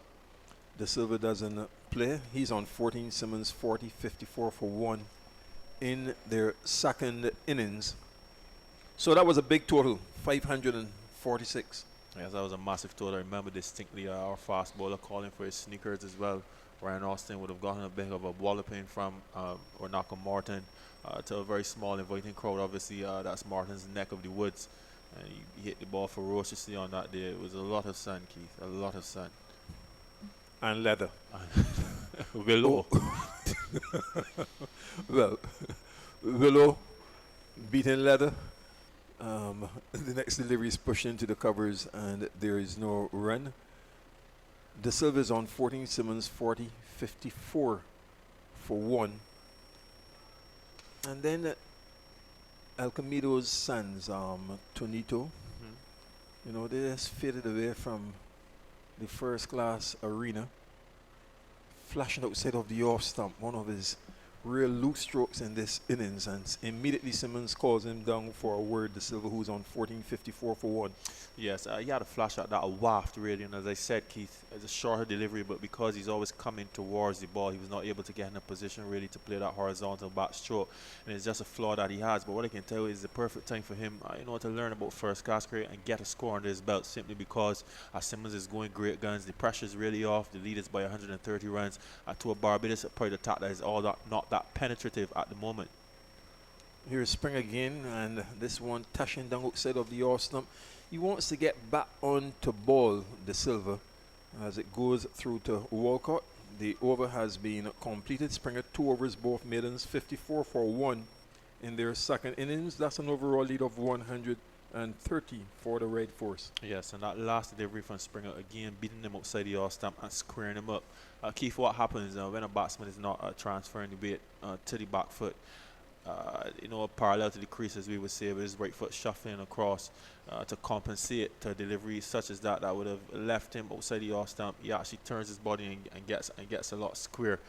So that's a technical glitch that he would have to work out as he goes further in his career. But danger averted, he's still there. Stout with a solitary slip is into Simmons. He plays it back on the pitch on the onside. A good bounce for the bowler. Now, Jamal, look at this field. It's rather interesting. The slip is there. Point. Cover is out on the boundary. Extra cover. Long off, long on, square leg, all on the boundary. Well, and of course the fine leg, and then there's the mid wicket. So real stout bowl with the expectation that Simmons wants to go over the top, and a bit of loose work. It was driven back down the pitch, and he didn't pick up cleanly. Came off his fingertips and ricocheted past the stumps on the onside. And long on coming in to do the fielding, so a single, and hence now as Simmons moves to 41, a much more orthodox field setting for De Silva. I can tell you what, Keith, if this were the modern day limited overs, 50 overs game, that would actually be a no ball. There were only 4 men in the circle, Keith. That speaks to how defensive the field is to Simmons at the moment. Here is Stout into De Silva outside of the off stump. He lets it go. Walcott takes 55 for 1, but the mindset of Barbados pride here. The lead is 131. It's the post-Lent session on the 3rd day. Still maintain you have to look to get some wickets and don't just be waiting. And Jonathan Carter has come under the microscope. I was possibly at this stage is probably giving up the ghost in terms of trying to win the game. That's all I can say, Keith. As Carter made some adjustments now, he's actually coming back to second slip and bringing Aaron Jones to mid-wicket, which looking to get a little tighter to De Silva, which is more than acceptable, but possibly just trying to get some time out of the game. De Silva drives back down the pitch on the offside to Stout, and there is no run. That's why I would have said before this innings would have started, based on the position that the Pride has found themselves in, where they're not necessarily, or they weren't necessarily out of it with being 76 in deficit, because Keith, you could still come and bowl out the TNT Red Force. In theory, it would really challenge the Pride captain here to come up with the right formula to get something that they can chase. Stout with 2 slips, and he goes across his stumps and gets himself in a rather squarish position. De Silva on 14 now from 50 deliveries, 55 for 1. Yes, because the challenges Keith as a skipper, with the team effectively 76 without loss, and with the likes of Simmons coming out and playing the way he playing, basically blasting the ball around, certainly just before lunch. How do you go about getting the wicket? Where do you look to save runs? Where do you look to get wickets? But again, a lot of this falls on the execution of the bowlers as well, and the backing up of the field men. Stout from the Malcolm Marshall end on his front foot quite early, and again somewhat of sloppy work with a dive at extra cover by moseying the ball, going through him, and ran and chased by Boucher down towards extra cover. They were able to take a couple. De Silva 16 at 57 for 1. One doesn't want to be too harsh, but from early in this second innings, as far as the fielding is concerned, some lapses, and you need to encourage your bowlers and to make sure you put in that extra effort, Jamal. But that was a classic example, Keith. There we're talking about Carter getting the field relatively right, and certainly in terms of being attacking or looking to save runs. and it was a firm push to the extra cover position, and Mosey was unable to retrieve that ball. He got a good bounce as well, but he probably dove over it, and they were able to get 2 more runs to a batsman in the Silver who's much less accomplished than Lender Simmons, and that is a classic example. In a case like that, there's nothing Jonathan Carter can do really. And I'm saying to you, if this meanders and continues along, yes, we're going to knock Carter for his captaincy and so on and so forth, but it ain't there. You're as good as your personnel and your resources. Well said, sir. Here is Springer, and across his stumps, played back down the pitch by Simmons to Springer, who stops there and rubs away. And Simmons comes down and does a bit of gardening. I don't know if there's anything suggestive about the delivery, the way it was played, batsman and bowler. There's a bit of byplay between Springer and Simmons, and to be fair, there's a bit of byplay between Simmons and a lot of these players. He's really giving them an earful, which is fine because he's dominated the pride in this game. Here's Springer again with a solitary slip, and it's played back down the pitch.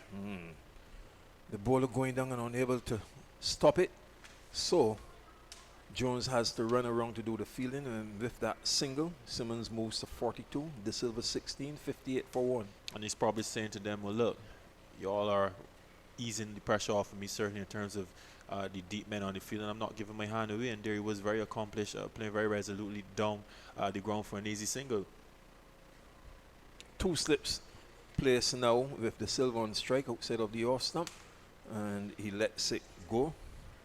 Yes, a good delivery there from Springer, who is settling into a very good spell, you will have to say, so far after lunch, particularly to De Silva. On that occasion, that delivery just nipped back a bit, well left in the end by De Silva, but Springer just causing a few moments of concerns for this young batsman De Silva, who's still not found his feet. But as I said, Keith, this is a good time as any for the young man to get a score under his belt. You know, there's really no pressure, so he should try to go on to get a score.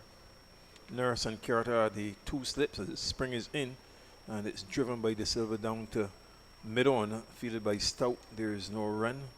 The Jaguars bowl out for 321, so that's a first innings lead of 37 for Jamaica Scorpions, and it's how they bat in the second innings that will matter. The last wicket, Moti, was caught by Orion Williams of Taylor for 2, leaving Bramble unbeaten on 45, and Jerome Taylor 3 for 27 from 14 overs and 2 balls, 3 maidens. Here's Spring at Kensington Oval, pitches up, and it's driven by De Silva down to mid-on, again fielded by Stout, and there is no run at 58 for 1. So that is almost the even Stevens there at the Ghana National Stadium, Jamal, because the Jaguars fought it out.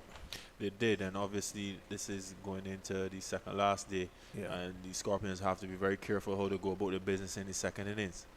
Definitely. 2 slips, point, cover, mid-off, mid-on, short, mid-wicket, outside of the off stump. He also has that deep square leg and fine leg. And Springer now completing his 3rd over. He's bowled 2 maidens, 1 run. 58 for 1. Joshua De Silva is on 16. Lendell Simmons has 42. And off the very first ball of the innings, Jeremy Solozano was caught at fine leg by holder of Minley. I look at the figures. Minley 4 overs, 1 maiden, 1 for 14.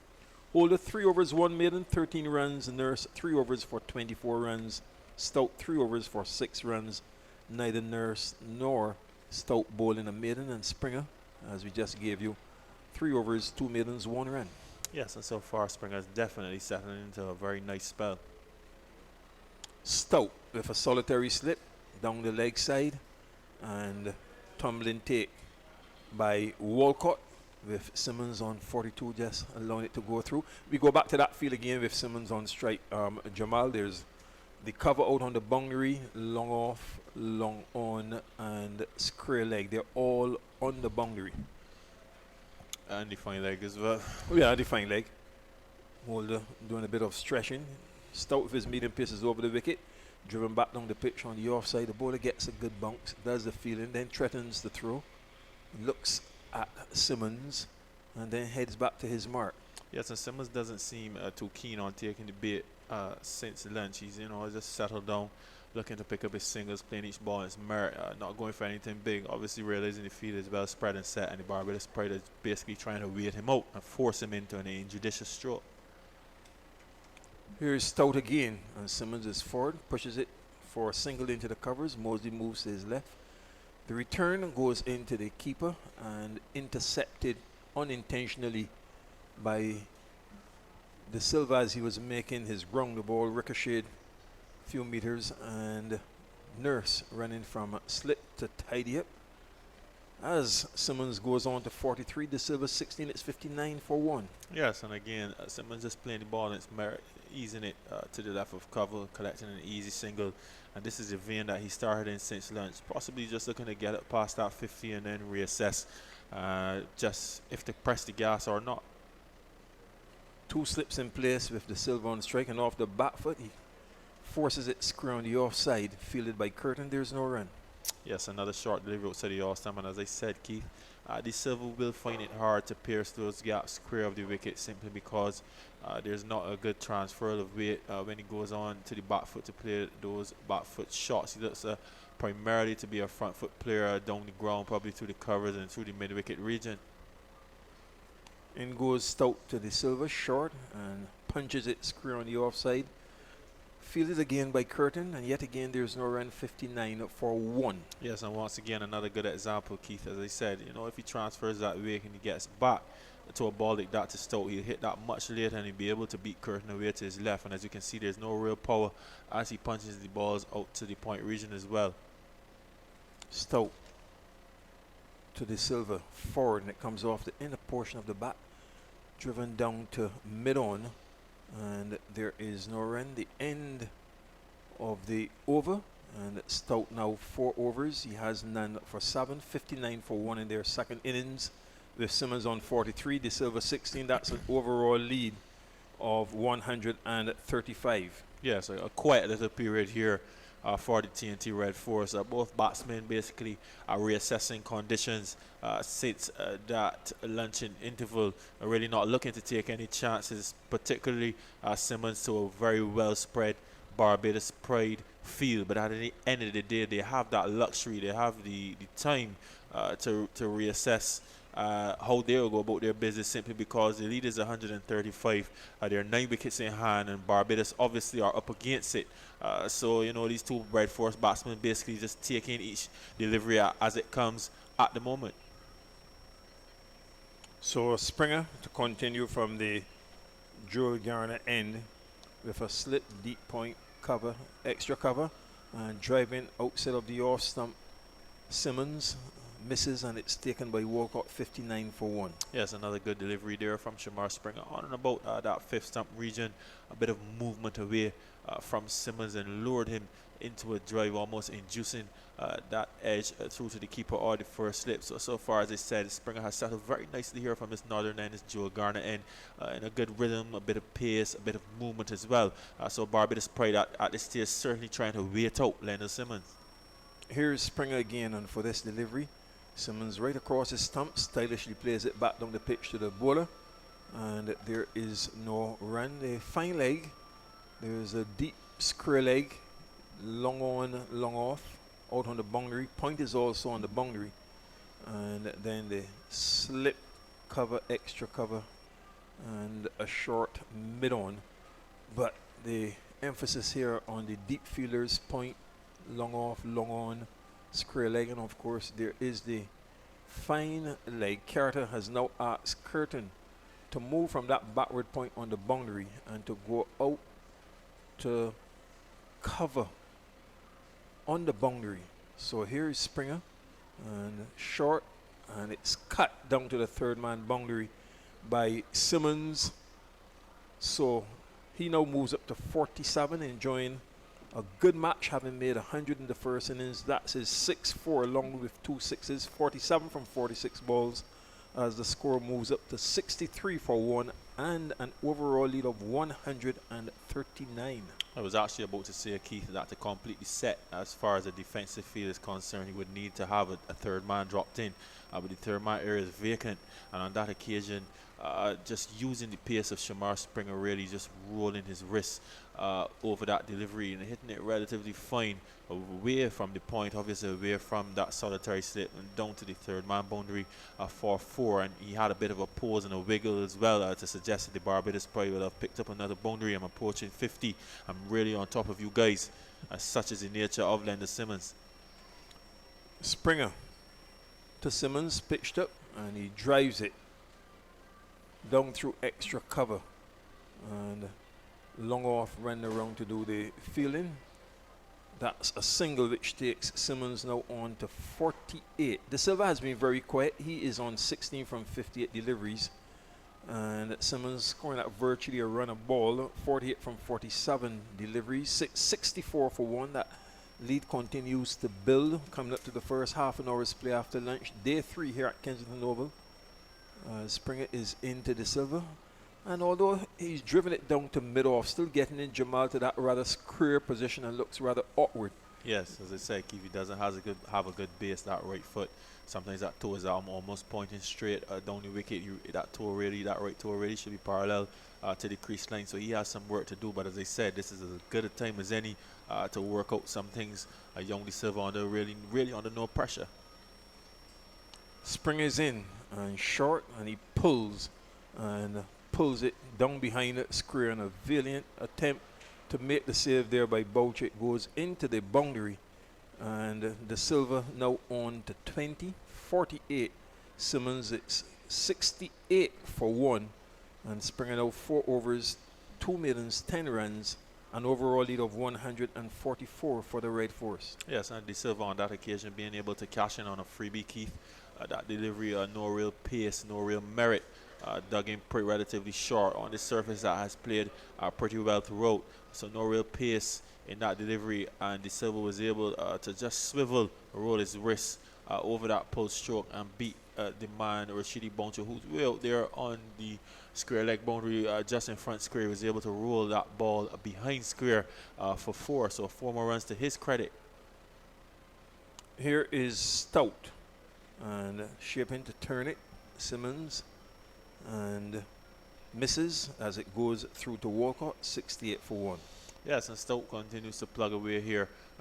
Remember that Stout would have gotten Simmons out in the first innings. The way the character, Stout, he bowls a pretty decent medium pace, and so far he's kept Simmons relatively quiet since the stanchion interval. Here's Stout again, outside of the off stump, 2 wide for Simmons to play, and it goes through to Walcott. Yeah, it's a good delivery on this occasion from Kevin Stout. A bit of extra pace as well. Saw a pep in his step as he approached the crease, running away from us, running toward us from the Malcolm Marshall end. So he's really mixing it up, a couple slower deliveries. He's putting a couple effort balls in between it. He's bowled a short ball in between, trying to keep Simmons guessing. Stout. And for this delivery, Simmons behind it, pushes it for an easy single, square on the offside. 2 fielders converge, and Curtin picks up Mosley, relays the ball to him. He too was converging on the ball as Simmons goes on to 49, and it's 69 now for 1 in their second innings. Yes, Keith, and it's almost pretty safe to say that the Barbados probably have conceded, certainly in terms of trying to win this cricket game, and they're really just sitting back on the TNT Red Force and trying to absorb as much time as possible, in particular the time that the Red Force will take to get it to the target that they have in mind. They're trying to just stretch that out a bit, so possibly that they can draw the game tomorrow into the 4th day. Here is Stout, and a beautiful leg before wicket, and not out says umpire Smith, but you give him out, so let's look at the replay. Well, I would have said not out yesterday when Smith would have given out a few individuals, so possibly we're certainly not in the same vein. Look pretty adjacent from way over here, but we have to wait and see on the replay. Possibly going down the leg side, and it looks like De Silva also pointed his bat toward the umpire there. Keith, as we slow it down, there you see just there, he looks like he's pointing the bat, and obviously we wouldn't be able to tell if it struck the bat or not, so we'll have to go with umpire Smith, possibly getting that one right. The delivery probably pitching just about off stump and going down, definitely.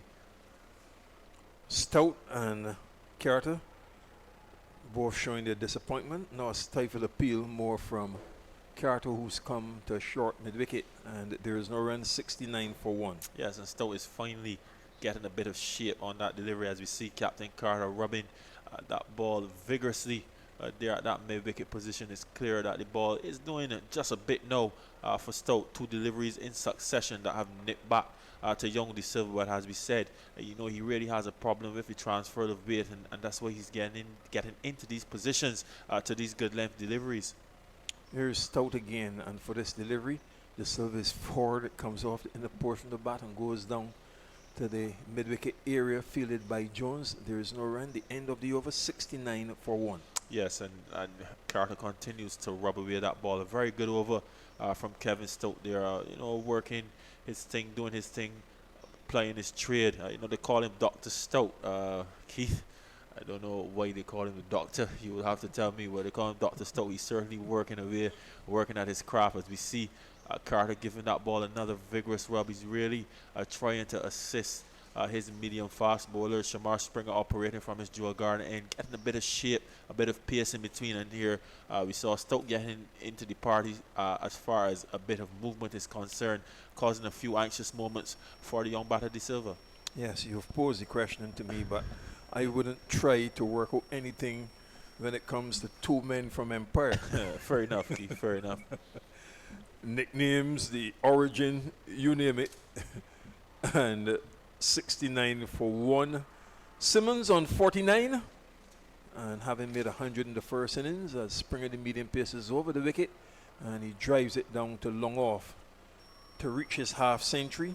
So again, on his return to the first class arena after a break of 5 seasons, Lendell Simmons moving on to 50, and it's 70 for 1. His half century coming in 74 minutes, 51 balls, and 6 fours and 2 sixes. 74 minutes, 51 balls, 6 fours, and 2 sixes. 2 slips are in with De Silva on strike, and that sort of way he drives, not the orthodox way, but nevertheless down to mid-off for a single fielded by Holder. Come along one. Now 21 De Silva, Simmons 50, 71 for 1. They lead overall by 147. Well, a nice firm push there from De Silva to get a streakiest single just to the left of the mid-off. I had to put in an extra gear to make sure he wouldn't be run out. But he's taking along nicely, and obviously Simmons just reaching his 50, playing very nicely as well, really stamping his authority on this game, Keith. And I'm certain possibly the West Indies that has maybe taken a look at him for the World Cup.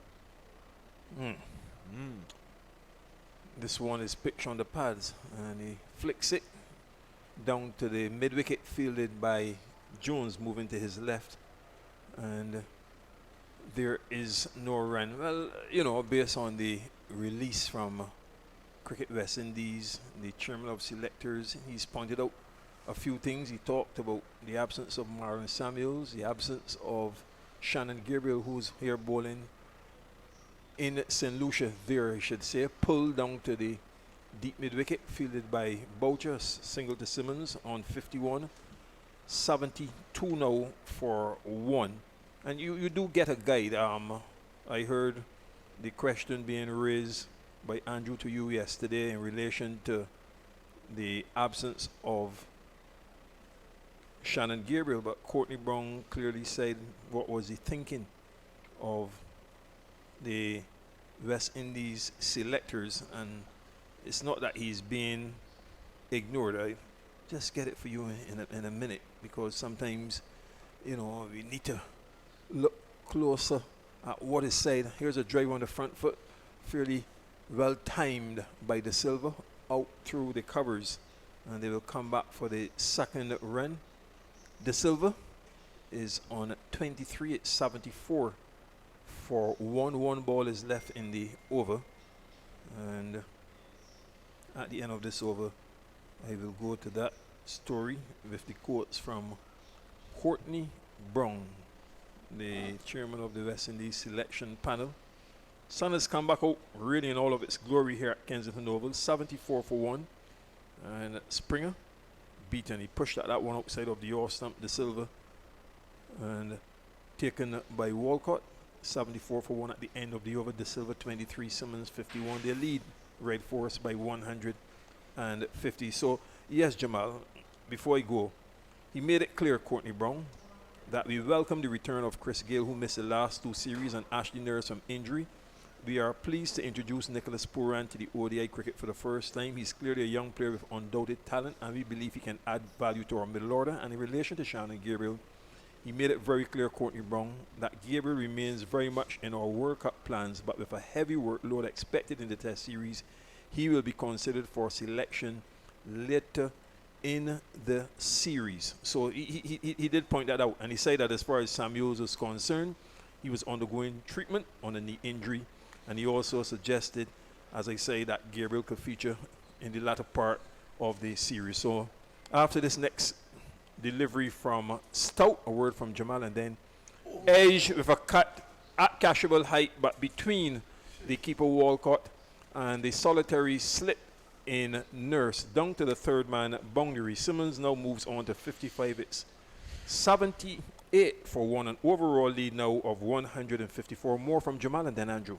Yes, that looked pretty interesting. I love to see that on the replay. But what I can tell you is that keeper Walcott, he was certainly wrong-footed. He was going in the wrong direction, just away to his left. And Ashley Nurse, who was pretty wide that slip, that ball managed then to dissect both fielders. So you have to say fortuitous on the behalf of Leonard Simmons, but it did not go to hand, certainly in terms of the keeper, nor the first slip. Where's Nurse fielding? 1.5 or 1 3/4. But he's now gone to the correct position.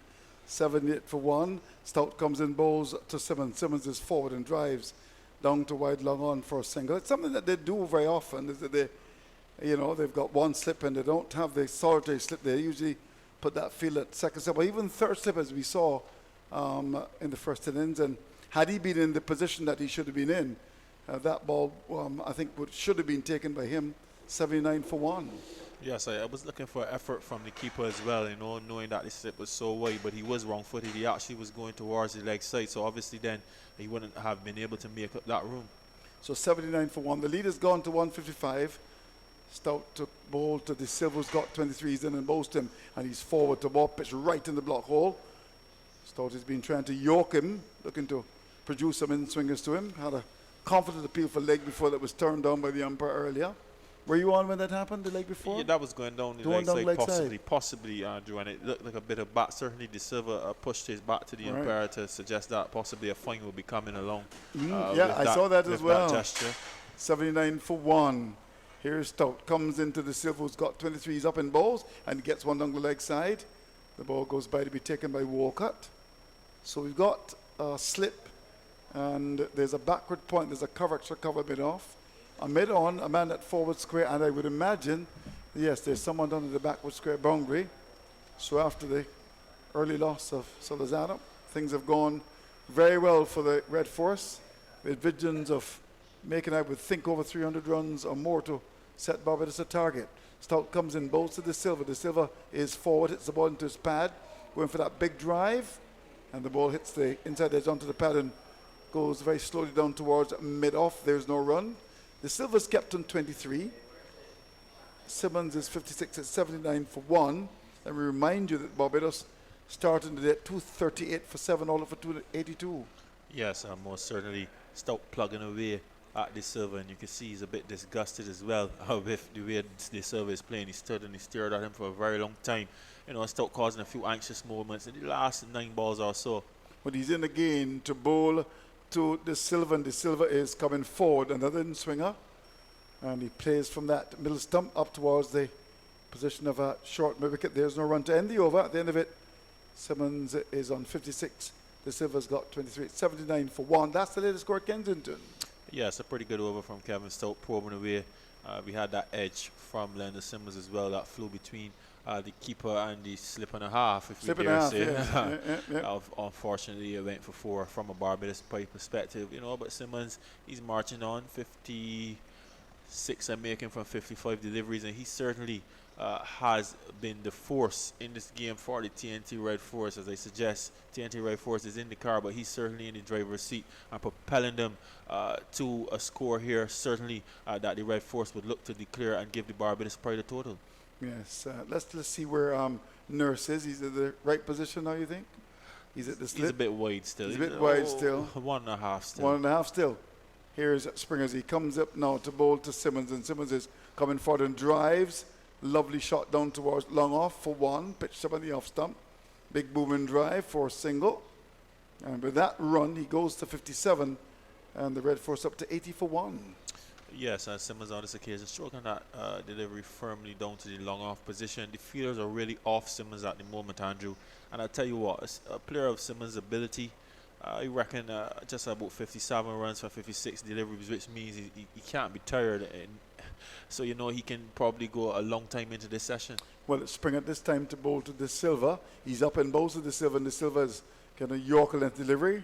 Digs it out, plays the ball up towards mid-off. From the bottom of the bat, there's no run. Does De Silva strike you as a limited player? Limited from the point of view that he has some technical glitches. As I said, his weight is always going forward towards the ball. He's not transferring the weight well. Efficient at a few balls outside the off stump. He doesn't look particularly strong square of the wicket. But having said that, Andrew, he's a young man. No finding his feet in first class cricket. I saw he got a score of about 49 or so, averaging just about mid-20s at the moment. So he has a lot of work to do. But this is a good time for him. He's with the senior man in Simmons, who's been talking to him regularly, and he could probably work out a few things and adjust his game as he goes along, certainly in this innings with the pressure off. Well, Carter had a long chat with Springer. He's now going up to short extra cover. In he comes, Springer up and bowls. The ball which is on the line of that leg up, turn fine for one. Coming across is Mindley, moving across to his right from that backward square position to fine leg, stops it inside the boundary. And a single to De Silva. He goes to 24, it's 81 for one. And it brings Simmons in the strike, and as you would expect, the field spread in, plenty of real estate. Long off, long on. There's an extra cover. There's a cover, mid-wicket. Man down at mid-wicket on the boundary. There's also a backward point and a man down on the long leg boundary. So Simmons is on 57, so De Silva's got 24. 81 for one. Here's Springer from the northern end. Comes in to bowl to Simmons. Simmons is forward. And we'll play it down towards the position of mid-wicket. More forward square mid-wicket, comes across to the right to pick it up. Might have been the inner portion of the bat as well. It's not the best shot that you would have seen from Simmons, but he's able to get a run. Might have played across it as well. He's on 58 now, or is he 57? Just double checking. He's 57, it's 81 for one. And it brings De Silva back at the strike. So it's 82, I believe, for one. The scoreboard has got 82. Here's Springer, comes up now, he's in. And bowls pitched up, Yorker length delivery, dug out by the batsman. And that's De Silva, and the ball is played from the bottom bat up towards that mid-on area. There's no run. Pitch is played pretty well. Yes, it's played reasonably well. A bit of spin from the surface. We certainly didn't see that on the surface adjacent the last game against the Volcanoes, but a bit of spin and off, and that's okay. Springer again comes into the Silva. He's up bows to him, and he's forward and drives the inside edge. And instead of maybe going through cover, the ball ends up down at mid-wicket for Boucher to come off the boundary to collect to the batsman who will get a single. So that ends the over from Springer. At the end of it, with that single, De Silva goes to 25. Simmons is on 58. And the Red Force bat in the second time, having made 358, to which Barbados replied with 282. They are 83 for one, which is the latest score at Kensington. Yes, and the Trinidad Red Force batsmen continue merrily along. Leonard Simmons scoring 2 centuries in this first-class game is a very real possibility at the moment. There really are no real worries or dangers for Simmons, and the field is well spread, and he's picking up singles at will, really. And you know, if he bats another hour, certainly, Andrew, he'll be somewhere in the vicinity of a century. So he's going really well. De Silva having a few technical glitches, but he's still there. But the Barbados probably really need to keep him on strike, because they certainly believe if you string together, 6 to 10 deliveries to him, you can get him out. But they're not doing that. He's still being able to get the single, as we see them trying to get the field right now to stop him from scoring. And zoom in on those pads, because it's clear he has a problem for the end swinger. Stout comes up now to bowl to De Silva. De Silva is forward, ball in the off stump, no problems. Pushes down towards extra cover for Moses to come to his right to pick it up. So their ring of fielders on the offside, saving one. There's a slip, there's a backward point cover to cover the mid off. So where you think Stout's line should be to De Silva? Well, starting just about the off and shaping back, that looks like the delivery that's causing him in most trouble. That's the delivery the LBW shot was too as well. Stout is in bowls to De Silva into this delivery. He's onto the front foot. That was on the off stump. And just plays up the pitch. He's kept on 25. Simmons is on 58. It's 83 for 1. Yes, another good delivery by Stout. On that occasion, we didn't see that movement into the bat. De Silva was able to push that delivery back to the bowler. So he's still there. Credit to him. As Kevin Stout seeming a little dejected, possibly thinking he should have his man by now. Stout again comes in to bowl to De Silva. De Silva is on the back foot to one, which is on the off stump. It is. Plays it square in the offside down to that squares cover area. There's no run. 83 for 1. Stout, who plays for your club, the Empire Club in Barbados, and has certainly done pretty well for the Empire Club and has had a good time for the Barbados side. Didn't start the season. That raised some eyebrows, but he stayed around and he waits. Now this is De Silva, and he's getting outside the off stump, well bowled. So having produced a couple of in swings, that was the out swinger, and the ball went by outside the off stump, take him on the keeper. Good delivery. Yes, Stout working his magic there. De Silva would have been fed a very steady diet of in swingers, or but on this occasion, Kevin Stout decided opting to go away from De Silva. So it's also showing too, as we see Carter rubbing vigorously away again, that ball is moving a bit appreciably for Kevin Stout and the seam of Shamar Springer as well. But he's in again. This is Stout operating from the stud end, comes up now, bowls up to De Silva. De Silva is forward, ball in the off stump, no problems at all. That big bat comes out and just chokes it down towards extra cover. Again, Mosey's got some work to do as he comes across his right to make the stop, and there's no run. With Stout being able to move the ball both ways. Yes, this certainly is an examination for young De Silva. Stout settling nicely. As he said, the Barbados Pride captain rubbing vigorously away as we see that cherry red, a very long impression on his trousers as well. But he's in now, Stout to bowl to De Silva, and De Silva is allowing the ball to go outside the off stump a little bit wide, and he's happy to watch it go by, to be taken by Walcott, who skips across to his left to pouch it. So we've completed the over. How many overs gone now? 23 overs gone. Simmons 58. De Silva's got 25. The score is 83 for loss of 1, which is the latest score at Kensington.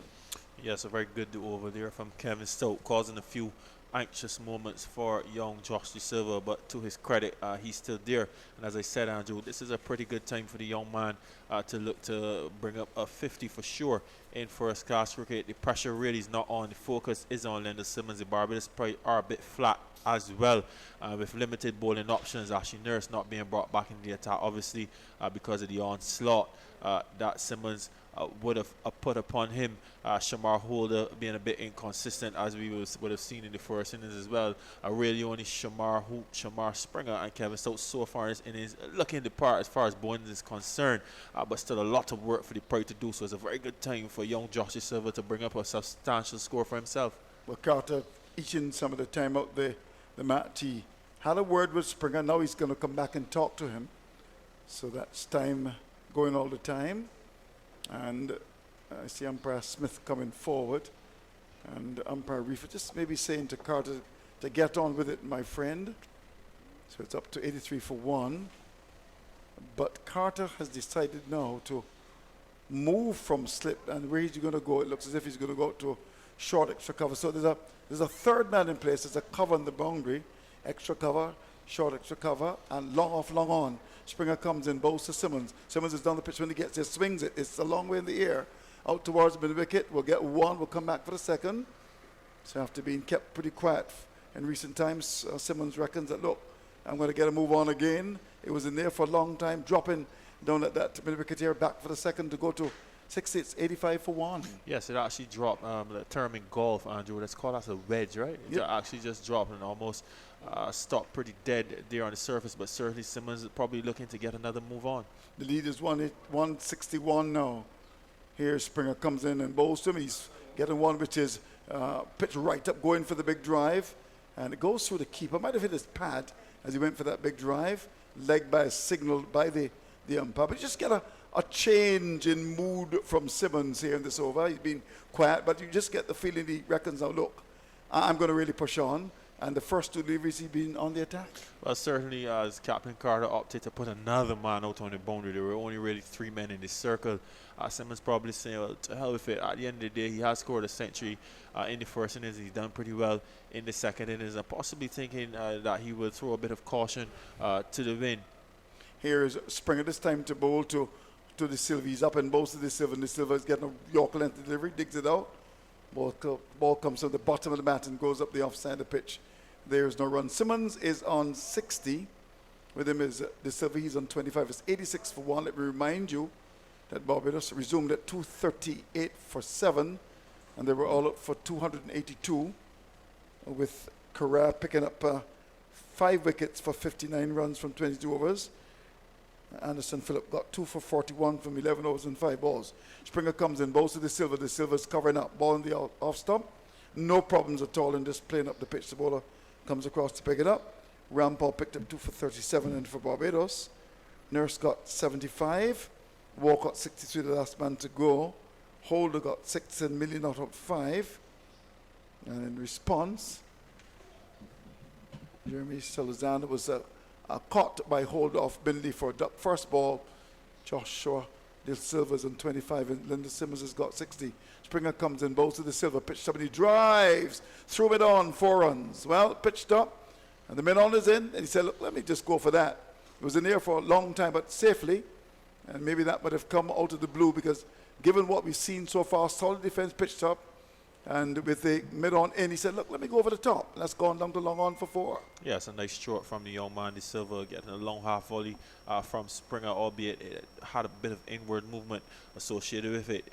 De Silva just throwing his hands through that delivery, a pretty good strike, straight back down the ground. Couple bounces into the boundary for 4, and as I said, Andrew, this is as good a time as any for this young man to get a score. Well, he's on 29 now. Springer comes up now. He's in and bowls to the Silva to this delivery. He's onto the front foot, different length on that middle stump. And with a broad bat, he just plays it down towards Minoff to end the over.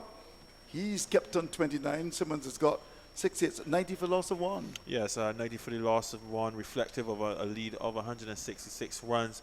Andrew, with another session and a half to go, we look on the board, we see how many overs remaining, Andrew? 49. So a very long time for the Red Force to go about their business. And what I can tell you, at the moment, Jonathan Carter and the Barbados probably have conceded looking to bowl out this Trinity Red Force team. Based on the field placing and all that as well. And you know, the little bit of time that he's starting to try to take out the game as well.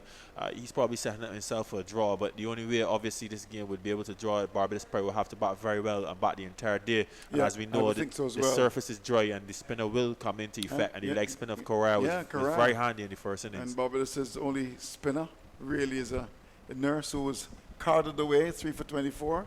Shane Ramsey comes in to take over. Hello, Shane. Nice to see you. How do you read it now? Just settle yourself, my brother.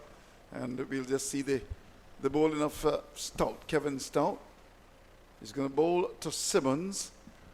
3rd man, backward point, extra cover in the boundary, long off, long on. He comes in and bowls to Simmons. Simmons gets a full toss and just turns it neatly off the pads down to long leg for 1. It was full, and he turned it for 1. He now goes up to make him 61. It's 91 for 1. Hello, Shane, how do you see it now? The Red Force totally in control. Overall, they're a 167 for 1 and looking good. Yes, Andrew, and the Red Force definitely in the driver's seat and looking to push up this lead, which is now 167.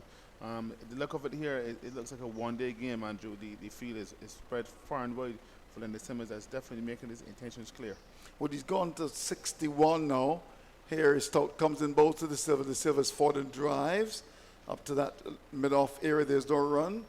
He's also rubbed off something on the Silva too, who normally is it would appear as a defensive batsman, but you've got someone like Simmons at the other end, and maybe early would have blocked that, but he decided to go for that big booming drive. Stout comes in to bowl to the Silva and to this delivery. He's coming across the line to one that's on that middle stump. And he pushes up towards mid-off. The bowler comes across to pick it up. There's no run. Pitch Shane seems to be still good for batting. Yes, a very good track, very good for batting, a very good cricket wicket in my opinion.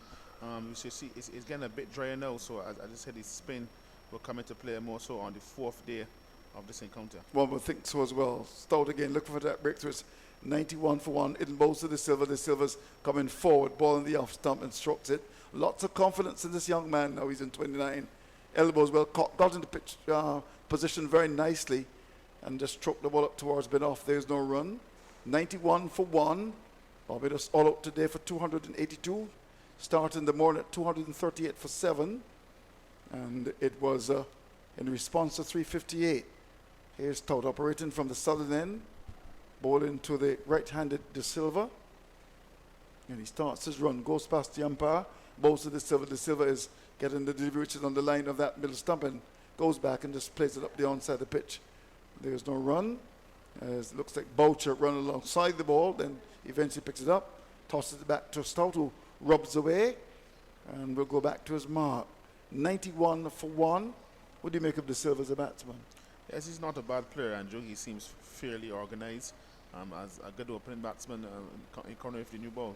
Here's the delivery, which is on the line of the leg stump, ball by Stout. Fully just flicks it up to short mid wicket for Boucher to knock it away. To end the over, time for drinks. The first hours come up after the break, and we shall certainly assess it. It's at Trinidad and Tobago, 91 for 1. Simmons, he's got 61. Andy Silva is on 29. The overall lead is 167. Yes, a good partnership here by Simmons and De Silva. I'm sure that Ramding is sitting down comfortably in the dressing room now. With this guy's going looking very competent here. I see the Barbados team post lunch have definitely slowed down the scoring rate. With Simmons before lunch making his intentions quite clear. He's looking to get after the bowling. From his first ball he faced, he was making that intention clear. And De Silva also looking very competent as an opening batsman here. But his partnership at 91, Ramding is on the field speaking to Simmons now. I'm sure that he's probably telling him to get on with it a bit, as they're probably looking to get Barbados in probably late this evening or early in the morning, Andrew. What kind of score do you think the Red Force will be looking for? Let's look at it. They made 358, to which Barbados replied with 282. Batting the second, they're 91 for 1. There are 47 overs left in the day's play. So effectively, they're 167 for 1. What kind of score do you think they'll be looking for here? Andrew, probably around 260 or so. Going into the last day, maybe. You sure about that? Yeah. The wicket is a bit dry, and the Trinidad team has 3 spinners. So you still want to dangle the carrot a bit.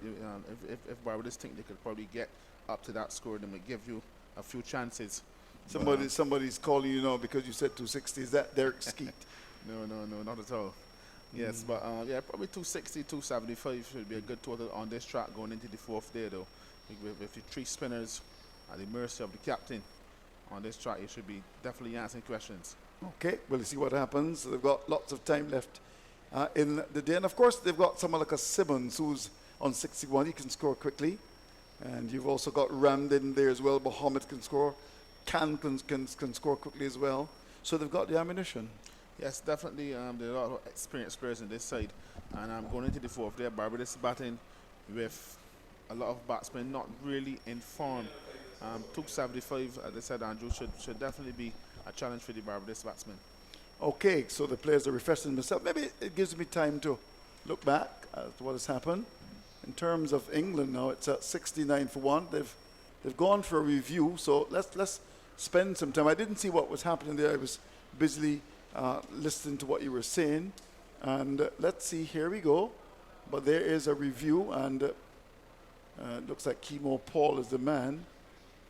So we'll see what happens. They've gone upstairs, and we will be in a position to tell if the West Indies will get the decision. What about that? You think he's gone over slightly? Here we go. So Kemo Paul is operating, and we will keep our eyes on the television. So this is a review here. Let's see what happens here. Here we go. Shane, as the ball is hitting the pad. And what do you think? What do you think there, Shane? Did you have a look at it? The batsman played across it. Was there any bat there? Here we go. Ultra edge, and it would appear as if there was no bat there. The ball hits the pad, and we will see what happens as we look on the television. think that looks good. Looks plumb, Andrew. Here we go. Original decision was not out. The ball impact in line, hit in line, hit in wicket. Well.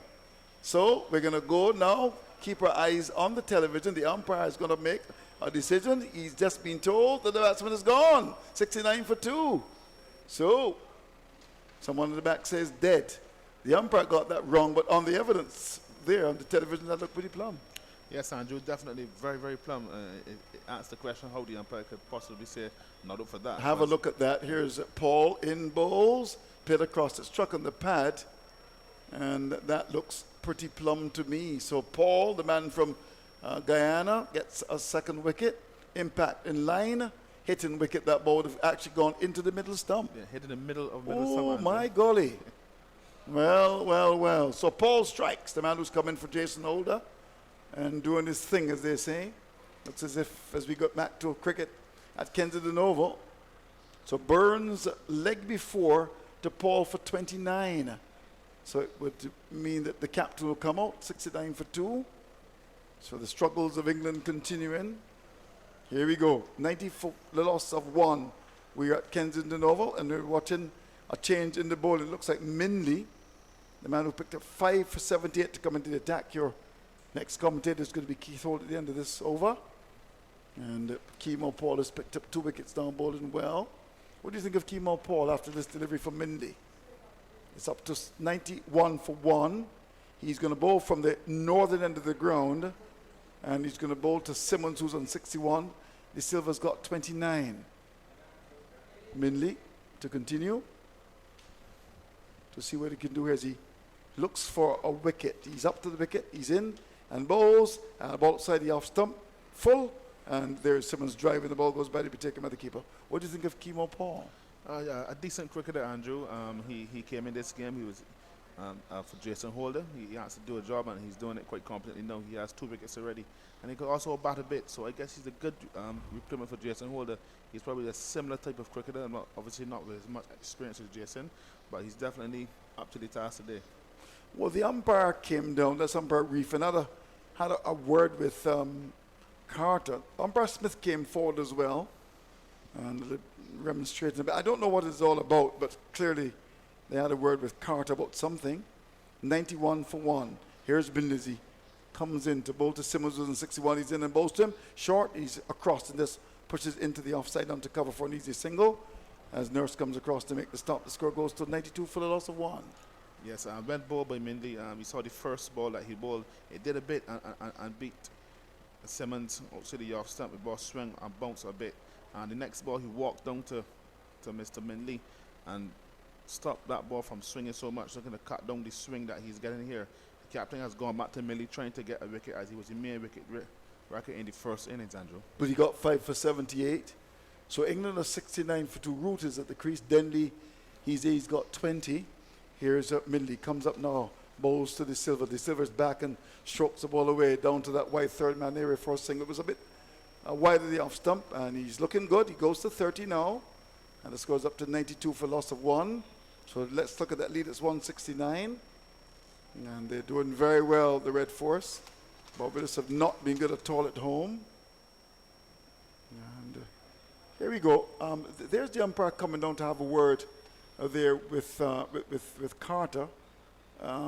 So something is wrong, as umpire Reefer came down to have a word with Carter. Here is Mindley comes in bowls, ball which is on that off stump, played away by Simmons up to cover, took a step out of his crease, but Nurse was very fast coming across to his left to make the stop, and he can't score. So Simmons is kept on 62. It's 92 for 1. We're into what over? Over number 26. 2 balls are in fact left in the over. And Kemo Paul is looking to pick up the big scalp of Root, who has struggled. Here is Mindley comes in and bowls. Simmons is this time getting the single. He just walks across the stumps and plays it up towards cover. Nurse has to move a long way across to make the stop, moving from extra cover to pick it up, and the batsman get the single. So with that, Simmons goes to 63. It's up to 94 for 1. Yes, not a bad over thus far from Millie.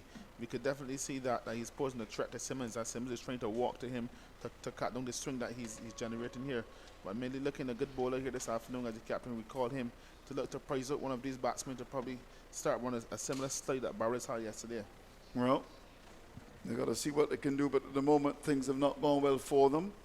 Here's Minley as he will bowl from the northern end. Last ball is over. He's in bowls to the Silver. The Silver is off the back foot and strokes the ball away. He's looking very comfortable now, and it goes down to wide. Third man for single. Jones comes across to his right to pick it. That was outside the off him, and he steered it nicely, and that ball went away down to wide. Third man for one.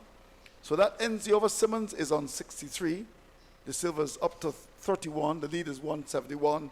95 for one. That's the latest score here at Kensington. More from you, and there's going to be Keith Holder. Yes, good going by the Trinidad Red Force batsman thus far, with the score being 94 for one and the lead up to 171. And Simmons looking very good on 63, and De Silva looking quite competent as well on 31.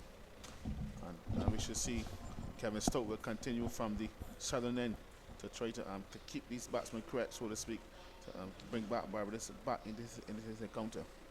So how are you doing, Shane? Can't complain. I had a good lunch. So, Wonderful. yeah.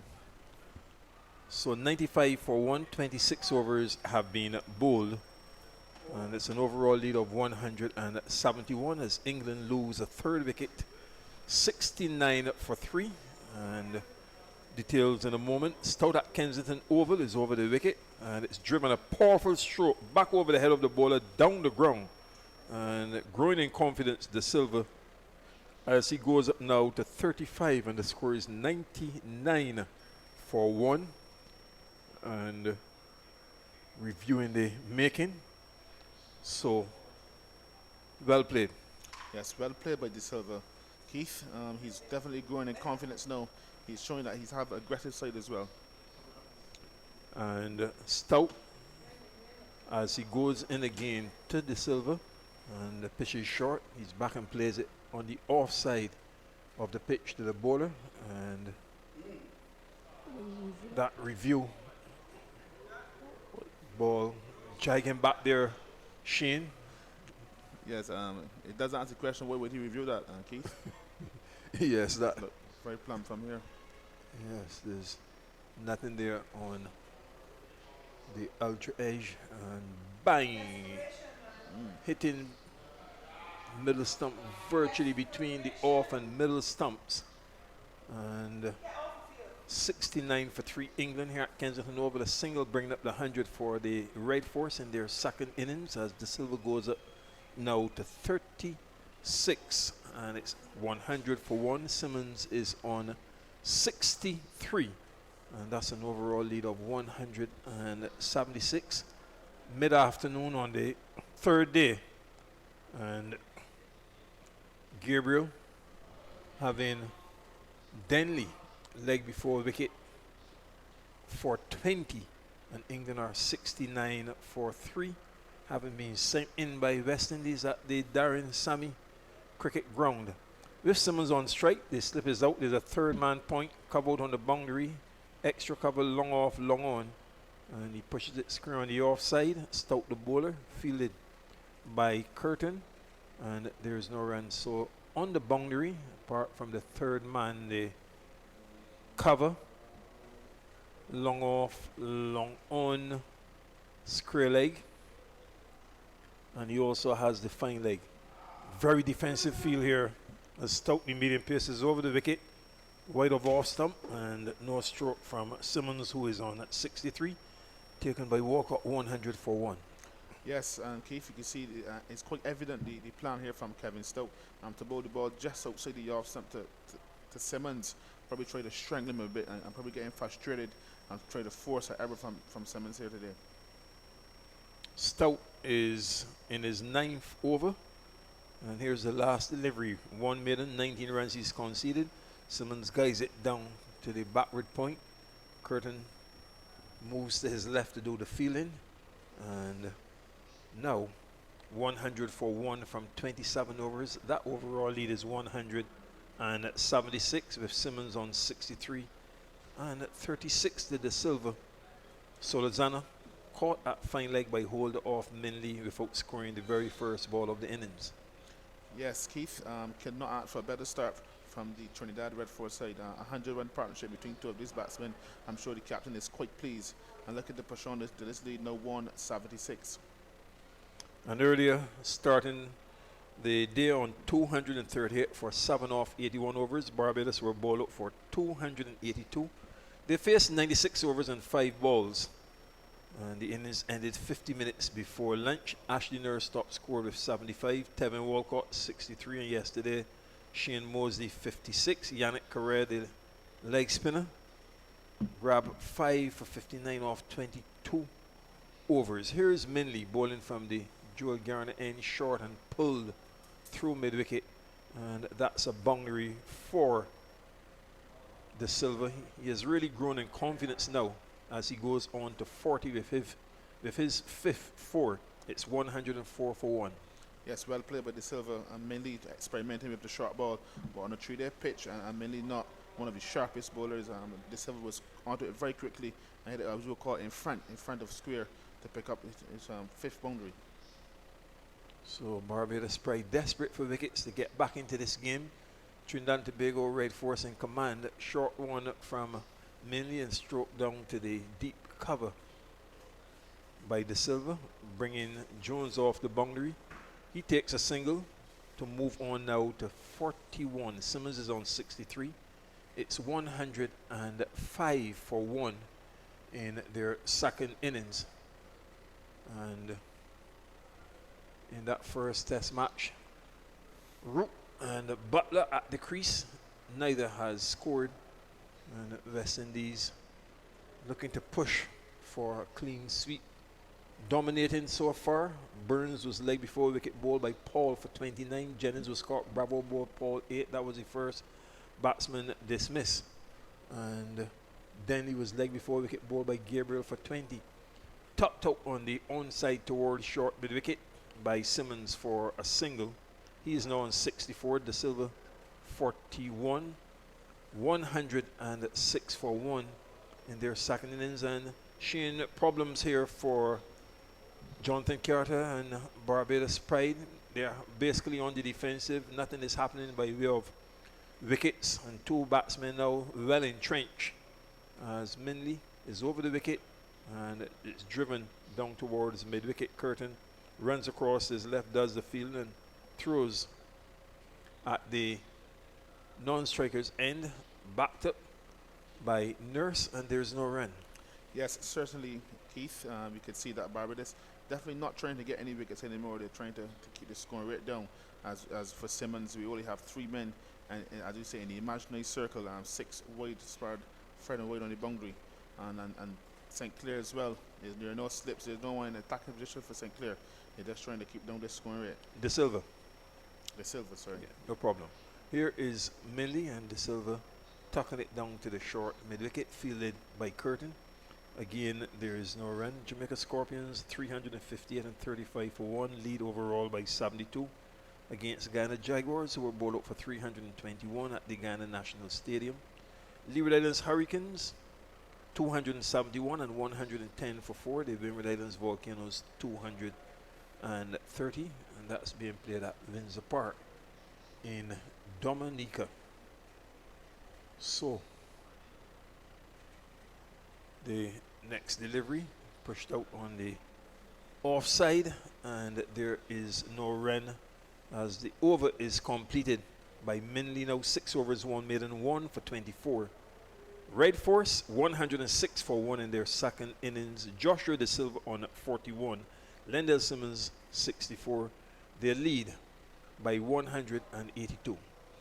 Yes, not a bad over from Trinidad just now. The over yielded 6 runs.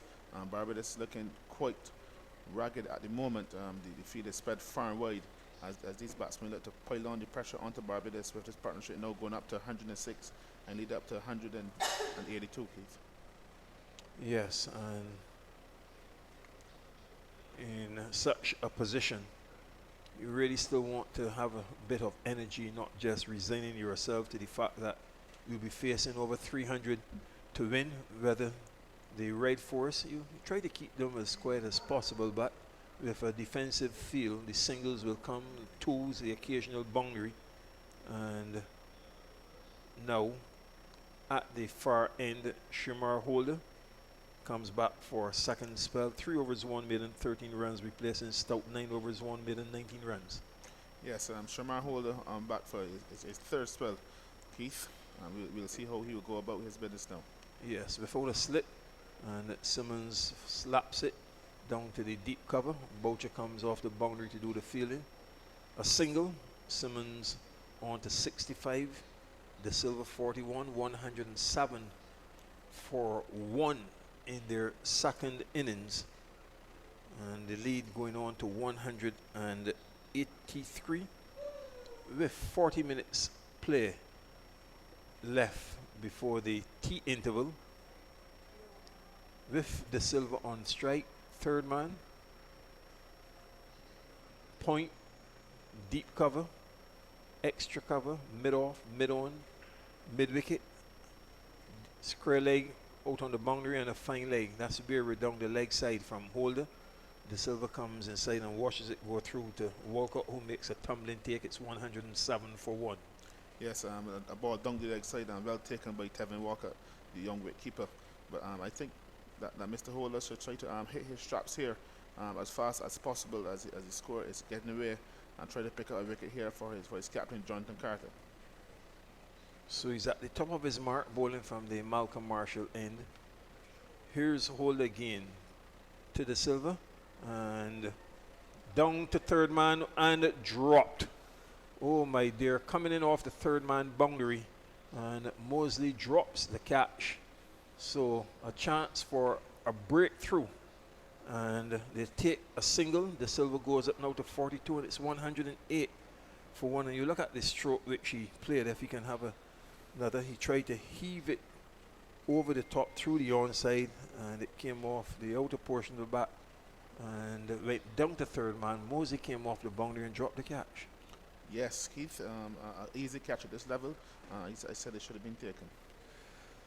Now Simmons is forward and plays it out on the offside, fielded by the bowler. Does the fielding, turns and heads back to his mark, and allows the extra cover in Nurse to help him to shine the ball. 108 for 1 in their second innings red force. So a life to De Silva on 41.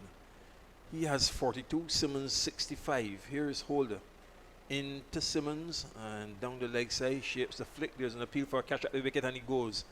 So relief for the bowler, getting the prize scalp of Lendell Simmons, and relief, although it's not De Silva. Mosey as well runs in off the third man boundary, no doubt to congratulate Holder and to give him another apology for dropping the catch a couple balls earlier. So the second wicket goes down. Simmons caught at the wicket down the leg side by Walcott off Holder for 65, 123 minutes, 71 balls, 7 fours and 2 sixes. Yes, Keith. A little bit of luck for Barbados just now, getting the ball. Don't go on the leg side and caught on the leg side by young keeper Tevin Walker. And well played though to Simmons on 65. I'm sure that his captain will be quite pleased with his contributions to that partnership of 107 and putting back Trinidad quite in the driver's seat.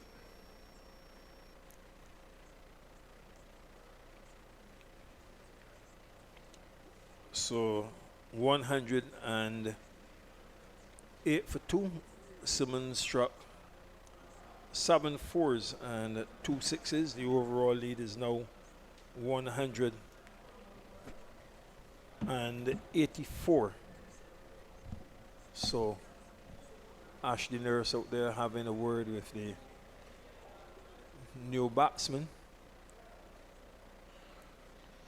Holder with 1 ball left in his 4th over, 1 maiden, and he has 1 for 15.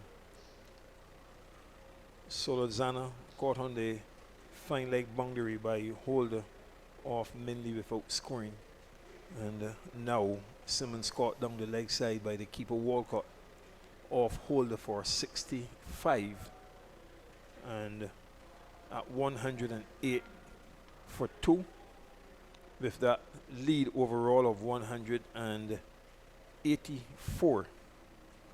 Trinidad and Tobago Red Force in their second innings. And the new batsman is the captain, Danish Ramdin. So he taps away and has his first delivery from hold the pitch short. And coming inside, shaping to turn it as it goes through to the keeper. The end of a successful over with Red Force 108 for 2 in their second innings, leading overall by 184. Yes, not a bad over by Holder. He was asked the question from his captain to come in and get a wicket, and he did that with a bit of luck, with the ball edging down the leg side and taken by keeper Tevin Walker. We should see how John DeCarter approaches the situation here now, having picked up that wicket.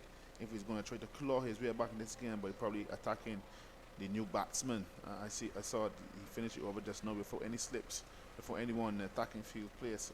I think that he should probably go the opposite and try to get some wickets this afternoon and try to put Trinidad back under some pressure and get them bowled out as soon as possible if he can. Yes, well, they just can't decide we are going to remain out here in the field and let things meander. It's a question of still backing yourself and following that second wicket partnership of 108. Before the slip, Mindy is bowling to the silver, and it's flicked down to fine leg for a single as the return goes in to the keeper Walcott.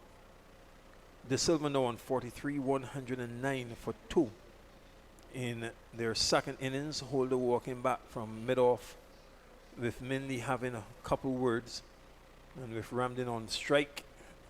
No slip is in. The third man is out on the boundary. Point. Cover is on the boundary. Extra cover mid-off, mid-on. There is a short mid-wicket. Forward square on the boundary. And a fine leg. Here is Minley. Right arm fast. Over the wicket from the Garner end. And Ramdin pushes it down to mid-on. Takes a couple steps out of the crease. Fielded by Mosley, and there's no run. Yes, a well bowled by Minley again. The first one, you saw it got a little inward movement to the silver, which was played down to fine leg, and this one to Ramdin just got a little outward move as well. But we can see clearly that Barbados has conceded trying to bowl out Trinidad Red Force, as there's no one in the attacking field for young Ramdin. Minley again, and for this delivery, Ramdin is in behind it, plays it up on the offside of the pitch, knocked down by the bowler, and Nurse had extra cover to tidy up. Yes, not a bad ball again from Minley, just on top of the off stump, and that one moved out a bit, but Ramdin quite competent, a very experienced player, played it with a level of authority back to the bowler. Well, looking on at that test match, an opportunity for a catch between the first and the second slips, and Kimo Paul, the bowler. It's 73 for 3, with Butler on 4 and Root yet to score. And here at Kensington Oval, Ramdin playing it up on the offside. The bowling operation, Minley in his 7th over, 1 maiden 1 for 25, 109 for 2. Yes, Minley looking quite competent here again. Keith, he's the main wicket record in the first innings, and he's hitting his trap here quite competently, hitting on top of the off stump, answering some questions of Ramdin to bring his defense into play. His shirt tail is out, and he starts out again. He's a Jamaican. This is his second match of the season, and both of his matches against Trinidad and Tobago Red Force. As Ramdin goes across his stumps and plays it out into the covers, fielded by Nurse. There is no run. Nurse has had 3 overs for 24 runs and was attacked by Simmons, and it's 109 for 2. Simmons coming down the pitch and just brushing away a bit of loose turf as Minley waits patiently and is now about to go in, bowling from the Joel Garner end. And for this delivery, Ramdin squared up a bit, guides it out towards point, fielded by Curtin. There's no run. The end of the over. 30 overs have been bowled. Red Force 109 for 2 in their second innings. The silver on 43, and Ramden yet to score their lead overall by 185. Yes, a good over there from Minley. He's definitely asking Ramding some questions. The ball is doing a bit off the wicket. He's getting a bit of bounce as well. And a little outward movement to Ramding. But Ramding did play them quite competently as he's a quite experienced player. But we should see Keith on the 30 wicket.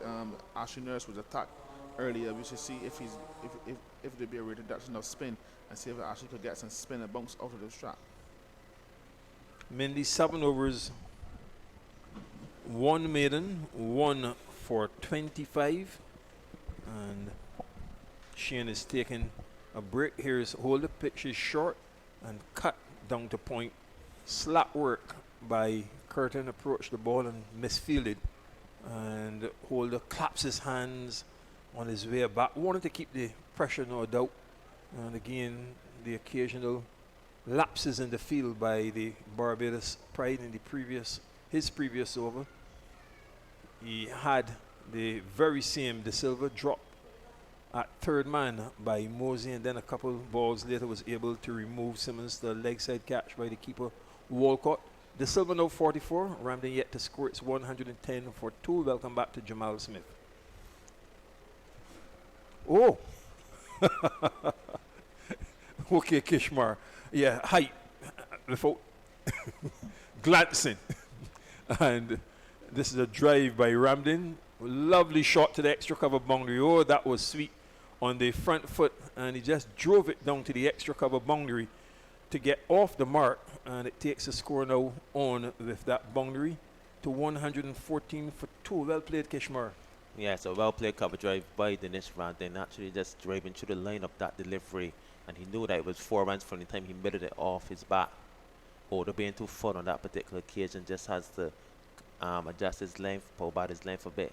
Ramden, who would have obviously not scored any runs in the first innings, will most definitely be looking to score big here the second innings, as he would have actually shown his dissent or disappointment in the first inning when he was actually dismissed by the same Shamar Holder. So Holder at the top of his mark, and here's Ramden for this delivery. Pick short, he goes back and pushes it out into the offside, shadowed by the bowler, and there is no run. Nurse is at slip, having a word with the keeper Walcott. And Barbados Pride recognizing that that lead is growing. It's 114 for 2. Ramden for De Silva on a 44. The overall lead is 190. Yeah, it's a very big lead so far, and Ramden would definitely be looking to increase this lead. A well-ball delivery by Shamar Holder, letting that delivery just finish just on top of the off stump. Here's Holder again into Ramden, and Ramden on the pads, on drives. That's a lovely shot out through mid-wicket. They will turn and come back for the second run. Jones has to run around to his left. His return strikes the stumps, and Ramden looking for the possibility of an overthrow as the ricochet went up towards mid-off, and then they decided against it. So 2 more to Ramden. He's now on 6, and it's 116 for 2. A lovely on drive there by Ramden. Holder being too full on this occasion. Ramden just straight a note to that delivery, easily on driving it through mid-wicket for 2 runs. So he taps away, and Holder with 1 ball left in his 5th over. Ramden goes back and plays it out towards the area of the extra cover. Curtin ran around to do the fielding, and the score with the bowling operation hold is 116 for 2. Solozano caught by Holder off mainly without scoring, and Simmons caught by Walker off Holder for 65. He has a slip third man, deep point, cover, extra cover, and it's pushed to the left of the cover, moving to his left to do the fielding. Curtin, and in one motion throws, and they go through for a single. That single taking Ramden on to 7. De Silva has 44. It's 117 for 2. 31 overs have been bowled, and the overall lead now is 193. A very good over for the Trinidad and Tobago right force with Dennis Ramden just easy rotating the strike off of Holder's deliveries. Holder, however, Keith, I really like how he bowled his last two deliveries of his over, where he actually bowled some lovely back of the length deliveries that finished just on top of the off stump, actually choking Ramden. However, Ramden decided to just play with some very soft hands, actually just opening the back face and playing it to a short backward point position to pick up the single. But if the Barbados Pride seamers can actually choke this pair of Dennis Ramden and De Silva, who's looking really well, being on 44 off of 103 deliveries, and they can build some pressure, then they will have the opportunity to pick up a scalp or two just before the tea interval. England are 77 for 3 in the first innings. Minley is lifted over mid-on. That's a very good stroke, and it's a 6 down by the Garfield Sobers Pavilion, landing virtually next door in the arc between the Sobers Pavilion and the Hall and Griffith stand. And Ramden goes into double figures on 13. He's come out here clearly with a purpose to up the tempo, and the score now 123 for 2. And pitched up about middle and leg stumps, and it was a very lovely stroke, just lifting it. This one pitched on the pads and driven, flicking it down to the deep mid wicket. Boucher comes in to do the fielding. They take a single. Ramden 14, De Silva 44, 124 for 2 in their second innings. Yes, and Dennis Ramden definitely making his intentions very clear, actually attacking young Minley, who would have been a destroyer for the Barbados Pride in the first innings. So it's going to be very interesting to see the lengths that Minley actually bowl to Dennis Ramden, who's going to be attacking him. This can actually present an opportunity for the Barbados Pride to pick up a wicket with Ramden being so aggressive. Next delivery is driven down to long on with good timing by De Silva. Come along one, and Mosley comes off the boundary to do the fielding. 45 now De Silva. Ramden 14, 125 for 2. And this is some very good batting by Joshua De Silva, just continuing to play the anchor here and allowing Dennis Ramden, who just came in, to continue to attack. De Silva would have been batting really well with Lando Simmons. He's on 44. He would have been nicked off quite cheaply in the first innings. So this is a perfect opportunity here to set a very good platform and get a big score for the TNT right force. Here's Minley again, and on the front foot it's driven out to the extra cover by Ramden, fielded by Nurse, and there's no run. And that was a better delivery by Minley, actually bowling a bit more to his field, bowling a nice off stump line, encouraging Dennis Ramden to drive through the offside where he has the necessary protection with the sweeper. So Minley in his 8th over, 1 maiden, 1 for 33. As he goes in to bowl to Ramden, and Ramden is forward and drives it out towards the area of mid-off. And it's fielded by Nurse. There is no run. How have you found this spell from Mendy? This second spell so far has been a bit too short, Keith, in comparison to his first spell of this innings, where he was actually bowling a foot of length and encouraging the batsmen to drive at the deliveries. With the ball being older, he should be looking to try to generate some reverse swing and bowl a foot of length. Here's Minley into Ramden, pitched up, and Ramden driving, not timing it well, but off the inner portion of the bat it goes down to the deep mid-on. Mosley comes off the long on boundary to do the fielding, and that's a single. Ramden on 15, De Silva 45, 126 for 2. The lead overall is 202 with 8 wickets standing. Yes, a very good over again for the TNT right force with Ramden definitely continuing to be very aggressive against young Minley, who on some occasions have found himself being too straight at Ramden. However, when he has ball deliveries outside of the off stump or in line with the off stump, we would have seen Dennis Ramden actually just trying to force those deliveries through the feeder at cover, and then that last delivery that was pitched up full on the off stump, he actually found himself in a position where the bottom ham took over, and he forced that delivery that was pitched at the off stump down to long 1 for 1. So once Minley can continue to bowl that full off stump and the length where he has the necessary protection in the offside, I think that is the area of interest that he should be looking to focus on. Holder looking for his second wicket is into Ramden down the leg side, shaping to turn, and it goes through virtually along the ground, perhaps tucked on the pad, and stopped by Walcott, 126 for 2. Yes, Holder being too straight on that occasion. He's generated some good bounce, and he's born a beautiful in-swing delivery too. Born some beautiful in-swing deliveries to Dinesh Ramden from the last over. He just needs to find back that off-stump line of length and encourage Dinesh Ramden to drive through the covers.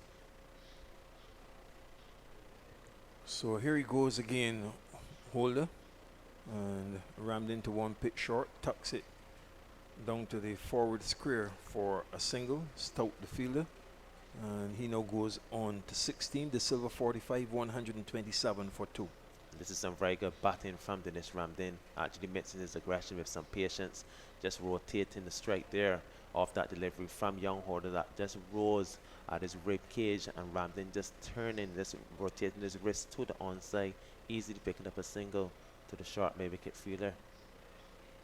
Now De Silva on 45, looking for his half century, as Holder is half there over the wicket, and he drives it down to mid-off, and there's no run. Springer the fielder, 127 for 2. A wonderfully bowled delivery from Shamar Holder, actually squaring up De Silva on that occasion, and that is the area that Holder should continue to hit at De Silva, because we would have found that those deliveries that have been both full outside of the off stump, encouraging De Silva to drive. He has not been driving so successfully. He has just been waiting on those short, widest deliveries to score heavily off of. Here's Holder again, and De Silva goes back and tucks it down to the short mid-wicket. Fielded by Stout, and there's no run. England are 82 for 3 in their first innings here at Kensington Oval in the 7th round of the Regional First Class Championship. Red Force 127 for 2 in their second innings, an overall lead of 203, with Joshua De Silva on 45 and Dinesh Ramden 16. Shamar Holder bowling to De Silva, and De Silva turns it through square leg for 1. Jones comes in, challenges, and cannot prevent the second run, and then fires it up at the non-striker's end. Springer has to run from mid-off to do the backing up, as De Silva goes on now to 47, and the score is 129 for 2. A lovely cricket shot by De Silva, just whipping that length delivery that blew into his hip through square leg, easily picking up 2 runs. So Holder at the top of his mark, bowling without a slip, and in he goes to De Silva. He drives it into the covers, and it's fielded by Nurse. There's no run. The end of the over, 129 for 2.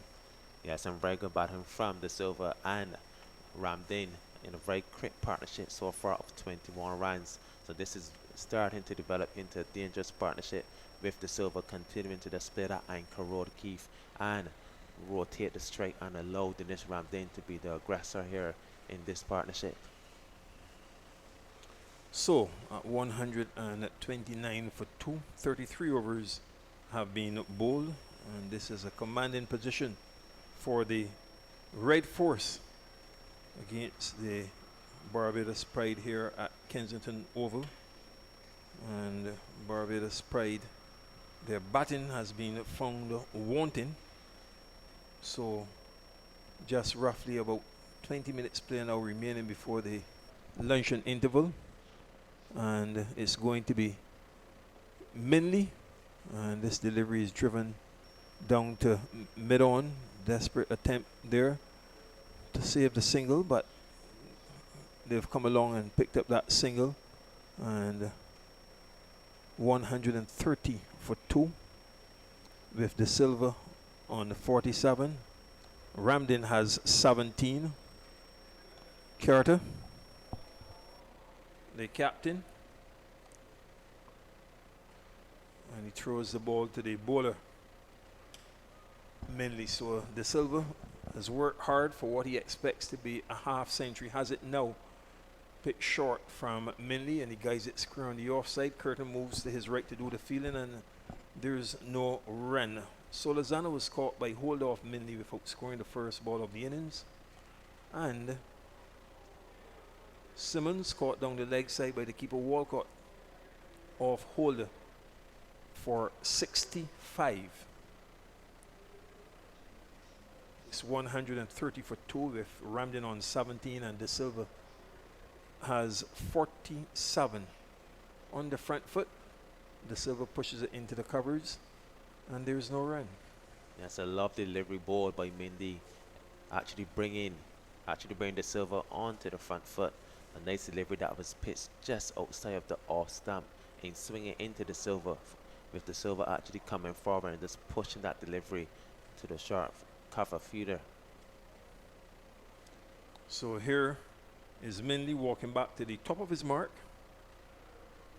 and 130 for 2.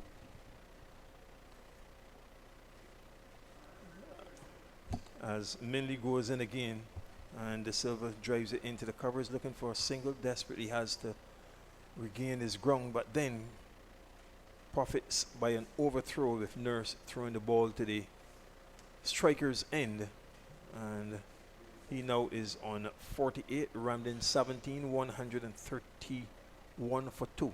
Another well bowled pitch up delivery by Mindy, and actually a run-up chance there for the Barbados Pride, with Nurse moving very quickly from short cover, diving to his left, with De Silva caught down the middle of the wicket. Nurse threw the balls at the stumps, however, unfortunately he would have missed.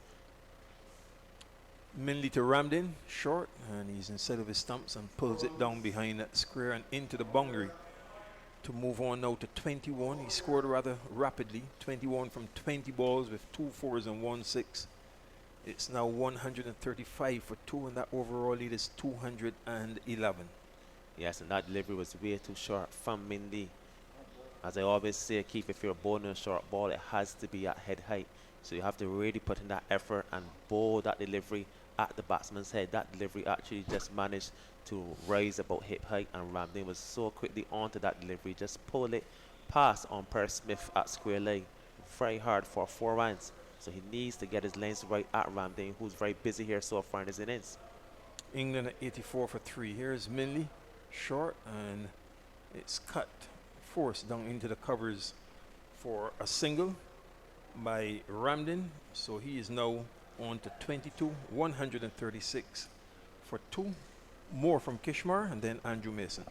Another good over for the TNT right force team, with Dinesh Ramden actually just dispatching any bad deliveries that were served up at him. A very dangerous partnership so far, actually developing into 28 runs. So Captain Carter would definitely need to get some bowlers to actually bowl very tight and try to squeeze this dangerous pair in Ramden and the Silva, who has actually continued to display the anchor role and rotate the straight, with the Silva just being 48 off of 111 deliveries. He looks fairly well set to get a triple figure score. So once he can remain there and allow Ramden to be the aggressor and continue to press on here in this wonderful innings, I think that at the end of the session, after tea, he can be very close to getting a triple figure score in a century.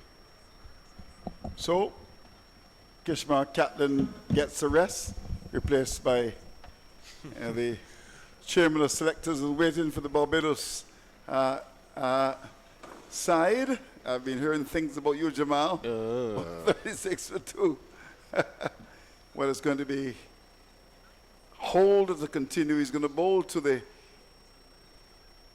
right-handed Ramden, who's come out and is really fighting far with far here. He's played some wonderful shots. Here's Hold as he comes in from the far end of the ground. He's in and bows to Ramden. Ramden is driving in the air, wide of it off. Tumbling, say, by the field up there. That's good work by him. Had it gone past him, would have possibly gone for 4, but Springer moved to his left and made a good save. Limited the batsman to 1. It's 137 for loss of 2. That was good work by Springer. Yes, certainly good work by Shamar Springer, diving away to his left, and Andrew, we would have identified that Spring is one of the better fielders in this Barbados Pride unit, and they're showing his worth, diving away at a firmly struck shot from Dennis Ramden just away to his left. So excellent work. But as we said, especially certainly since we've been off here, Andrew, the Barbados Pride have conceded as far as trying to bowl out Trinidad is concerned. Yes, they're looking now to just defend, eat away some time here. 137 for 2. The rural lead has gone over 200. It's 213 now. Here Springer comes up now. He's in both of the Silva, and the Silva is forward. But with a lot of confidence now, this young man, and just strokes the ball. That ball went up the pitch very quickly, and that's what confidence can do for you.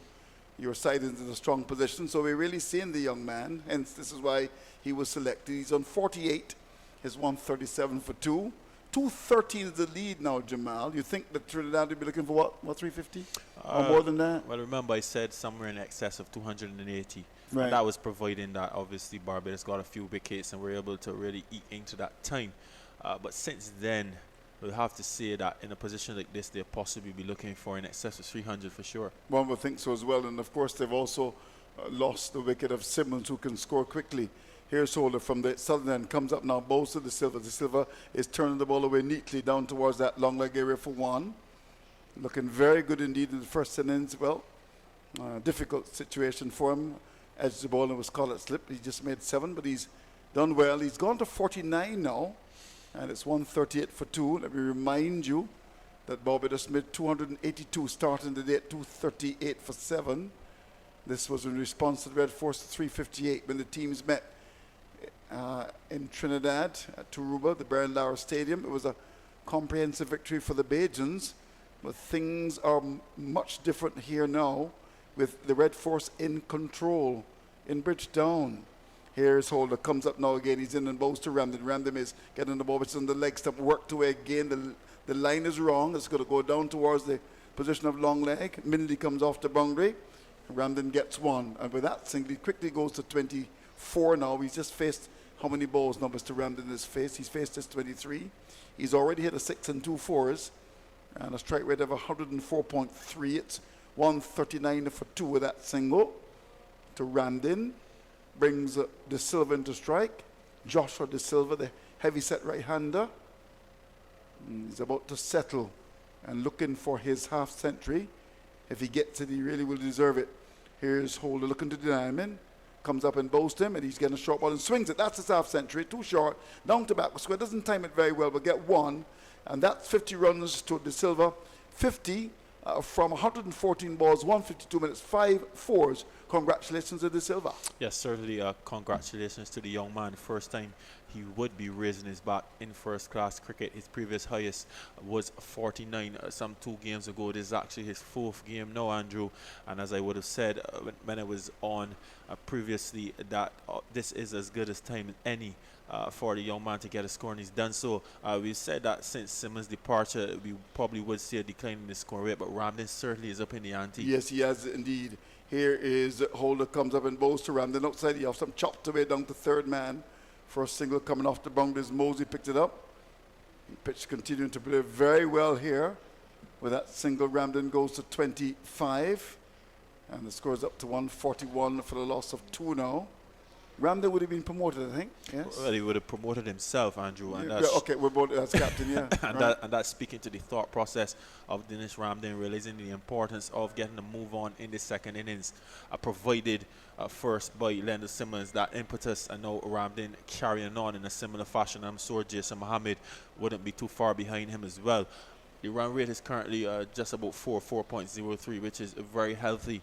And moving into the session after tea time, coming up in another 8 minutes or so, the calculators will begin to come out. I'm sure the Red Force will be looking at the targets that they can set. I can see, Andrew, there are just about 37 overs remaining in the day's play. And I'm in my calculator already. But 37 overs left. Say at 4 runs over, that's a possible 148 runs. Right.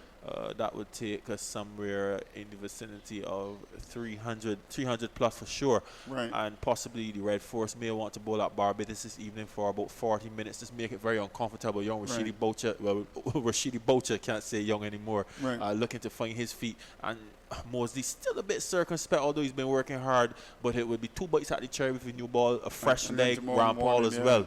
on both ends. First of all, obviously this evening, and then tomorrow morning. Well, Carter, who kept things quiet in the first innings, comes in for his first ball. He's in, bowls to Ramden deep in his crease, works the ball down to backward square for one. Will come back for the second comfortably as the mid wicket comes across to pick it. That's your good friend Boucher. Sends a return to the base of the stumps. Ramden is back for the second. So he gets two now to go up to 27. It's 143 for two. Let me remind you that the Red Force made 358, to which Barbados replied with 282. That lead has gone to 290 now. They 143 for two. Simmons making 65, and Solozano was out first ball for a duck. Here's Carter with his gentle medium pace. Comes in, bows to Ramden. Ramden is forward and strokes it down to long on. For a single, Mosley comes forward into a view now. Lobs the return to the captain. Ramden gets a run. It's 144 for two. The pitch is playing very well. Yes, it's playing very well, but it was just about to mention those footmarks just becoming a little more prominent. We can really see now at the middle of the surface, Andrew, that area on either side of the surface starting to eat away, and surely Correa would be licking his chops. Here's Carter comes in, bowls to the sieve. Outside the off stump, beaten, lovely delivery. A ball that was outside the off stump, a little bit of movement, and a little bit of height as well. And it went by to be taken by the keeper. That was very well bowled by Carter. Yeah, so just bringing an element into it. Yannick Correa operating to the left-handers, Jonathan Carter, for instance, the opener in Shane Mosley as well, bowling into that rough area. And then you still have the off-spin of Brian Charles as well. So the Trinidad, they have a good options. They have good options available. Here is Carter, comes up, bowls a ball which is on that off stump.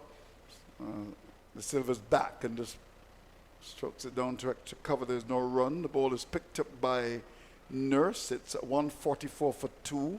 Went back looking to get a single there. He couldn't. He's on 50. He's done well in the second innings.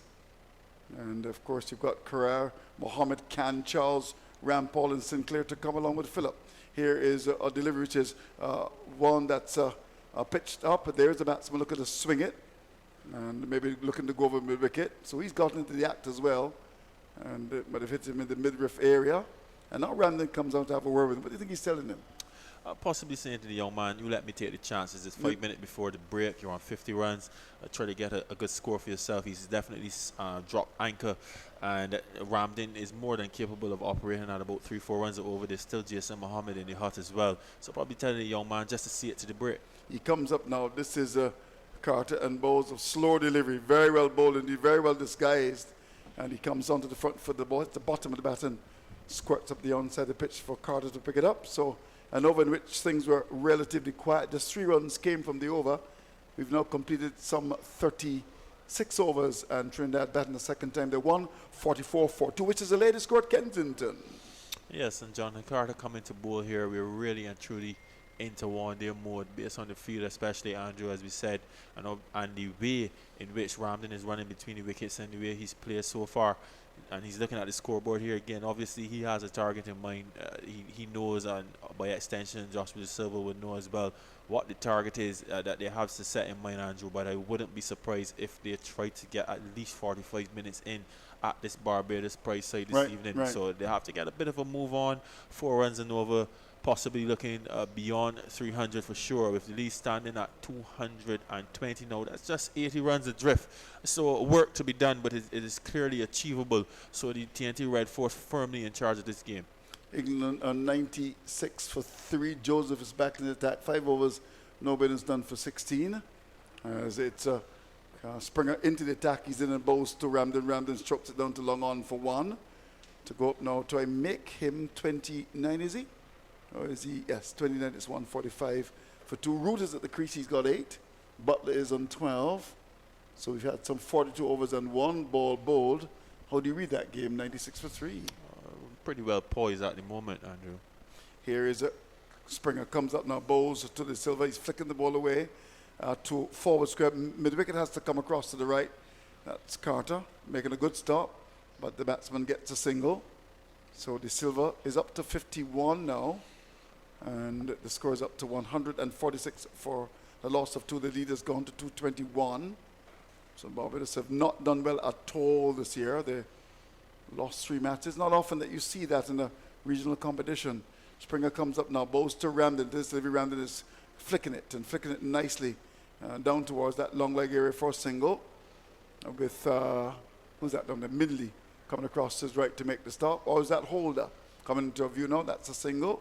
The line was just outside the leg stump, and he played it fine for single Ramden to go to 30 now. He just faced 28 balls, so he's been very busy. The Trinidad and Tobago captain, 147 for the loss of 2. Springer operating from the southern end starts his run. This time he's going to bowl to De Silva, who is on 51. He's up to the wicket and bowls to De Silva. De Silva's getting a short ball, goes back and flicks it to forward a square for a single. Jones comes off the boundary to pick it up, sends the ball to the field at mid-wicket. That's the captain. Another single. 148 for 2. Jamal. Was impressed me as well about Ramden's innings so far.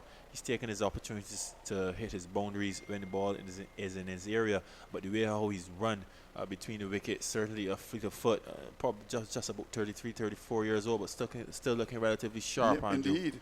Here's Springer, much younger, comes up now, bowls to Ramden. Ramden is getting it again outside the leg stump, and again it's tucked away down to long leg for 1. Somebody should have a little word with the young man about his line hits outside the leg stump. So that's picking really peppers easily, if one case to describe it like that. A single to Ramden. He goes to up to 31. It's 149 for 2. His line is just on about the leg stump. On about the leg stump. Possibly not looking to give Ramden much rift, trying to tuck up the batsman.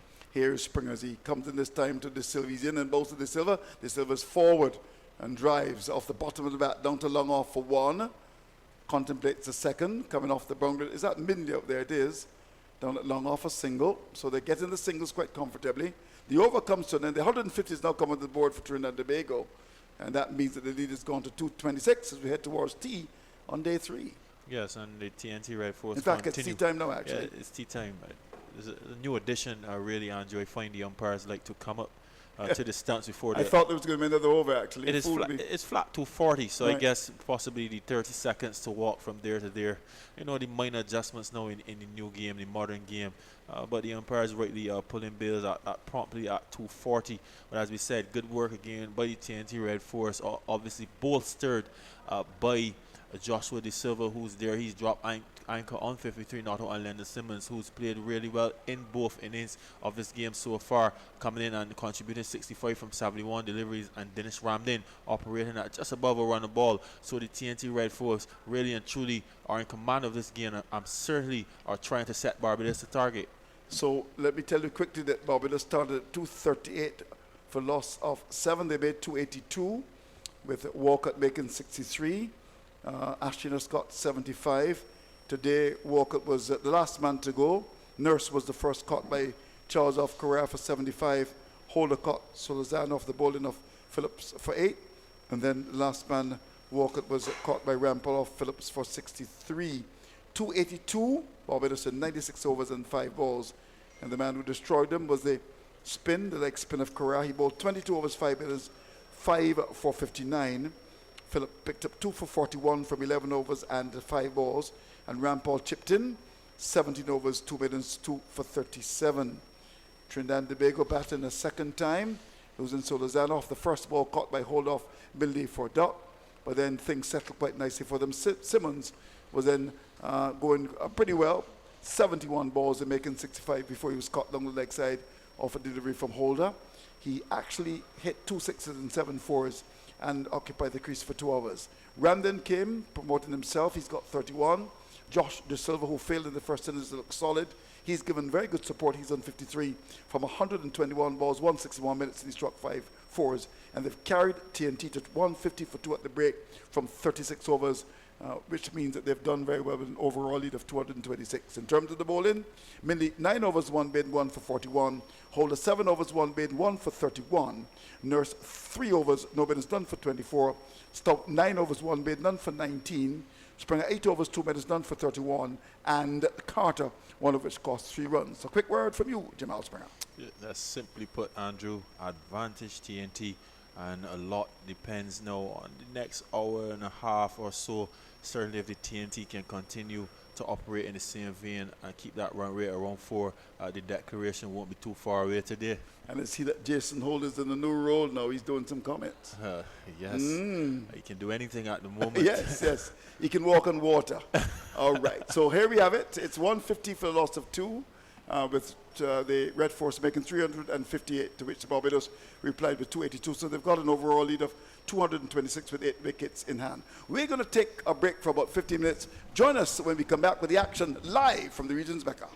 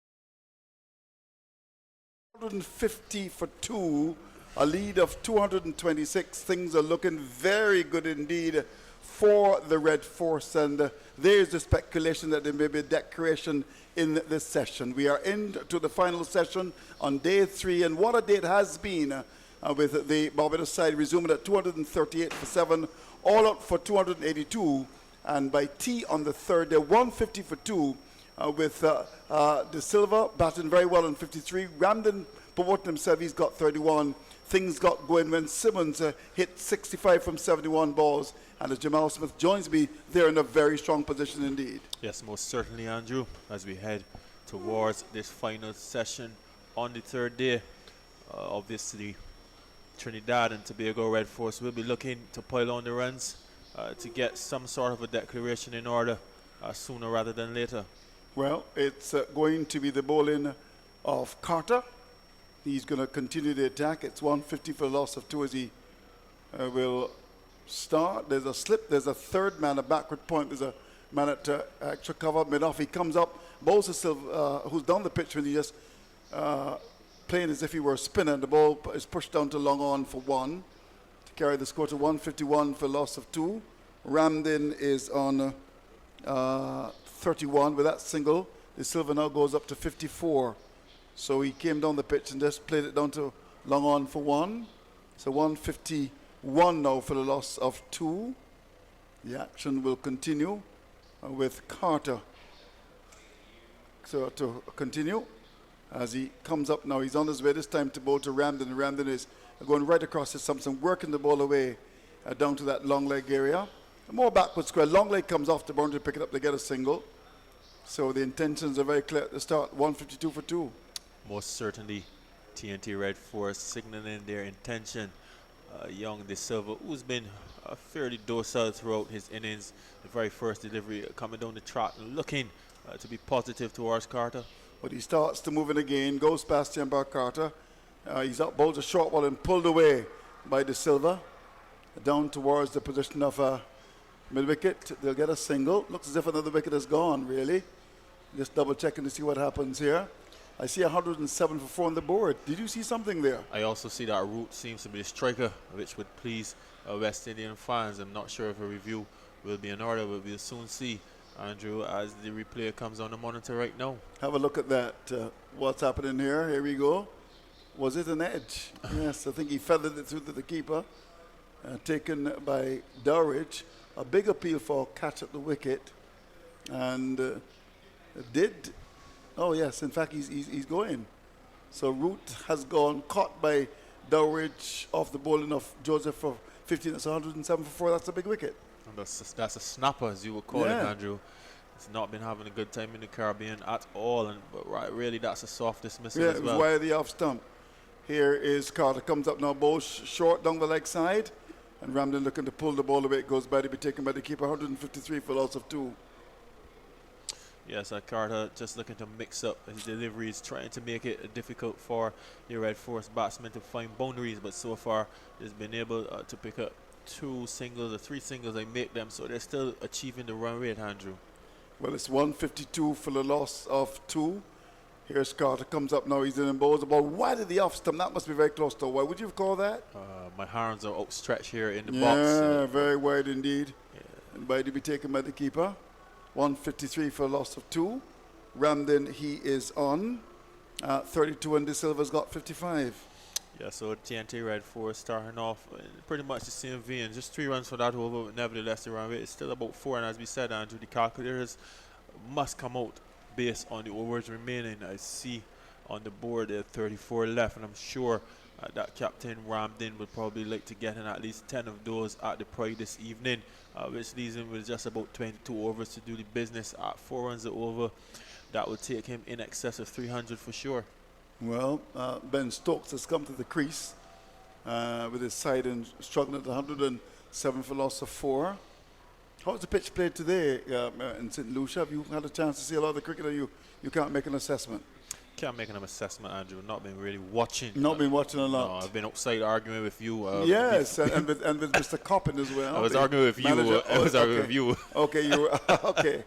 And of course, Wendell Coppin, the manager, who I understand may be in trouble Have you heard anything about? No, I have Wendell not, Tucker? Andrew. I Yeah, certainly haven't heard yes, I that. heard he may lose his job. 54 fellas up two. Springer comes up now. He's in and bowls. The ball pitched up and landed like someone Ramden strokes it down towards long on for a single, and the score is up to 155 for two. Yeah, it's another nice stroke there from Dennis Ramden, picking up the single easily. So what's more, Andrew, Trinidad and Tobago Red Force walking the way to their target. No real need to look for the expansive strokes when there are so many singles on offer. You get 4 and 5 of those and over. They will achieve the target, another 88 runs or so to push them past the 300 mark in the side 22 overs at 4 runs and over. Springer again comes in to bowl to the Silva. Bowls to the Silva. The Silva's forward. Well, it's the bottom of the bat and squirts away down to gully. There's no run. So the lead is 231. The Silva's firmly in trench now. He's got Ramden who scores quickly. Mohammed Khan as well. Imran Khan can come out and give it a bit of a whack. So they are in a very strong position here. So they like the West Indies with England struggling at 108 for loss of 4. What can you put your hand on this though in terms of the situation as far as they're concerned? England, they've really struggled. Here's Springer comes in, bowls the ball, pitch right up. York and attempting to York the batsman. It's the bottom of the bat and squirts away down to mid wicket. That's De Silva, and it's 155 for 2.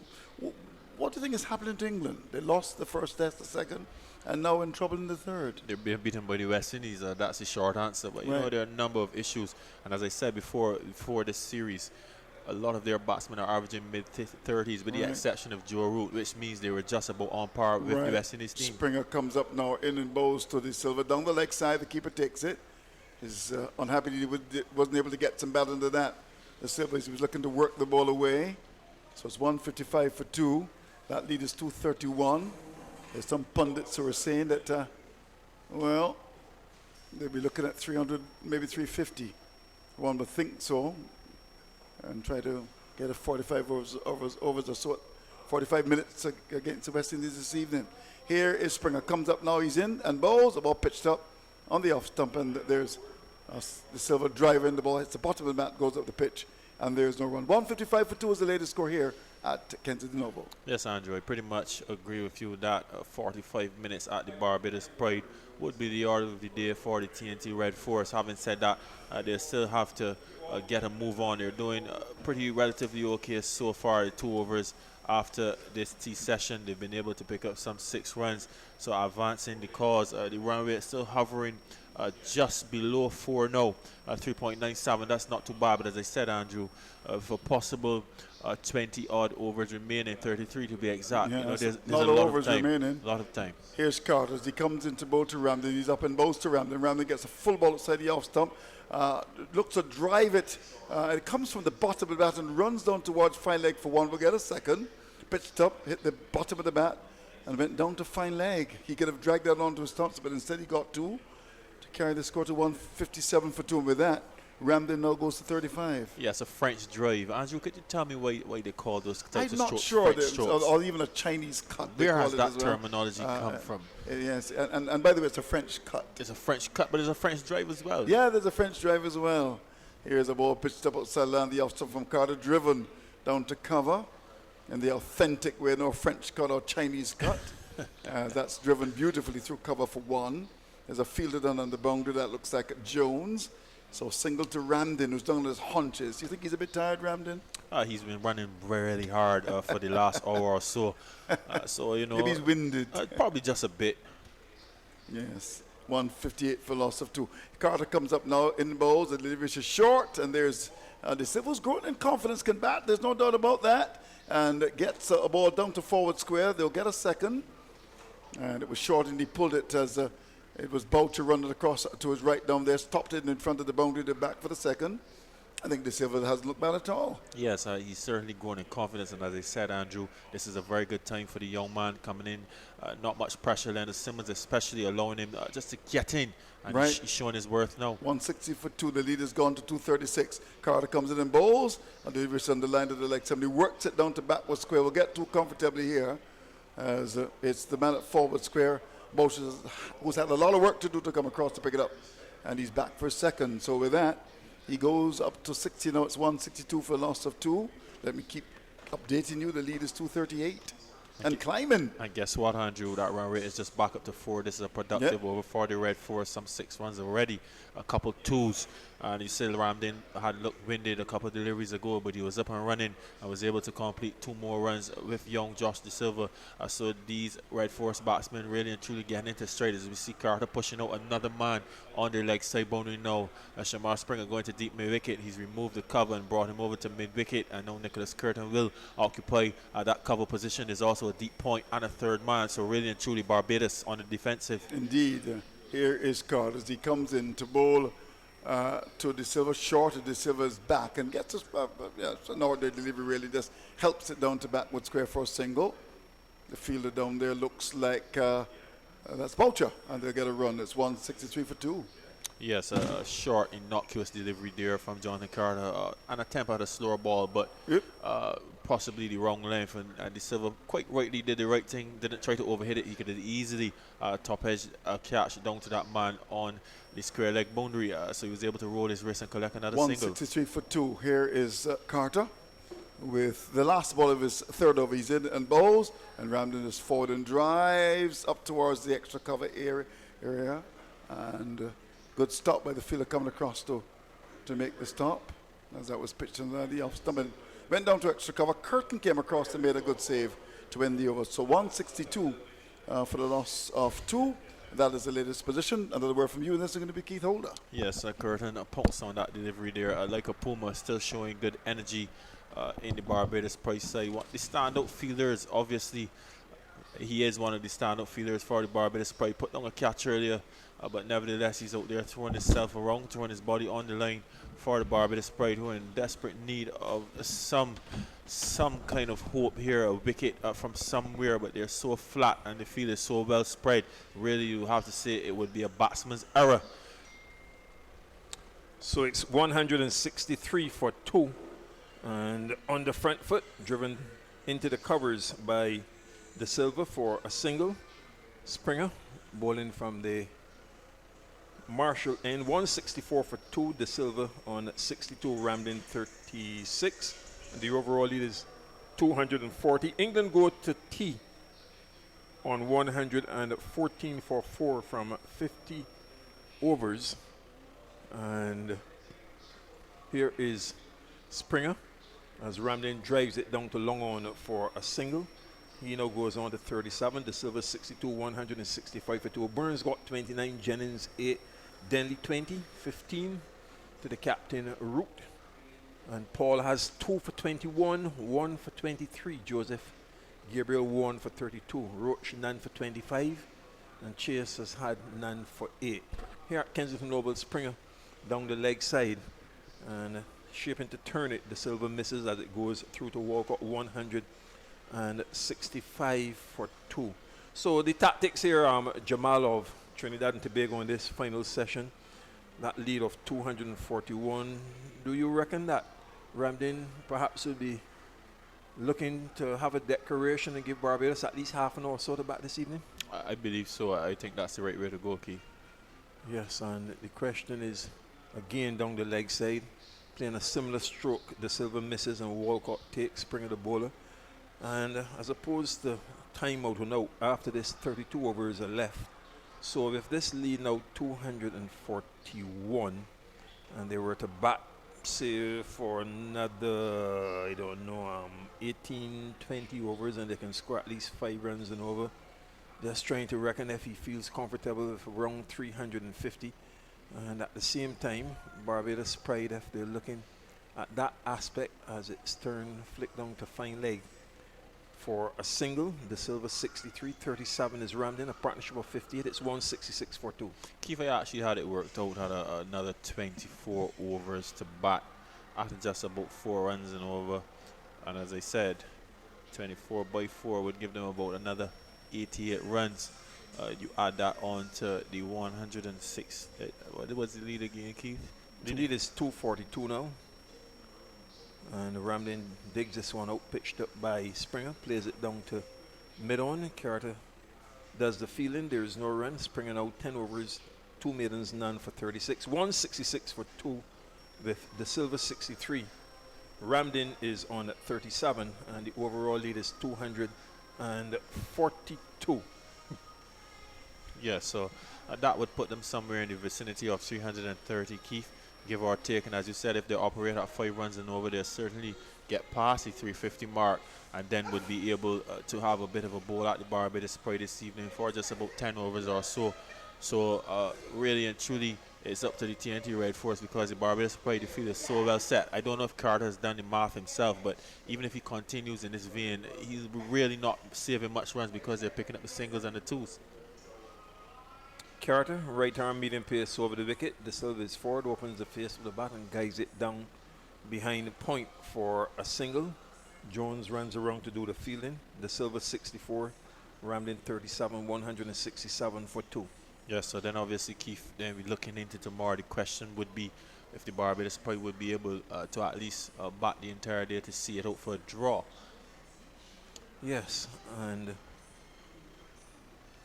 here is Carter bowling to Ramden, full toss, not taking advantage of, drives it up towards the short mid-wicket. Nurse moves his left to do the fielding, and there's no run. Jamaica Scorpions are 76 for 4 in their second innings. That's a lead of 113. Against Ghana Jaguars, Walton 23, Orion Williams didn't score, Blackwood 23, Brandon King 4, Foodeden is on 3, and Robman Powell 5. So that's developing rather interesting. There's 6 wickets in the hand and making the point that they have to wash it there. In the second innings, the Scorpions, Carter Atkins and Noble pitched up and driven down to long on by Ramden for a single. Mosey coming off the boundary, and he now goes on to 38. De Silva 64, 168 for 2.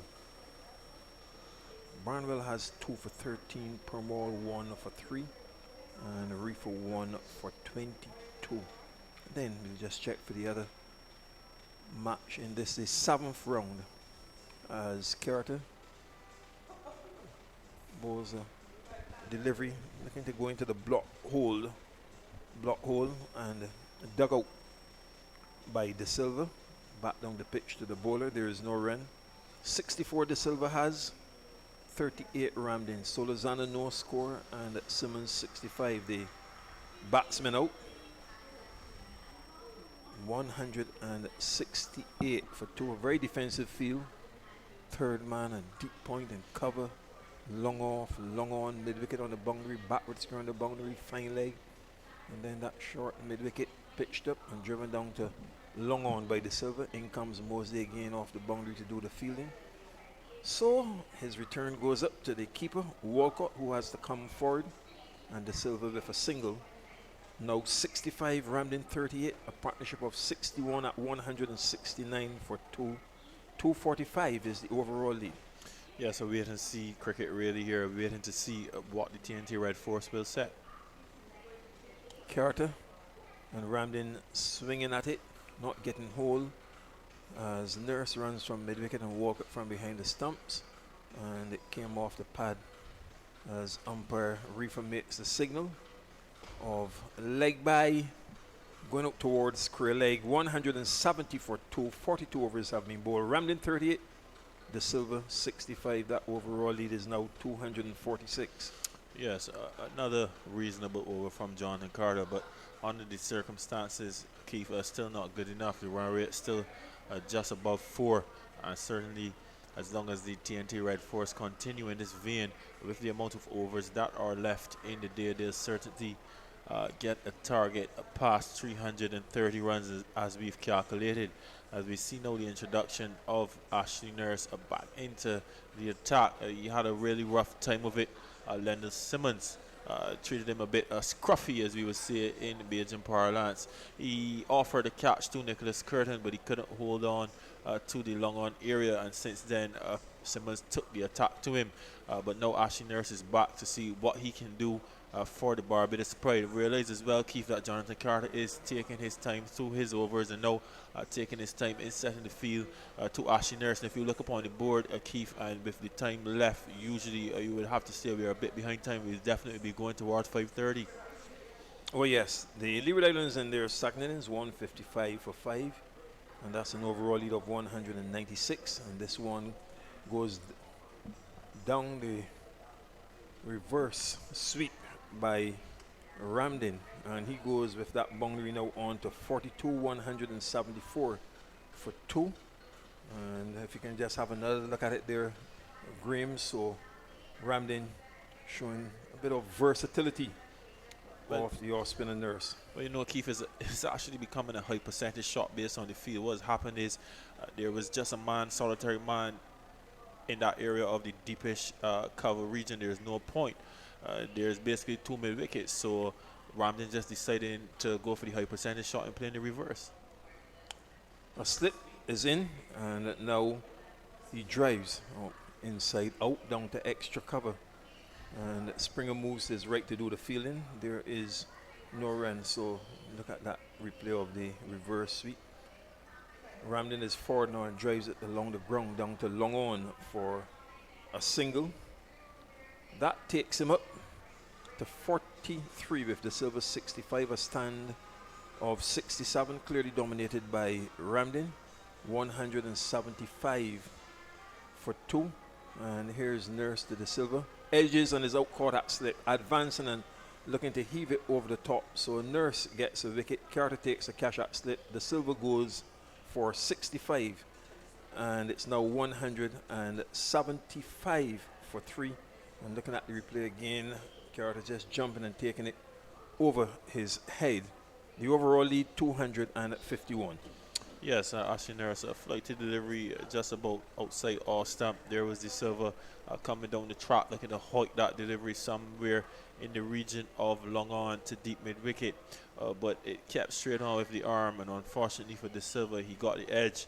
And Carter just had to jump up and take a relatively simple offering. So the silver has to depart for 65, but he played his role, Keith. He dropped anchor. He took his opportunities to score where he was able to, and he also was able to just stretch a bit of time for the Red Force, allow Simmons to do his thing, and he's allowed Ramden to do his thing, as we see the introduction of the other senior batsman in Jason Mohammed, who no doubt would look to up the tempo along with Ramden. So a job well done to Young De Silva, score under his belt, his first half century inside 4 first-class games. So overall, well done to the young man. 175 for 3 then.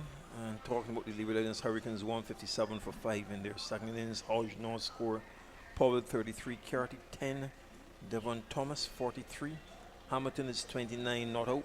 Ward got 20, and Cornwall is on 9.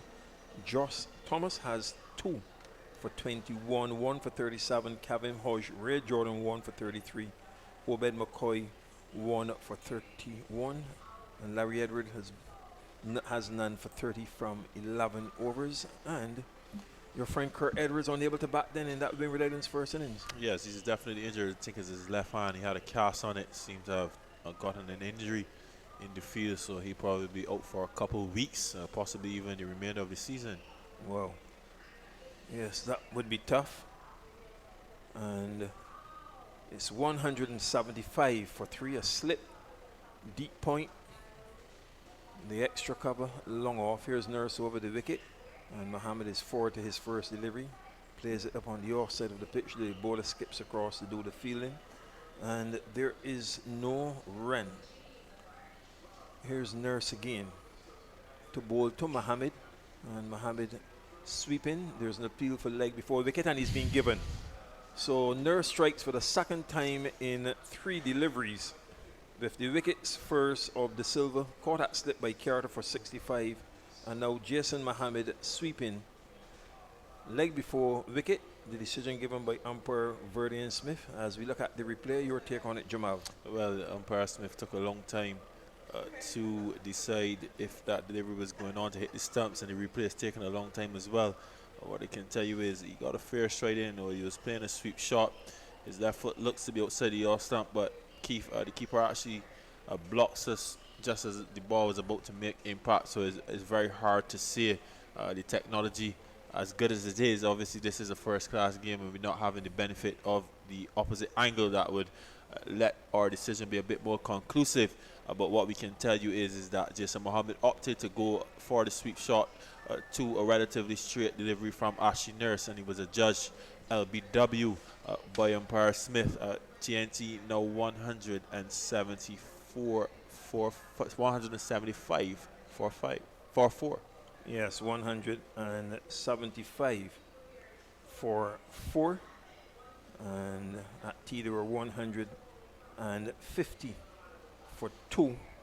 So Barbados Pride managing to get 2 wickets after the break. The overall lead is 251. Ramden, the captain, is on 43. And Nurse now with 2 for 29 in 4 overs. Yes, and the Pride, a glimmer of hope now with 4 wickets down. The question is, the lead is 250, Keith. They've made a dent, a significant dent in the Red Force plans, getting the experienced Mohammed out and getting the batsman Joshua De Silva. That was in getting him out as well. Possibly if they could pick up the wicket of Ramden. Of course, I'm just theorizing, Keith.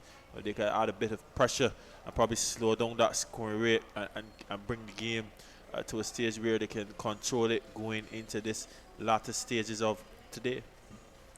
So here is Springer into Ramden, pitch on the pads, and he whips it down to the short mid wicket. And Carter moves is left to do the fielding. There is no run, 175 for 4. Yes, Keith, because as we know, it's still a game of glorious uncertainties. And although the lead is 250, just 6 wickets left. And if you remember, the first innings heroes were Lennon Simmons and Jason Mohammed, who both scored centuries. Now the TNT batsman was able to get 20. Having said that, De Silva has scored 65, and Ramden is looking relatively good. As Springer is in and Ramden drives it down towards mid-on. It's a good save by Carter. Tumbling, run across to his left, and there's no run. Yes, but the point really is that there's a small window of opportunity now, Keith, for the Barbados Pride to force the TNT into a bit of a corner and not let them dictate the pace, and certainly probably not, at the very least, not let them to declare when they want to and at the target that they want to declare at. Springer again from the Garner end and driven back down the pitch on the offside by Ramden, fielded by the bowler. There is no run. Yes, and Springer basically just a bit down on pace, using his variations, a bit of both. He's hit the deck on a couple of occasions in this over. He's also opted to use a slower delivery, so he's basically in one day mode. There are only really 2 fielders in the circle, in Ashley Nurse at mid-wicket and Nicholas Curtin at cover. Here is Springer into Ramden, and he goes across his stumps and pushes it down to the short mid-on, wide, fielded by Carter. Again, there's no run. Yeah, so relatively good deliveries from Shamar Springer, bowling Dinesh Ramden pretty straight and keeping him honest, because we know Ramden loves room to cut or free his arms through the offside, or he will have a hike to the onside as long as there's room outside the off stump. So far, credit to Shamar Springer for bowling pretty tight. You know, just a glimmer of an opportunity for Barbados to restrict the TNT. This next delivery, he guides it down behind point for 1. Jones is onto it, and with that single, Ramden now 44. Yannick Correa, the new batsman, he's a left-hander. It's 176 for 4. Yes, another good delivery there from Springer. Just a little more room on that occasion. Not enough room for Ramden to free his arms, but he was still able to keep his hands close to his body and just run that delivery down to the point region. So a good batting from Ramden, another single. But the new batsman, Yannick Correa, will be interesting to see the tactics of Carter, just to see what his thought process is, if he's thinking about trying to get another wicket, not only to make further inroads, but to stop that scoring rate and just stutter the Red Force side just a bit. But at the moment, we see he's opted for the gully and a ring field on the offside in the point, the cover and the mid-off. There's also a man at mid-on and mid-wicket. So Carter looking to seize the opportunity to see if he can keep Correa on strike and possibly take his wicket as well. Springer from around the wicket with the solitary slip, and Correa is forward and drives it down to mid-off. There is no run the end of the over. 176 for 4. Correa yet to score. Ramden 44. The lead is 252 for Red Force. Yes, and that run rate has just dropped slightly in the last 3 overs or so. It's now on flat on 4 and over. It was somewhere up to just about 4.3. So the Barbados Pride for the last 3 overs or so have done a reasonable job. Ashley Nurse picking up 2 quick wickets, and when wickets fall, the scoring rate tends to dip just a bit. And as I said, it's just a small window of opportunity for the Barbados Pride to force the TNT into a bit of a hole, not allowing them to get to the target that they want to in the time that they want to get to it. And Nurse was about to go in and then ran through the crease. So he's bowling over the wicket, the off spinner, and it rammed in his forward and whips it down to mid wicket. Curtin dives to his right, makes the save. There's no run, 176 for 4. A real burst of energy there from Curtin, making good ground, covering at least say 10 to 15 yards and putting in a full stretch dive to stop the single. Here's Nurse again, and the pitch on the pads. Played down to mid wicket. Curtin again, the fielder. And again, there is no run. Solozana, no score. De Silva, 65, the same score for Simmons. And Mohammed, not. A drive down through the covers for 1. And Boucher's no one to the ball. His return goes in at the bowler's end and taken by Nurse. So 2 more to Ramden. He is on 46 with the score now going up to 178 for 4.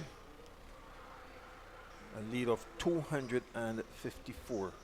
Nurse again to Ramden, forward, and beaten. Carrot slip was jumping as Walcott took it close to the outside edge. Yes, a good arm ball on that occasion from Ashley Nurse. A bit of flight and off. It was well lined just on top of the off stump, and it beat Ramden all ends up. Here's Nurse again, and Ramden turns it behind Screer. There's no run. Mosley the fielder. So Nurse, who gets through his overs rather quickly, about to complete his 5th without a maiden. He has 2 for 31, both wickets taken in his previous over. Now Ramden drives it down to long on for a single, and he moves up to 47 with Correa yet to score. It's 179 for 4. That lead is 255. Yes, 2 good overs in succession from Ashley Nurse, pulling that run rate back ever so slightly, now falling below 4. And as we said, a couple of wickets, changes the complexion of proceedings. New batsmen having to get into rhythm, and Dennis Ramden just slowing down a bit. The Barbados Pride bowling a bit tighter, a bit straighter at Dennis Ramden and stopping him really from getting the easy singles and 2s. So he has a bit of work to do, but he's going along nicely still. So here's Springer, and he stops as he was running through the crease and turns now, heads back to his mark. 179 for 4. 45 overs have been bowled in the second innings, and Springer operating from the Joel Garner end. This is his 12th over, 2 maidens, none for 37, and Ramden goes back and guides it square on the offside. Jones rushes in to do the fielding from that deep position. Another single. Ramden 48, Correa no score, 180 for 4. Yes, Ramden inching closer to a half century, and that stroke was in a similar fashion to the previous over, where he was a bit cramped for room. We were still able just to delay the shot and just use his hands and drop the ball into that point region, because the point is very deep on the point boundary. So another single to him, just 2 away from a half century, standing on 48, and Carter again setting a reasonable field to Correa. From around the wicket is Springer, and Correa goes back and plays it out into the covers. There's no run as the bowler turns and heads back to his mark. Nurse with figures of 5 overs, no maidens, 2 for 32. Minley 9 overs, 1 maiden, 1 for 41. Holder 7 overs, 1 maiden, 1 for 31. Stout 9 overs, 1 maiden, none for 19. Carter 4 overs, none for 17. And Springer in his 12th over. Carter slip, just asking the third man to go to the backward point. Minley running around, and he will come even forward of point, going out to the cover on the boundary. Curtin is at the backward point. Then there's Boucher at cover with mid-off in Nurse, mid-on, mid-wicket, and the fine leg. From around the wicket, back goes Correa and guides it down in the area of the gully. Carter moves around to do the fielding, and there's no run. That's another good delivery there from Shamar Springer. decent period the last 4 to 5 overs or so for the Barbados Pride. They've been able to pull that run rate down to into the threes, and as well pick up 2 wickets. So doing a reasonable job at this point. They need to do more of this to keep themselves in the game. Here is Springer to Correa, and he's forward and drives it down to mid on this camper single, and that would have been extremely close if the ball had struck the stumps holder, the fielder, and he gets off the mark. Ramden is on 48, 181 for 4. Your gracious, Keith, that would have been out and probably about by at least 3 feet.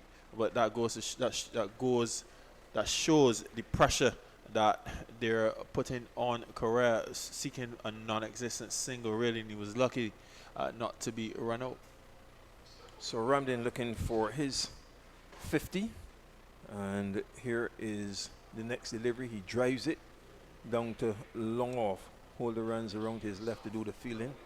Just the single, and that now takes Ramden on to 49. Correa is one. It's 182 for 4, with the lead being 258. Yes, another good over so far from Springer. Good few plays in front of Johnny Carter to the new batsman, almost resulting in a wicket. Yannick Correa stroking the ball to mid-on, and Shamar Holder moving smartly across to his left and having a shy at the stumps. So this is a good little period for the Pride, the last 4 overs or so. And here is Springer from around the wicket, and on the front foot, Correa pushes it into the covers. There's no run. The end of the over. Springer 12 overs, 2 maidens, none for 40. Red Force 182 for 4 in their second innings from 46 overs. Ramden 49, Correa 1. The overall lead is 258. And certainly, Keith, after this tea interval, the Barbados Pride have been able to get a couple of wickets and also slow down the scoring rate. I know wickets normally result in a loss of the run rate, and so far the Pride have been able to do so. I still think the key factor is to get Ramden out. Ramden really is the space between TNT Red Force getting to the target that they will want to declare, or the Barbados Pride keeping them at bay for a while. Nurse to Ramden, and he drives it down to the deep cover for a single, and that brings up the half century for the TNT Red Force captain, and takes the score now on to 183 for 4. Ramden's 50 coming in 73 minutes of 59 balls with 3 fours and 1 6. It's 183 for 4. 73 minutes, 59 balls, and It was just showing a bit of refreshment, Keith. from around the wicket, that swept down to the short fine leg by Correa, and there is no run. So 183 for 4. Ramden with his half century. 73 minutes, 59 balls, 3 fours and 1 6. Correa pushes it out on the onside, and there's no run. So it's Jamal 3 half centuries in this TNT Red Force second innings. Yes, the TNT Red Force have done a good job in this second innings, but the Barbados Pride again with just a small window of opportunity. Pitch short and off the back foot, it's forced out into the covers by the left-handed Correa. They take a single. Correa now 2. Ramden 50, 184 for 4. But certainly contrasting half centuries, Keith, Leonard Simmons, he was belligerent for the majority of his innings. Ramden was more in between, a mixed approach, running hard between the wickets and picking up the occasional boundary. And Josh De Silva, he was more resolute, spent some time at the crease. Forward and plays it up on the offside of the pitch. The bowler, Nurse, from over the wicket at the Malcolm Marshall end. Ramden on 50. And here is Nurse again. Ramden to 1 pitch short. Goes back and plays it up on the onside of the pitch. The bowler skips across to do the fielding. There is no run. Nurse completing his 6th over. He has 2 for 34. After 47 overs, Red Force 184 for 4 in their second innings. They lead by 260, and 26 overs are left in the day's play. England 119 for 4, Butler 17, Stokes 11, the 52nd over, day one, after they were sent in by West Indies in that third and final test at the Darren Sammy Cricket Ground in St. Lucia. Yes, gave a good little period for the Barbados Pride, particularly Ashley Nurse, and this we would have liked to see more of this from him, certainly in the Volcanoes game and the first innings of this TNT Red Force game, because as we would have pointed out, he's the only spinner, the only real finger spinner in the team, and it was very important for him to allow Jonathan Carter to make his changes from the other end. And so far, after tea, he's come back and he's been able to pick up 2 wickets and keep the run rate down. And what that has done is slow down the proceedings of the TNT Red Force considerably. The run rate now dropping below 3. So your next commentator will be Andrew Mason after another word from Jamal Smith, and the score is 184 for 4. Yes, a delivery that was just worked away for a single. I like the fact that Captain Carter has not allowed Yannick Correa to just come out and get the strike, rotating the strike. He's actually been keeping the pressure on Correa, and that is a good sign. I know there have not been many good signs for the Pride in this game, but it's certainly a good sign, a good little period for the Pride, of 6 overs or so, and they really need to get Ramden now. Well, it's Springers, he comes up now, he's in and bows to Ramden. Ramden is driving out to cover, a chance for a run out, and there's an appeal, and he's out, run out. Wonderful bit of work there by the fielder coming across from the cover area, a direct hit, and he's gone. That's Correa. Beautiful work indeed. It went down to cover, and the fielder coming across from that cover picked it up. Was that Boucher? That was Big Rashidi Boucher. Yeah, Boucher. Here we go. On the monitor, the replay, Bellimadry getting it right. The umpire got it right as well as a result of Bellimadry. Yes, indeed. That looked good. Yes, Correa got his skates on, but he was still well short. He wasn't even grounded. No. Rashida Boucher moving to his left beautifully and throwing down the stump. The middle stump, Andrew. Yes. Dead aim, dead on target. But what I can tell you, Andrew, is I was speaking to this little period of the Pride. They've got the few places right, and there was Here we go, yes. There was Ramden searching for that single that was not there, and that is the result of a bit of pressure being applied by the Barbados Pride, pulling back the scoring just a bit, and that would be the second time in successive overs that they would have tried such a risky single, and on this occasion the Pride getting it right and throwing down the stumps, and that's another wicket. 185 for 5. Obviously the lead is still in excess of 250, but Andrew, what has happened now is that the Pride are able just to take a little more time out of the equation and stop the Red Force from dominating proceedings as far as just walking to the total that they want to set. So not a bad period for the Pride. I agree with that, but I also feel with the new batsman can come in that you don't necessarily need to spread the field, maybe for Ramden, but I'll be interested to see what the captain does here. But certainly with Cam Gatton, no, I don't know if you necessarily.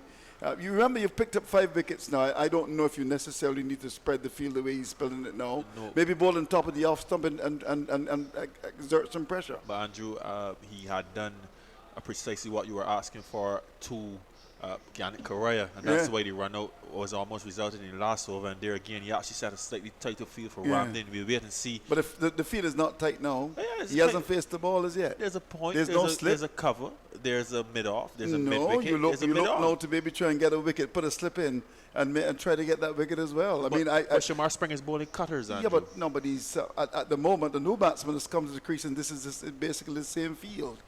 In he comes on his way, goes past the umpire, he's in bowls full outside the off stump, played away down to third man off the bottom of the bat, down to third man for 1. So Canna's off the mark. The score goes to 186 for a loss of 5 wickets. This is interesting stuff, is it? And it's our good friend Mr. Ramden who's got 50. Can you imagine getting Ramden now? Yes, I can, and that's what I'm saying. That's the window of opportunity. But again, Andrew, you're a hard task master. He actually had a ring feed. He had 5 men inside looking to save that single. But no slip. Yeah, but Shamar Spring is bowling cutters, and he's bowling relatively straight. That's what the captain is asking for right now. Yes, he's looking to create pressure in that There's no need for mid-wicket to the man and the long off and long on boundary and cover boundary. But there would not for no batsman. I wouldn't do that at all. Andrew, there was no man on the long off boundary. That's not misleading, listeners. Not at all. There was a mid-on and a mid-off. No, I didn't see that. You didn't see that, Andrew? No, 186 for loss of 5. My golly. It's 186 for 5. Spread to continue. Operating from the northern. Oh my golly, as he will bowl to Ramden. But this game is an interesting one. It's 262. Barbados have come back quite well here. Springer comes up now. He's in and bowls full on the landed legs and played away to that wide long on area. Full, and Ramden played it quite nicely. And we got a single. It's 187 for the loss of 5. How do you read the game now, Jamal? By the way, you've got a lovely drink. There's not a soft drink you've got there. Anyway, Andrew, the stage of the cricket, we'll wait and see the field that's being employed for the new batsman, Imran Khan, but I'm sure he did not see a long on and long off. And here again, I see Ashley Nurse moving to that mid-on position. Right. Shamar Hood is at mid-off. There's a point in, there's a cover, and there's a mid-wicket. Well, in comes Springer, goes past the umpire, he's up, and bowls on the land of the off, some stroked away up towards that wide mid-off area by Khan, who could bat a bit, there's no doubt about that. And he gets a run. So it's 187 for 5. This has been a good little period for Barbados. Yes, certainly. But I like to describe Khan as a journeyman. He's a journeyman, in terms of, he's always thereabout. He's been through a number of eras for the TNT Red Force. He would have started somewhere way back in 2002 or so. About 34 years of age. He's always managed to be thereabout. A couple of 18 tours as well. So he's a useful player for the Red Force. Probably would have captained at the beginning of this season as well. So he has a lot of uses. I see. And he would have also journeyed to Barbados to play in the CPL. In the CPL as a trident as well, Andrew. You can imagine. Good memory, good memory. A broken trident. Yes, but a good little period for the Pride, Andrew, and a good little period for the offspin of Ashley Nurse as well. Yeah, he's picked up a couple of wickets, so showing his value. What is it for loss of 5? Thanks, Jamal. Take your soft drink away. Make sure you're able to come back, my brother, after you have that soft drink. Now it's going to be either bowling of Nurse. He's going to bowl to Khan. He comes up now. He's in and bowls to Khan into this delivery. Khan is coming right across the off stump. That's a beautiful delivery. That one went through the arm, beating him as it went by to be taken by the keeper. Hello to you, Shane Ramsey. Hello, Andrew. Nice to see you. Interesting game. 186 for 5.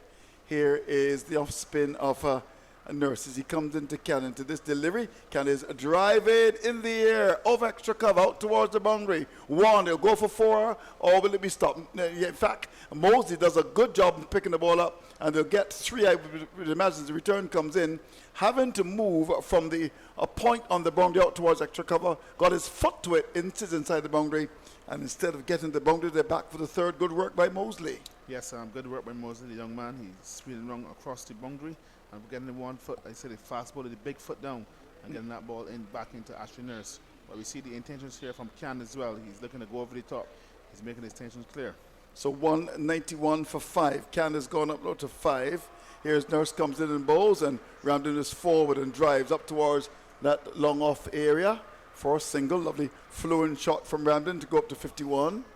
England are 132 for 4. Stokes is 20. Butler's got 20. So they're trying to steady the rocking ship there in the Helen of the West. Of course, a country that has produced a couple of Nobel laureates and, of course, a Mr. Universe. 192 for loss of 5. Here's Nurse as he comes in. He's up and to this delivery. Khan is going back to 1, which is on that off stump and pushes to cover. And there is no run. So 192 for 5.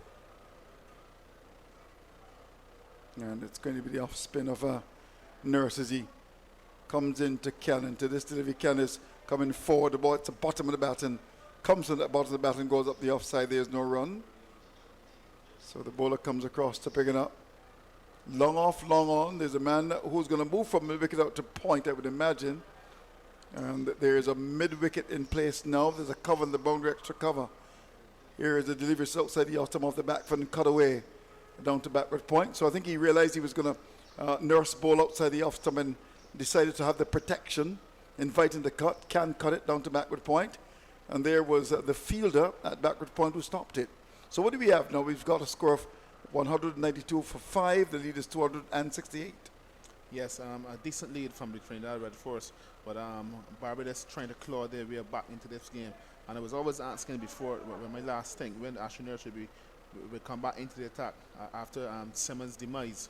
And he has come back and definitely did a good job for Barbados picking up those 2 wickets. Indeed. So what do we have? We've got Ramden on 52. Khan has got 5, 192 for 5. So we'll continue to keep our eyes on that test match. The 3rd in St. Lucia. Stokes is trying to battle away and no doubt looking to see what he can do. Here is a Springer to continue the attack as he comes in from the northern end to bowl to Ramden. Ramden gets a full ball and drives. The bowler makes a stop, half stop, ball pitched up, got his hand out, his left hand, and the ball went behind him, but yet they got the single. As a good attempt to stop it, and didn't stop it cleanly, so the ball went behind him, Springer, and Ramden gets one to go to 53. It's 193 for the loss of 5. The lead has gone to 269. You think they look for 300, 310, 320? What do you think? Yes. After this delivery, Springer comes in, bowls, and ball which is on the line of that leg stump, turned away down to backward square for 1. And more runs for England, another 4.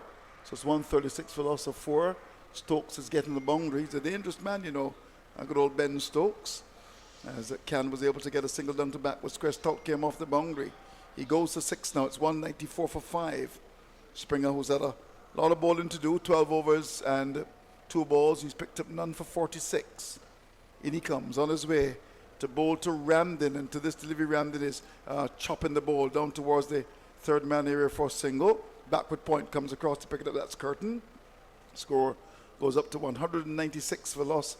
Or was it 195? Just double checking. 195 for 5. Ramden 54. Can has got 6. They've added 10. Susanna was caught by hold off the ball of Millie for a duck.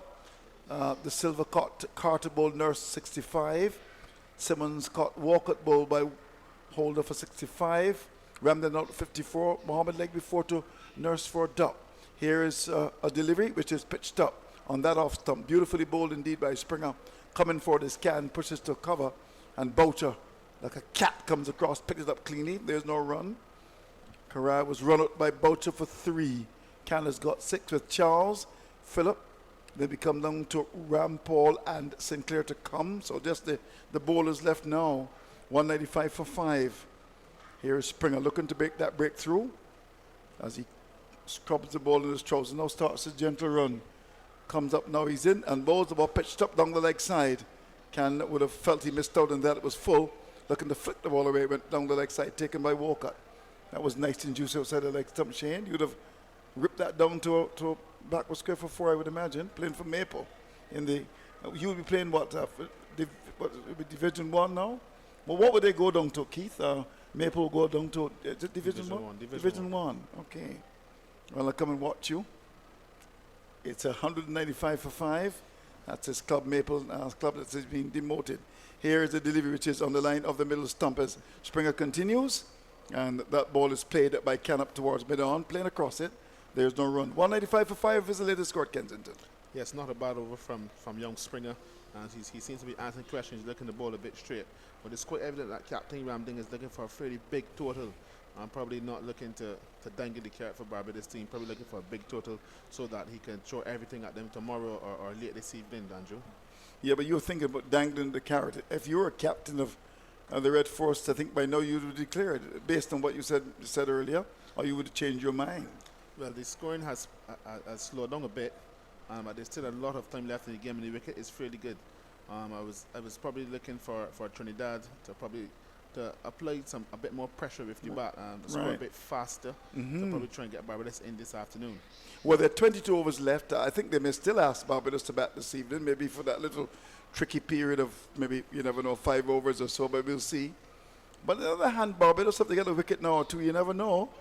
That situation, which of course is a 271 to lead, get a couple of wickets, then you get it down to 310 instead of 350. You never know. Because when you look at it, just the bowlers to come now.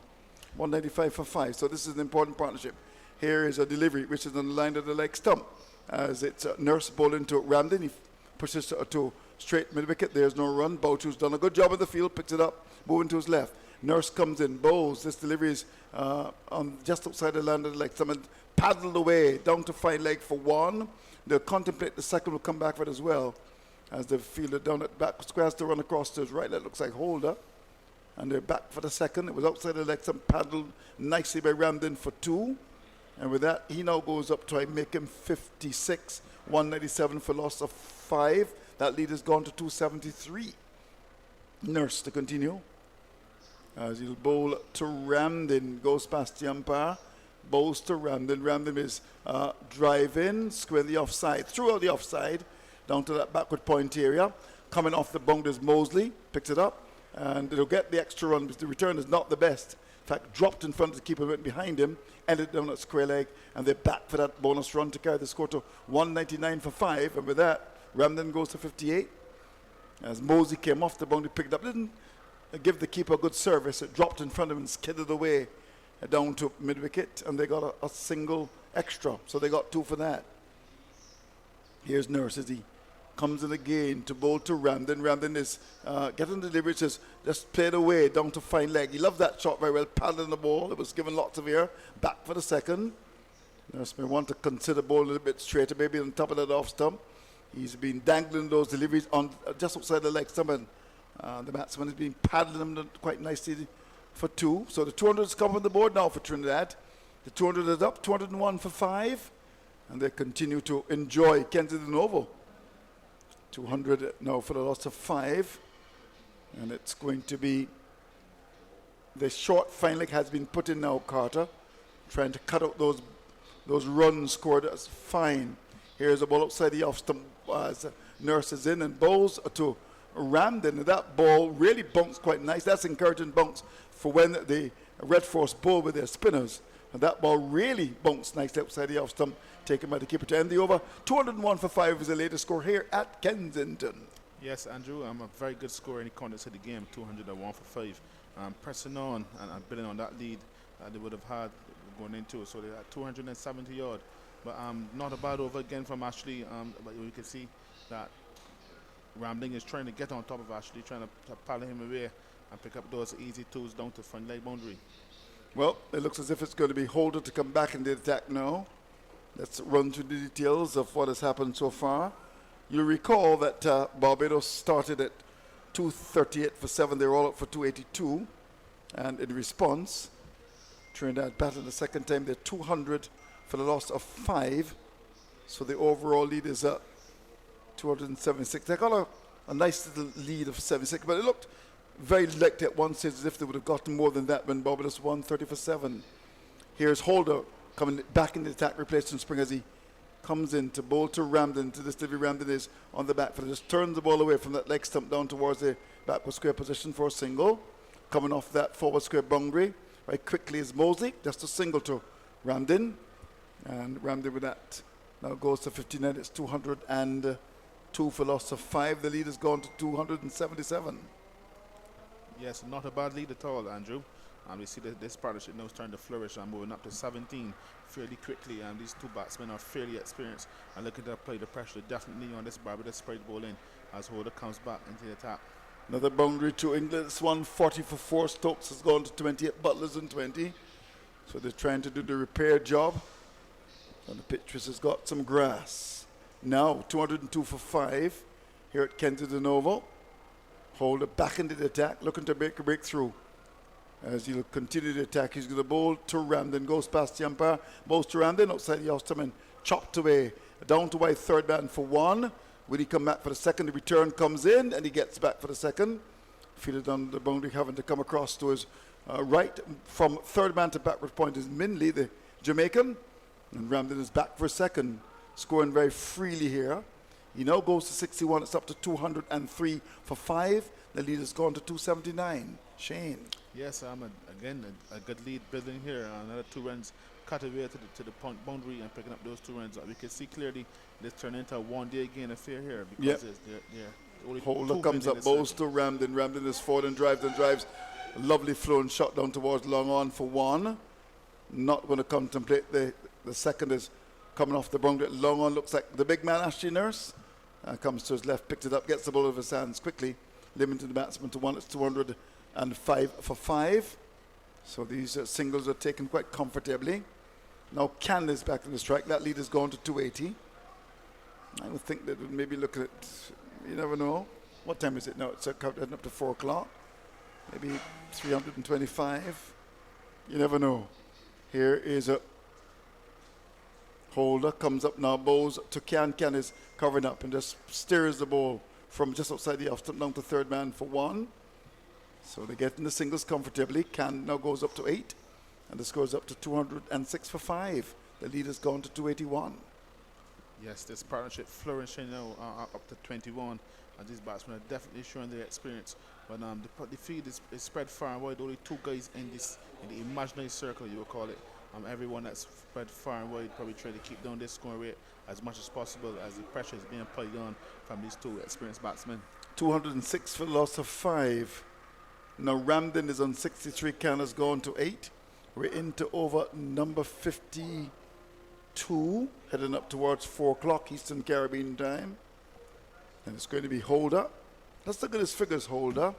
He is bowled 7 overs, 1 maiden, 1 for 31 as he comes up now. He's in and bowls the ball, which is on the line of the leg stump. Flicked away, down to backward square, 4 runs. It was badly lined full, and that was beat and drink really for Ramden, in that it was full in the leg stump and he flicked it down to backward square. The field at long leg came across, forward square came to the right, and it split the field quite comfortably. That's gone for 4 down to backward square, 210 for 5.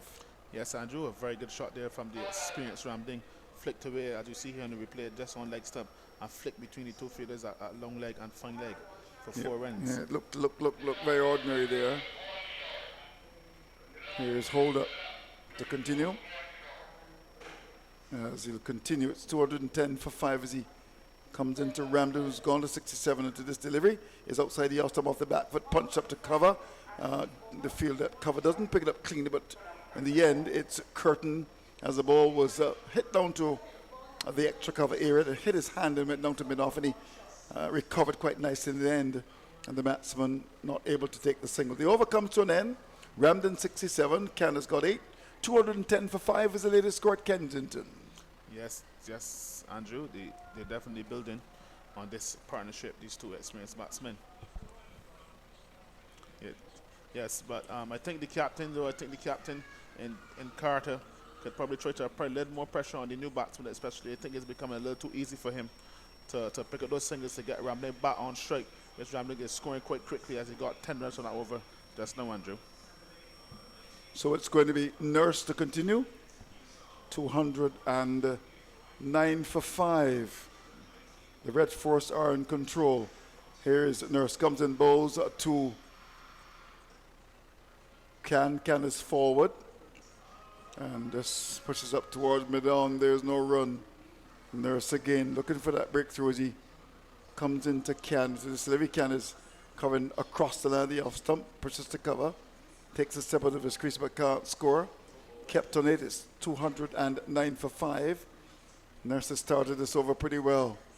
Can settles and waits. So Nurse comes in and bowls to him, and he's onto the front foot. We got a single easily as he just strokes the ball down to long off. Stout comes off the boundary to pick it up. They get a single. Let's look at that lead now, Shane Ramsey. It's gone to 286. Yes, a very big lead at this stage of the game, and there's still a lot of time left. There's a few overs left in the day, about 20 odd. So Trinidad definitely building on that lead and putting a lot of pressure on the Barbados spread bowlers. Here is Nurse, comes up, bowls. The batsman is looking to turn the ball away in the onside. That's Ramden. Hit the outer portion of the bat and was in there for a long time. Went up towards the cover area. That could have easily gone to cover and be caught, but it dropped in front of Springer. Nurse is in, bowls, given some air on the leg stump, worked away through square leg for 1. Backward square comes across to pick it up. And that's a single. 211 for loss of 5 with that single. Ramden goes to 67. Can comes back in the strike. Now the lead has gone to 287. It's 211 for loss of 5. Here is the off spin of Nurse as he comes in to bowl to Imran Khan into this delivery. He's off the back foot and chops it square in the offside down to backward point. There's protection. The fielder coming across to make the stop, moving to his right is Curtin. And there is no run. So that ends the over. And it's Ramden on 67. Can has got 9. It's 211 for loss of 5, which is the latest score at Kensington. Yes, well played again by the Trinidad batsmen. They're building on this partnership, easing towards 300 runs, which would be a big psychological advantage going into the 4th day on this track. That you see that it will get a bit of spin on the 4th day, as Trinidad has 3 spinners in the attack. But I think though the captain in Carter could probably try to apply more pressure on Can and try to slow down his scoring a bit, as he's getting the easy single to put Ramding on strike, which he is scoring quite quickly now, as he picked up 10 runs from the previous over and 2 runs just now. Well, it's going to be Mindy to come back in the attack now. And he's going to be operating from the northern end of the ground. And it's up to 211 for 5 with the lead 287. Let's look at the overs remaining in the day's play. There are as many as 19. So if the light holds, we may get them in. One would think that Ramden will want to maybe go into second gear here now and get a little bite at Barbados this afternoon. So it's going to be Mindy to come back into the attack to see what he can do. He's bowled well in this match. He picked up 5 wickets in the first innings and will start his run from the northern end. Comes in to bowl to Ramden, and Ramden is getting about Salani off stump and just strokes it down to cover. And Curtin comes across to make the stop. There's no run. Barbados losing a couple of matches. In fact, they've lost 3. They would have lost to the Hurricanes, the Volcanoes, and the defending champions, the Jaguars.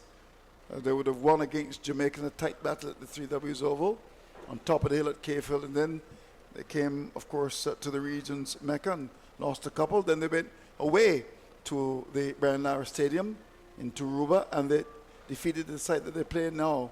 But it's a different kettle of fish in Bridgetown. The Red Force are in control. Yes, very much in the driver's seat, the Red Force are. At Red Force, they went back to the drawing board and they brought in a few experienced players in Leonard Simmons and Rampol. And Leonard Simmons was over 200 runs in the game. That has made a difference. Here's a delivery outside of the off stump as Midley comes in and bows to Ramden. Ramden is getting it through the little ring there between that backward point and cover, out towards cover. Went for that cover drive. Gets one to go up now, try and make him 68, 212 for the loss of 5. You're very right, Simmons batted very well in the first innings.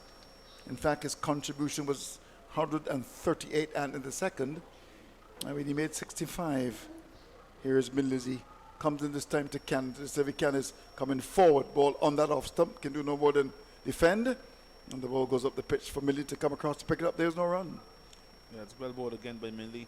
The captain has thrown the ball at him again as he's only pacer really that is answering questions here of the Trinidad Red Force batsmen.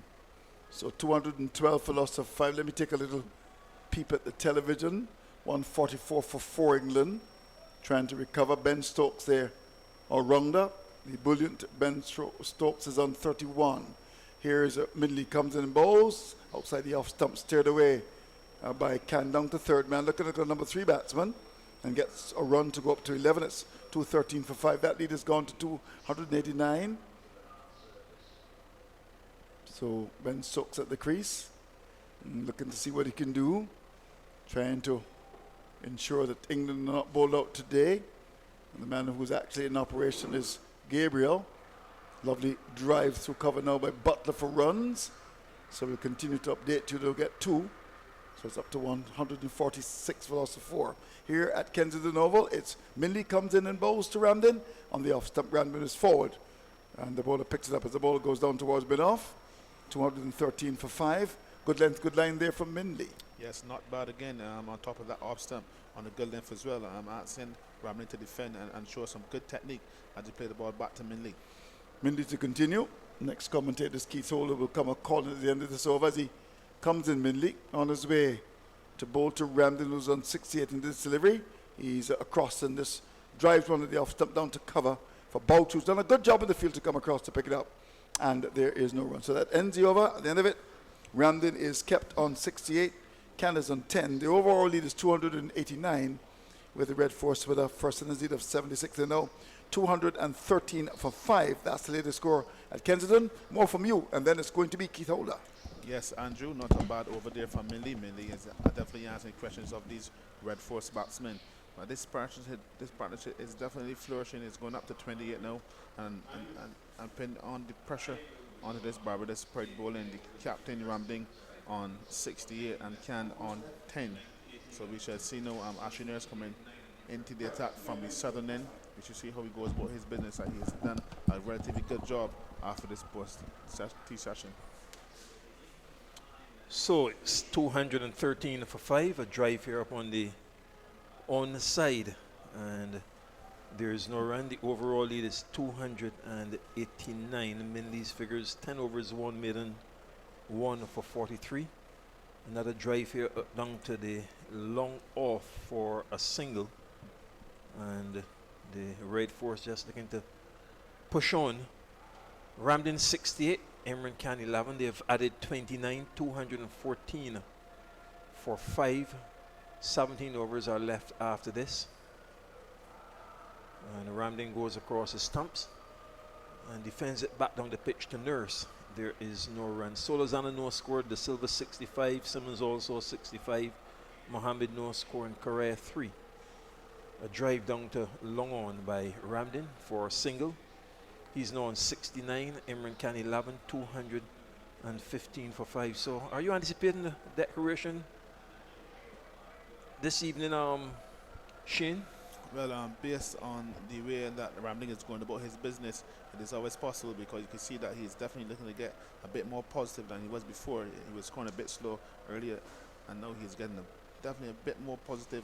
And Kian as well, you can see that he's making his intention clear, trying to go over the top and so on. The next delivery is pitched on the pads and turned out through forward square for 1. They'll come back quite comfortably for the second run. 3 fielders converging. In the end, Minley gets there first, and with those 2 runs, the score goes up now to 217 for 5. Imran Khan is on 13. Ramden 69. The overall lead 293. Nurse bowls short and almost choked as he was looking to cut. Imran Khan, it goes down to slip. Carter is the fielder at the end of the over, 217 for 5. Yes, not a bad over from Ashley Nurse, keeping the batsman in check. We should see these batsmen getting up to 300 runs. We should see what Ramden will be looking to do, and if he will be looking to send in Barbados Pride this afternoon. Because the Barbados Pride, Keith, they're not coming in with a lot of runs, a lot of out-of-form batsmen in the Barbados Pride team. So I think that 300 runs would be a big psychological advantage going into the 4th day and by essentially this evening, Keith. Yes, and their confidence seems to be pretty low as the refreshment cart comes onto the field. But generally, when you look at the Barbados Pride this season, especially at home, where they've only had 1 victory, and that was rather dramatic against the Jamaica Scorpions in the second round at the 3Ws Oval. The loss in the opening round to the Leeward Islands, and then heavy defeats against Ghana Jaguars, and followed by the Windward Islands Volcanoes. So they must be mindful and will be mindful of that. They want to keep a proud record of Barbados over the years, especially if you're playing at home. You don't want to be beaten at Kensington Oval repeatedly and by massive margins. Yes, we can't have that, Keith. So hopefully the youngsters will definitely put up their hands and come to the party on the 4th and final day of this game, as they will definitely answer a lot of questions, because you know the Red Force will definitely try to apply the pressure on those guys. We have a lot of guys in the squad that have not played 10 games as yet. There are not a lot of runs coming into this game. We have Rashidi Boucher just coming back in the team. He'll be trying to find his feet as well. Jones and Curtin, those guys haven't played 10 games as yet for Barbados at this level. So those guys definitely trying to find their feet. So we have to definitely count on the experienced guys, the Kevin Stokes and John Carter. Those guys could put up their hands and do well for Barbados tomorrow. What do you believe, though, Shane, is lacking, from a batting perspective in particular? Definitely most of the guys in the team are inexperienced, so definitely inexperience brings caution, and the guys are not playing their natural games. We have a lot of guys in the side that are natural stroke players of the ball, but because of the inexperience, they're trying to find their feet in the batting lineup and get a run to the name, so to speak. But I think that the talent is definitely there. The batting lineup is very long. Ashley Nurse coming at 9 and scoring 70 odd. So the talent is definitely there, and the equipment is there for the guys to score the run, just for a few guys to put up their hands and get some runs on the board.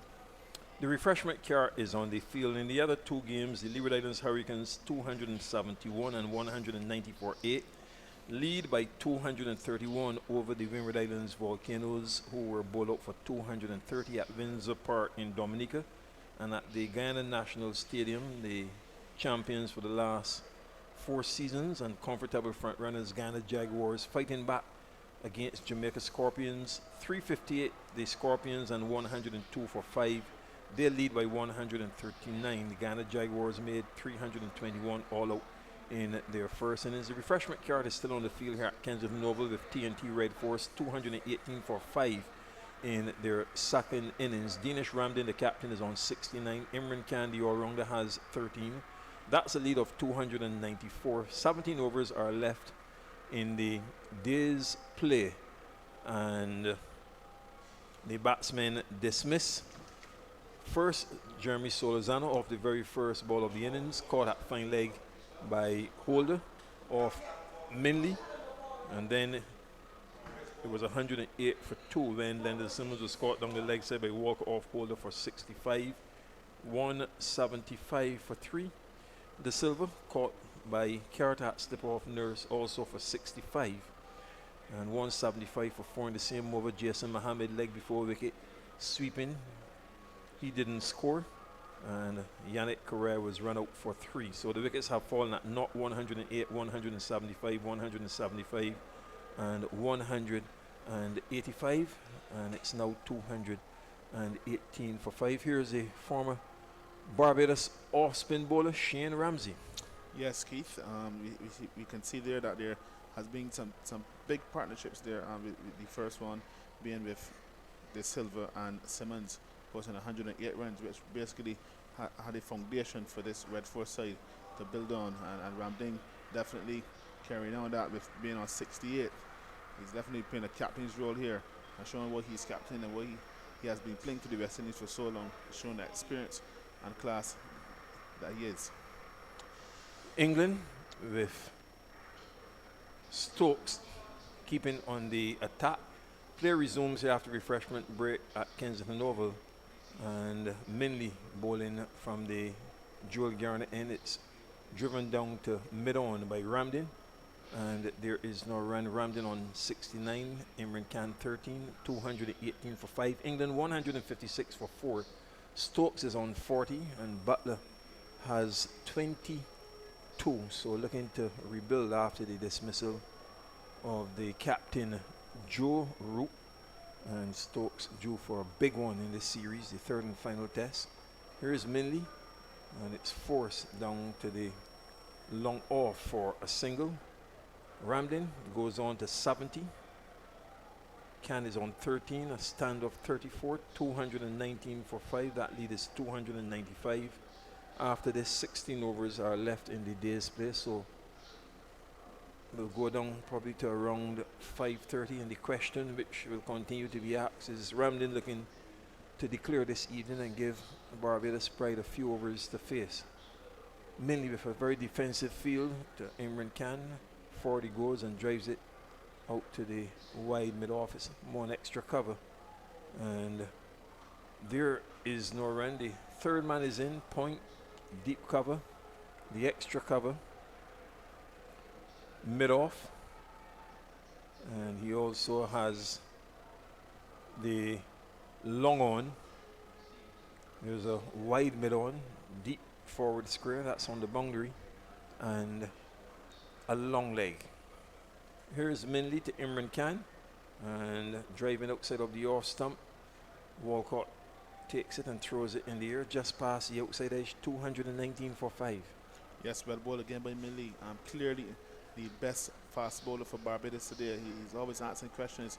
Even though it's late in the evening with the over ball, he's still beating the outside edge of the bat. And the young Jamaican is definitely working up some pace here and causing some problems here for Khan. So Imran Khan on 13 from 26 balls. Ramdin 70 of 87 deliveries, 4 fours and 1 6.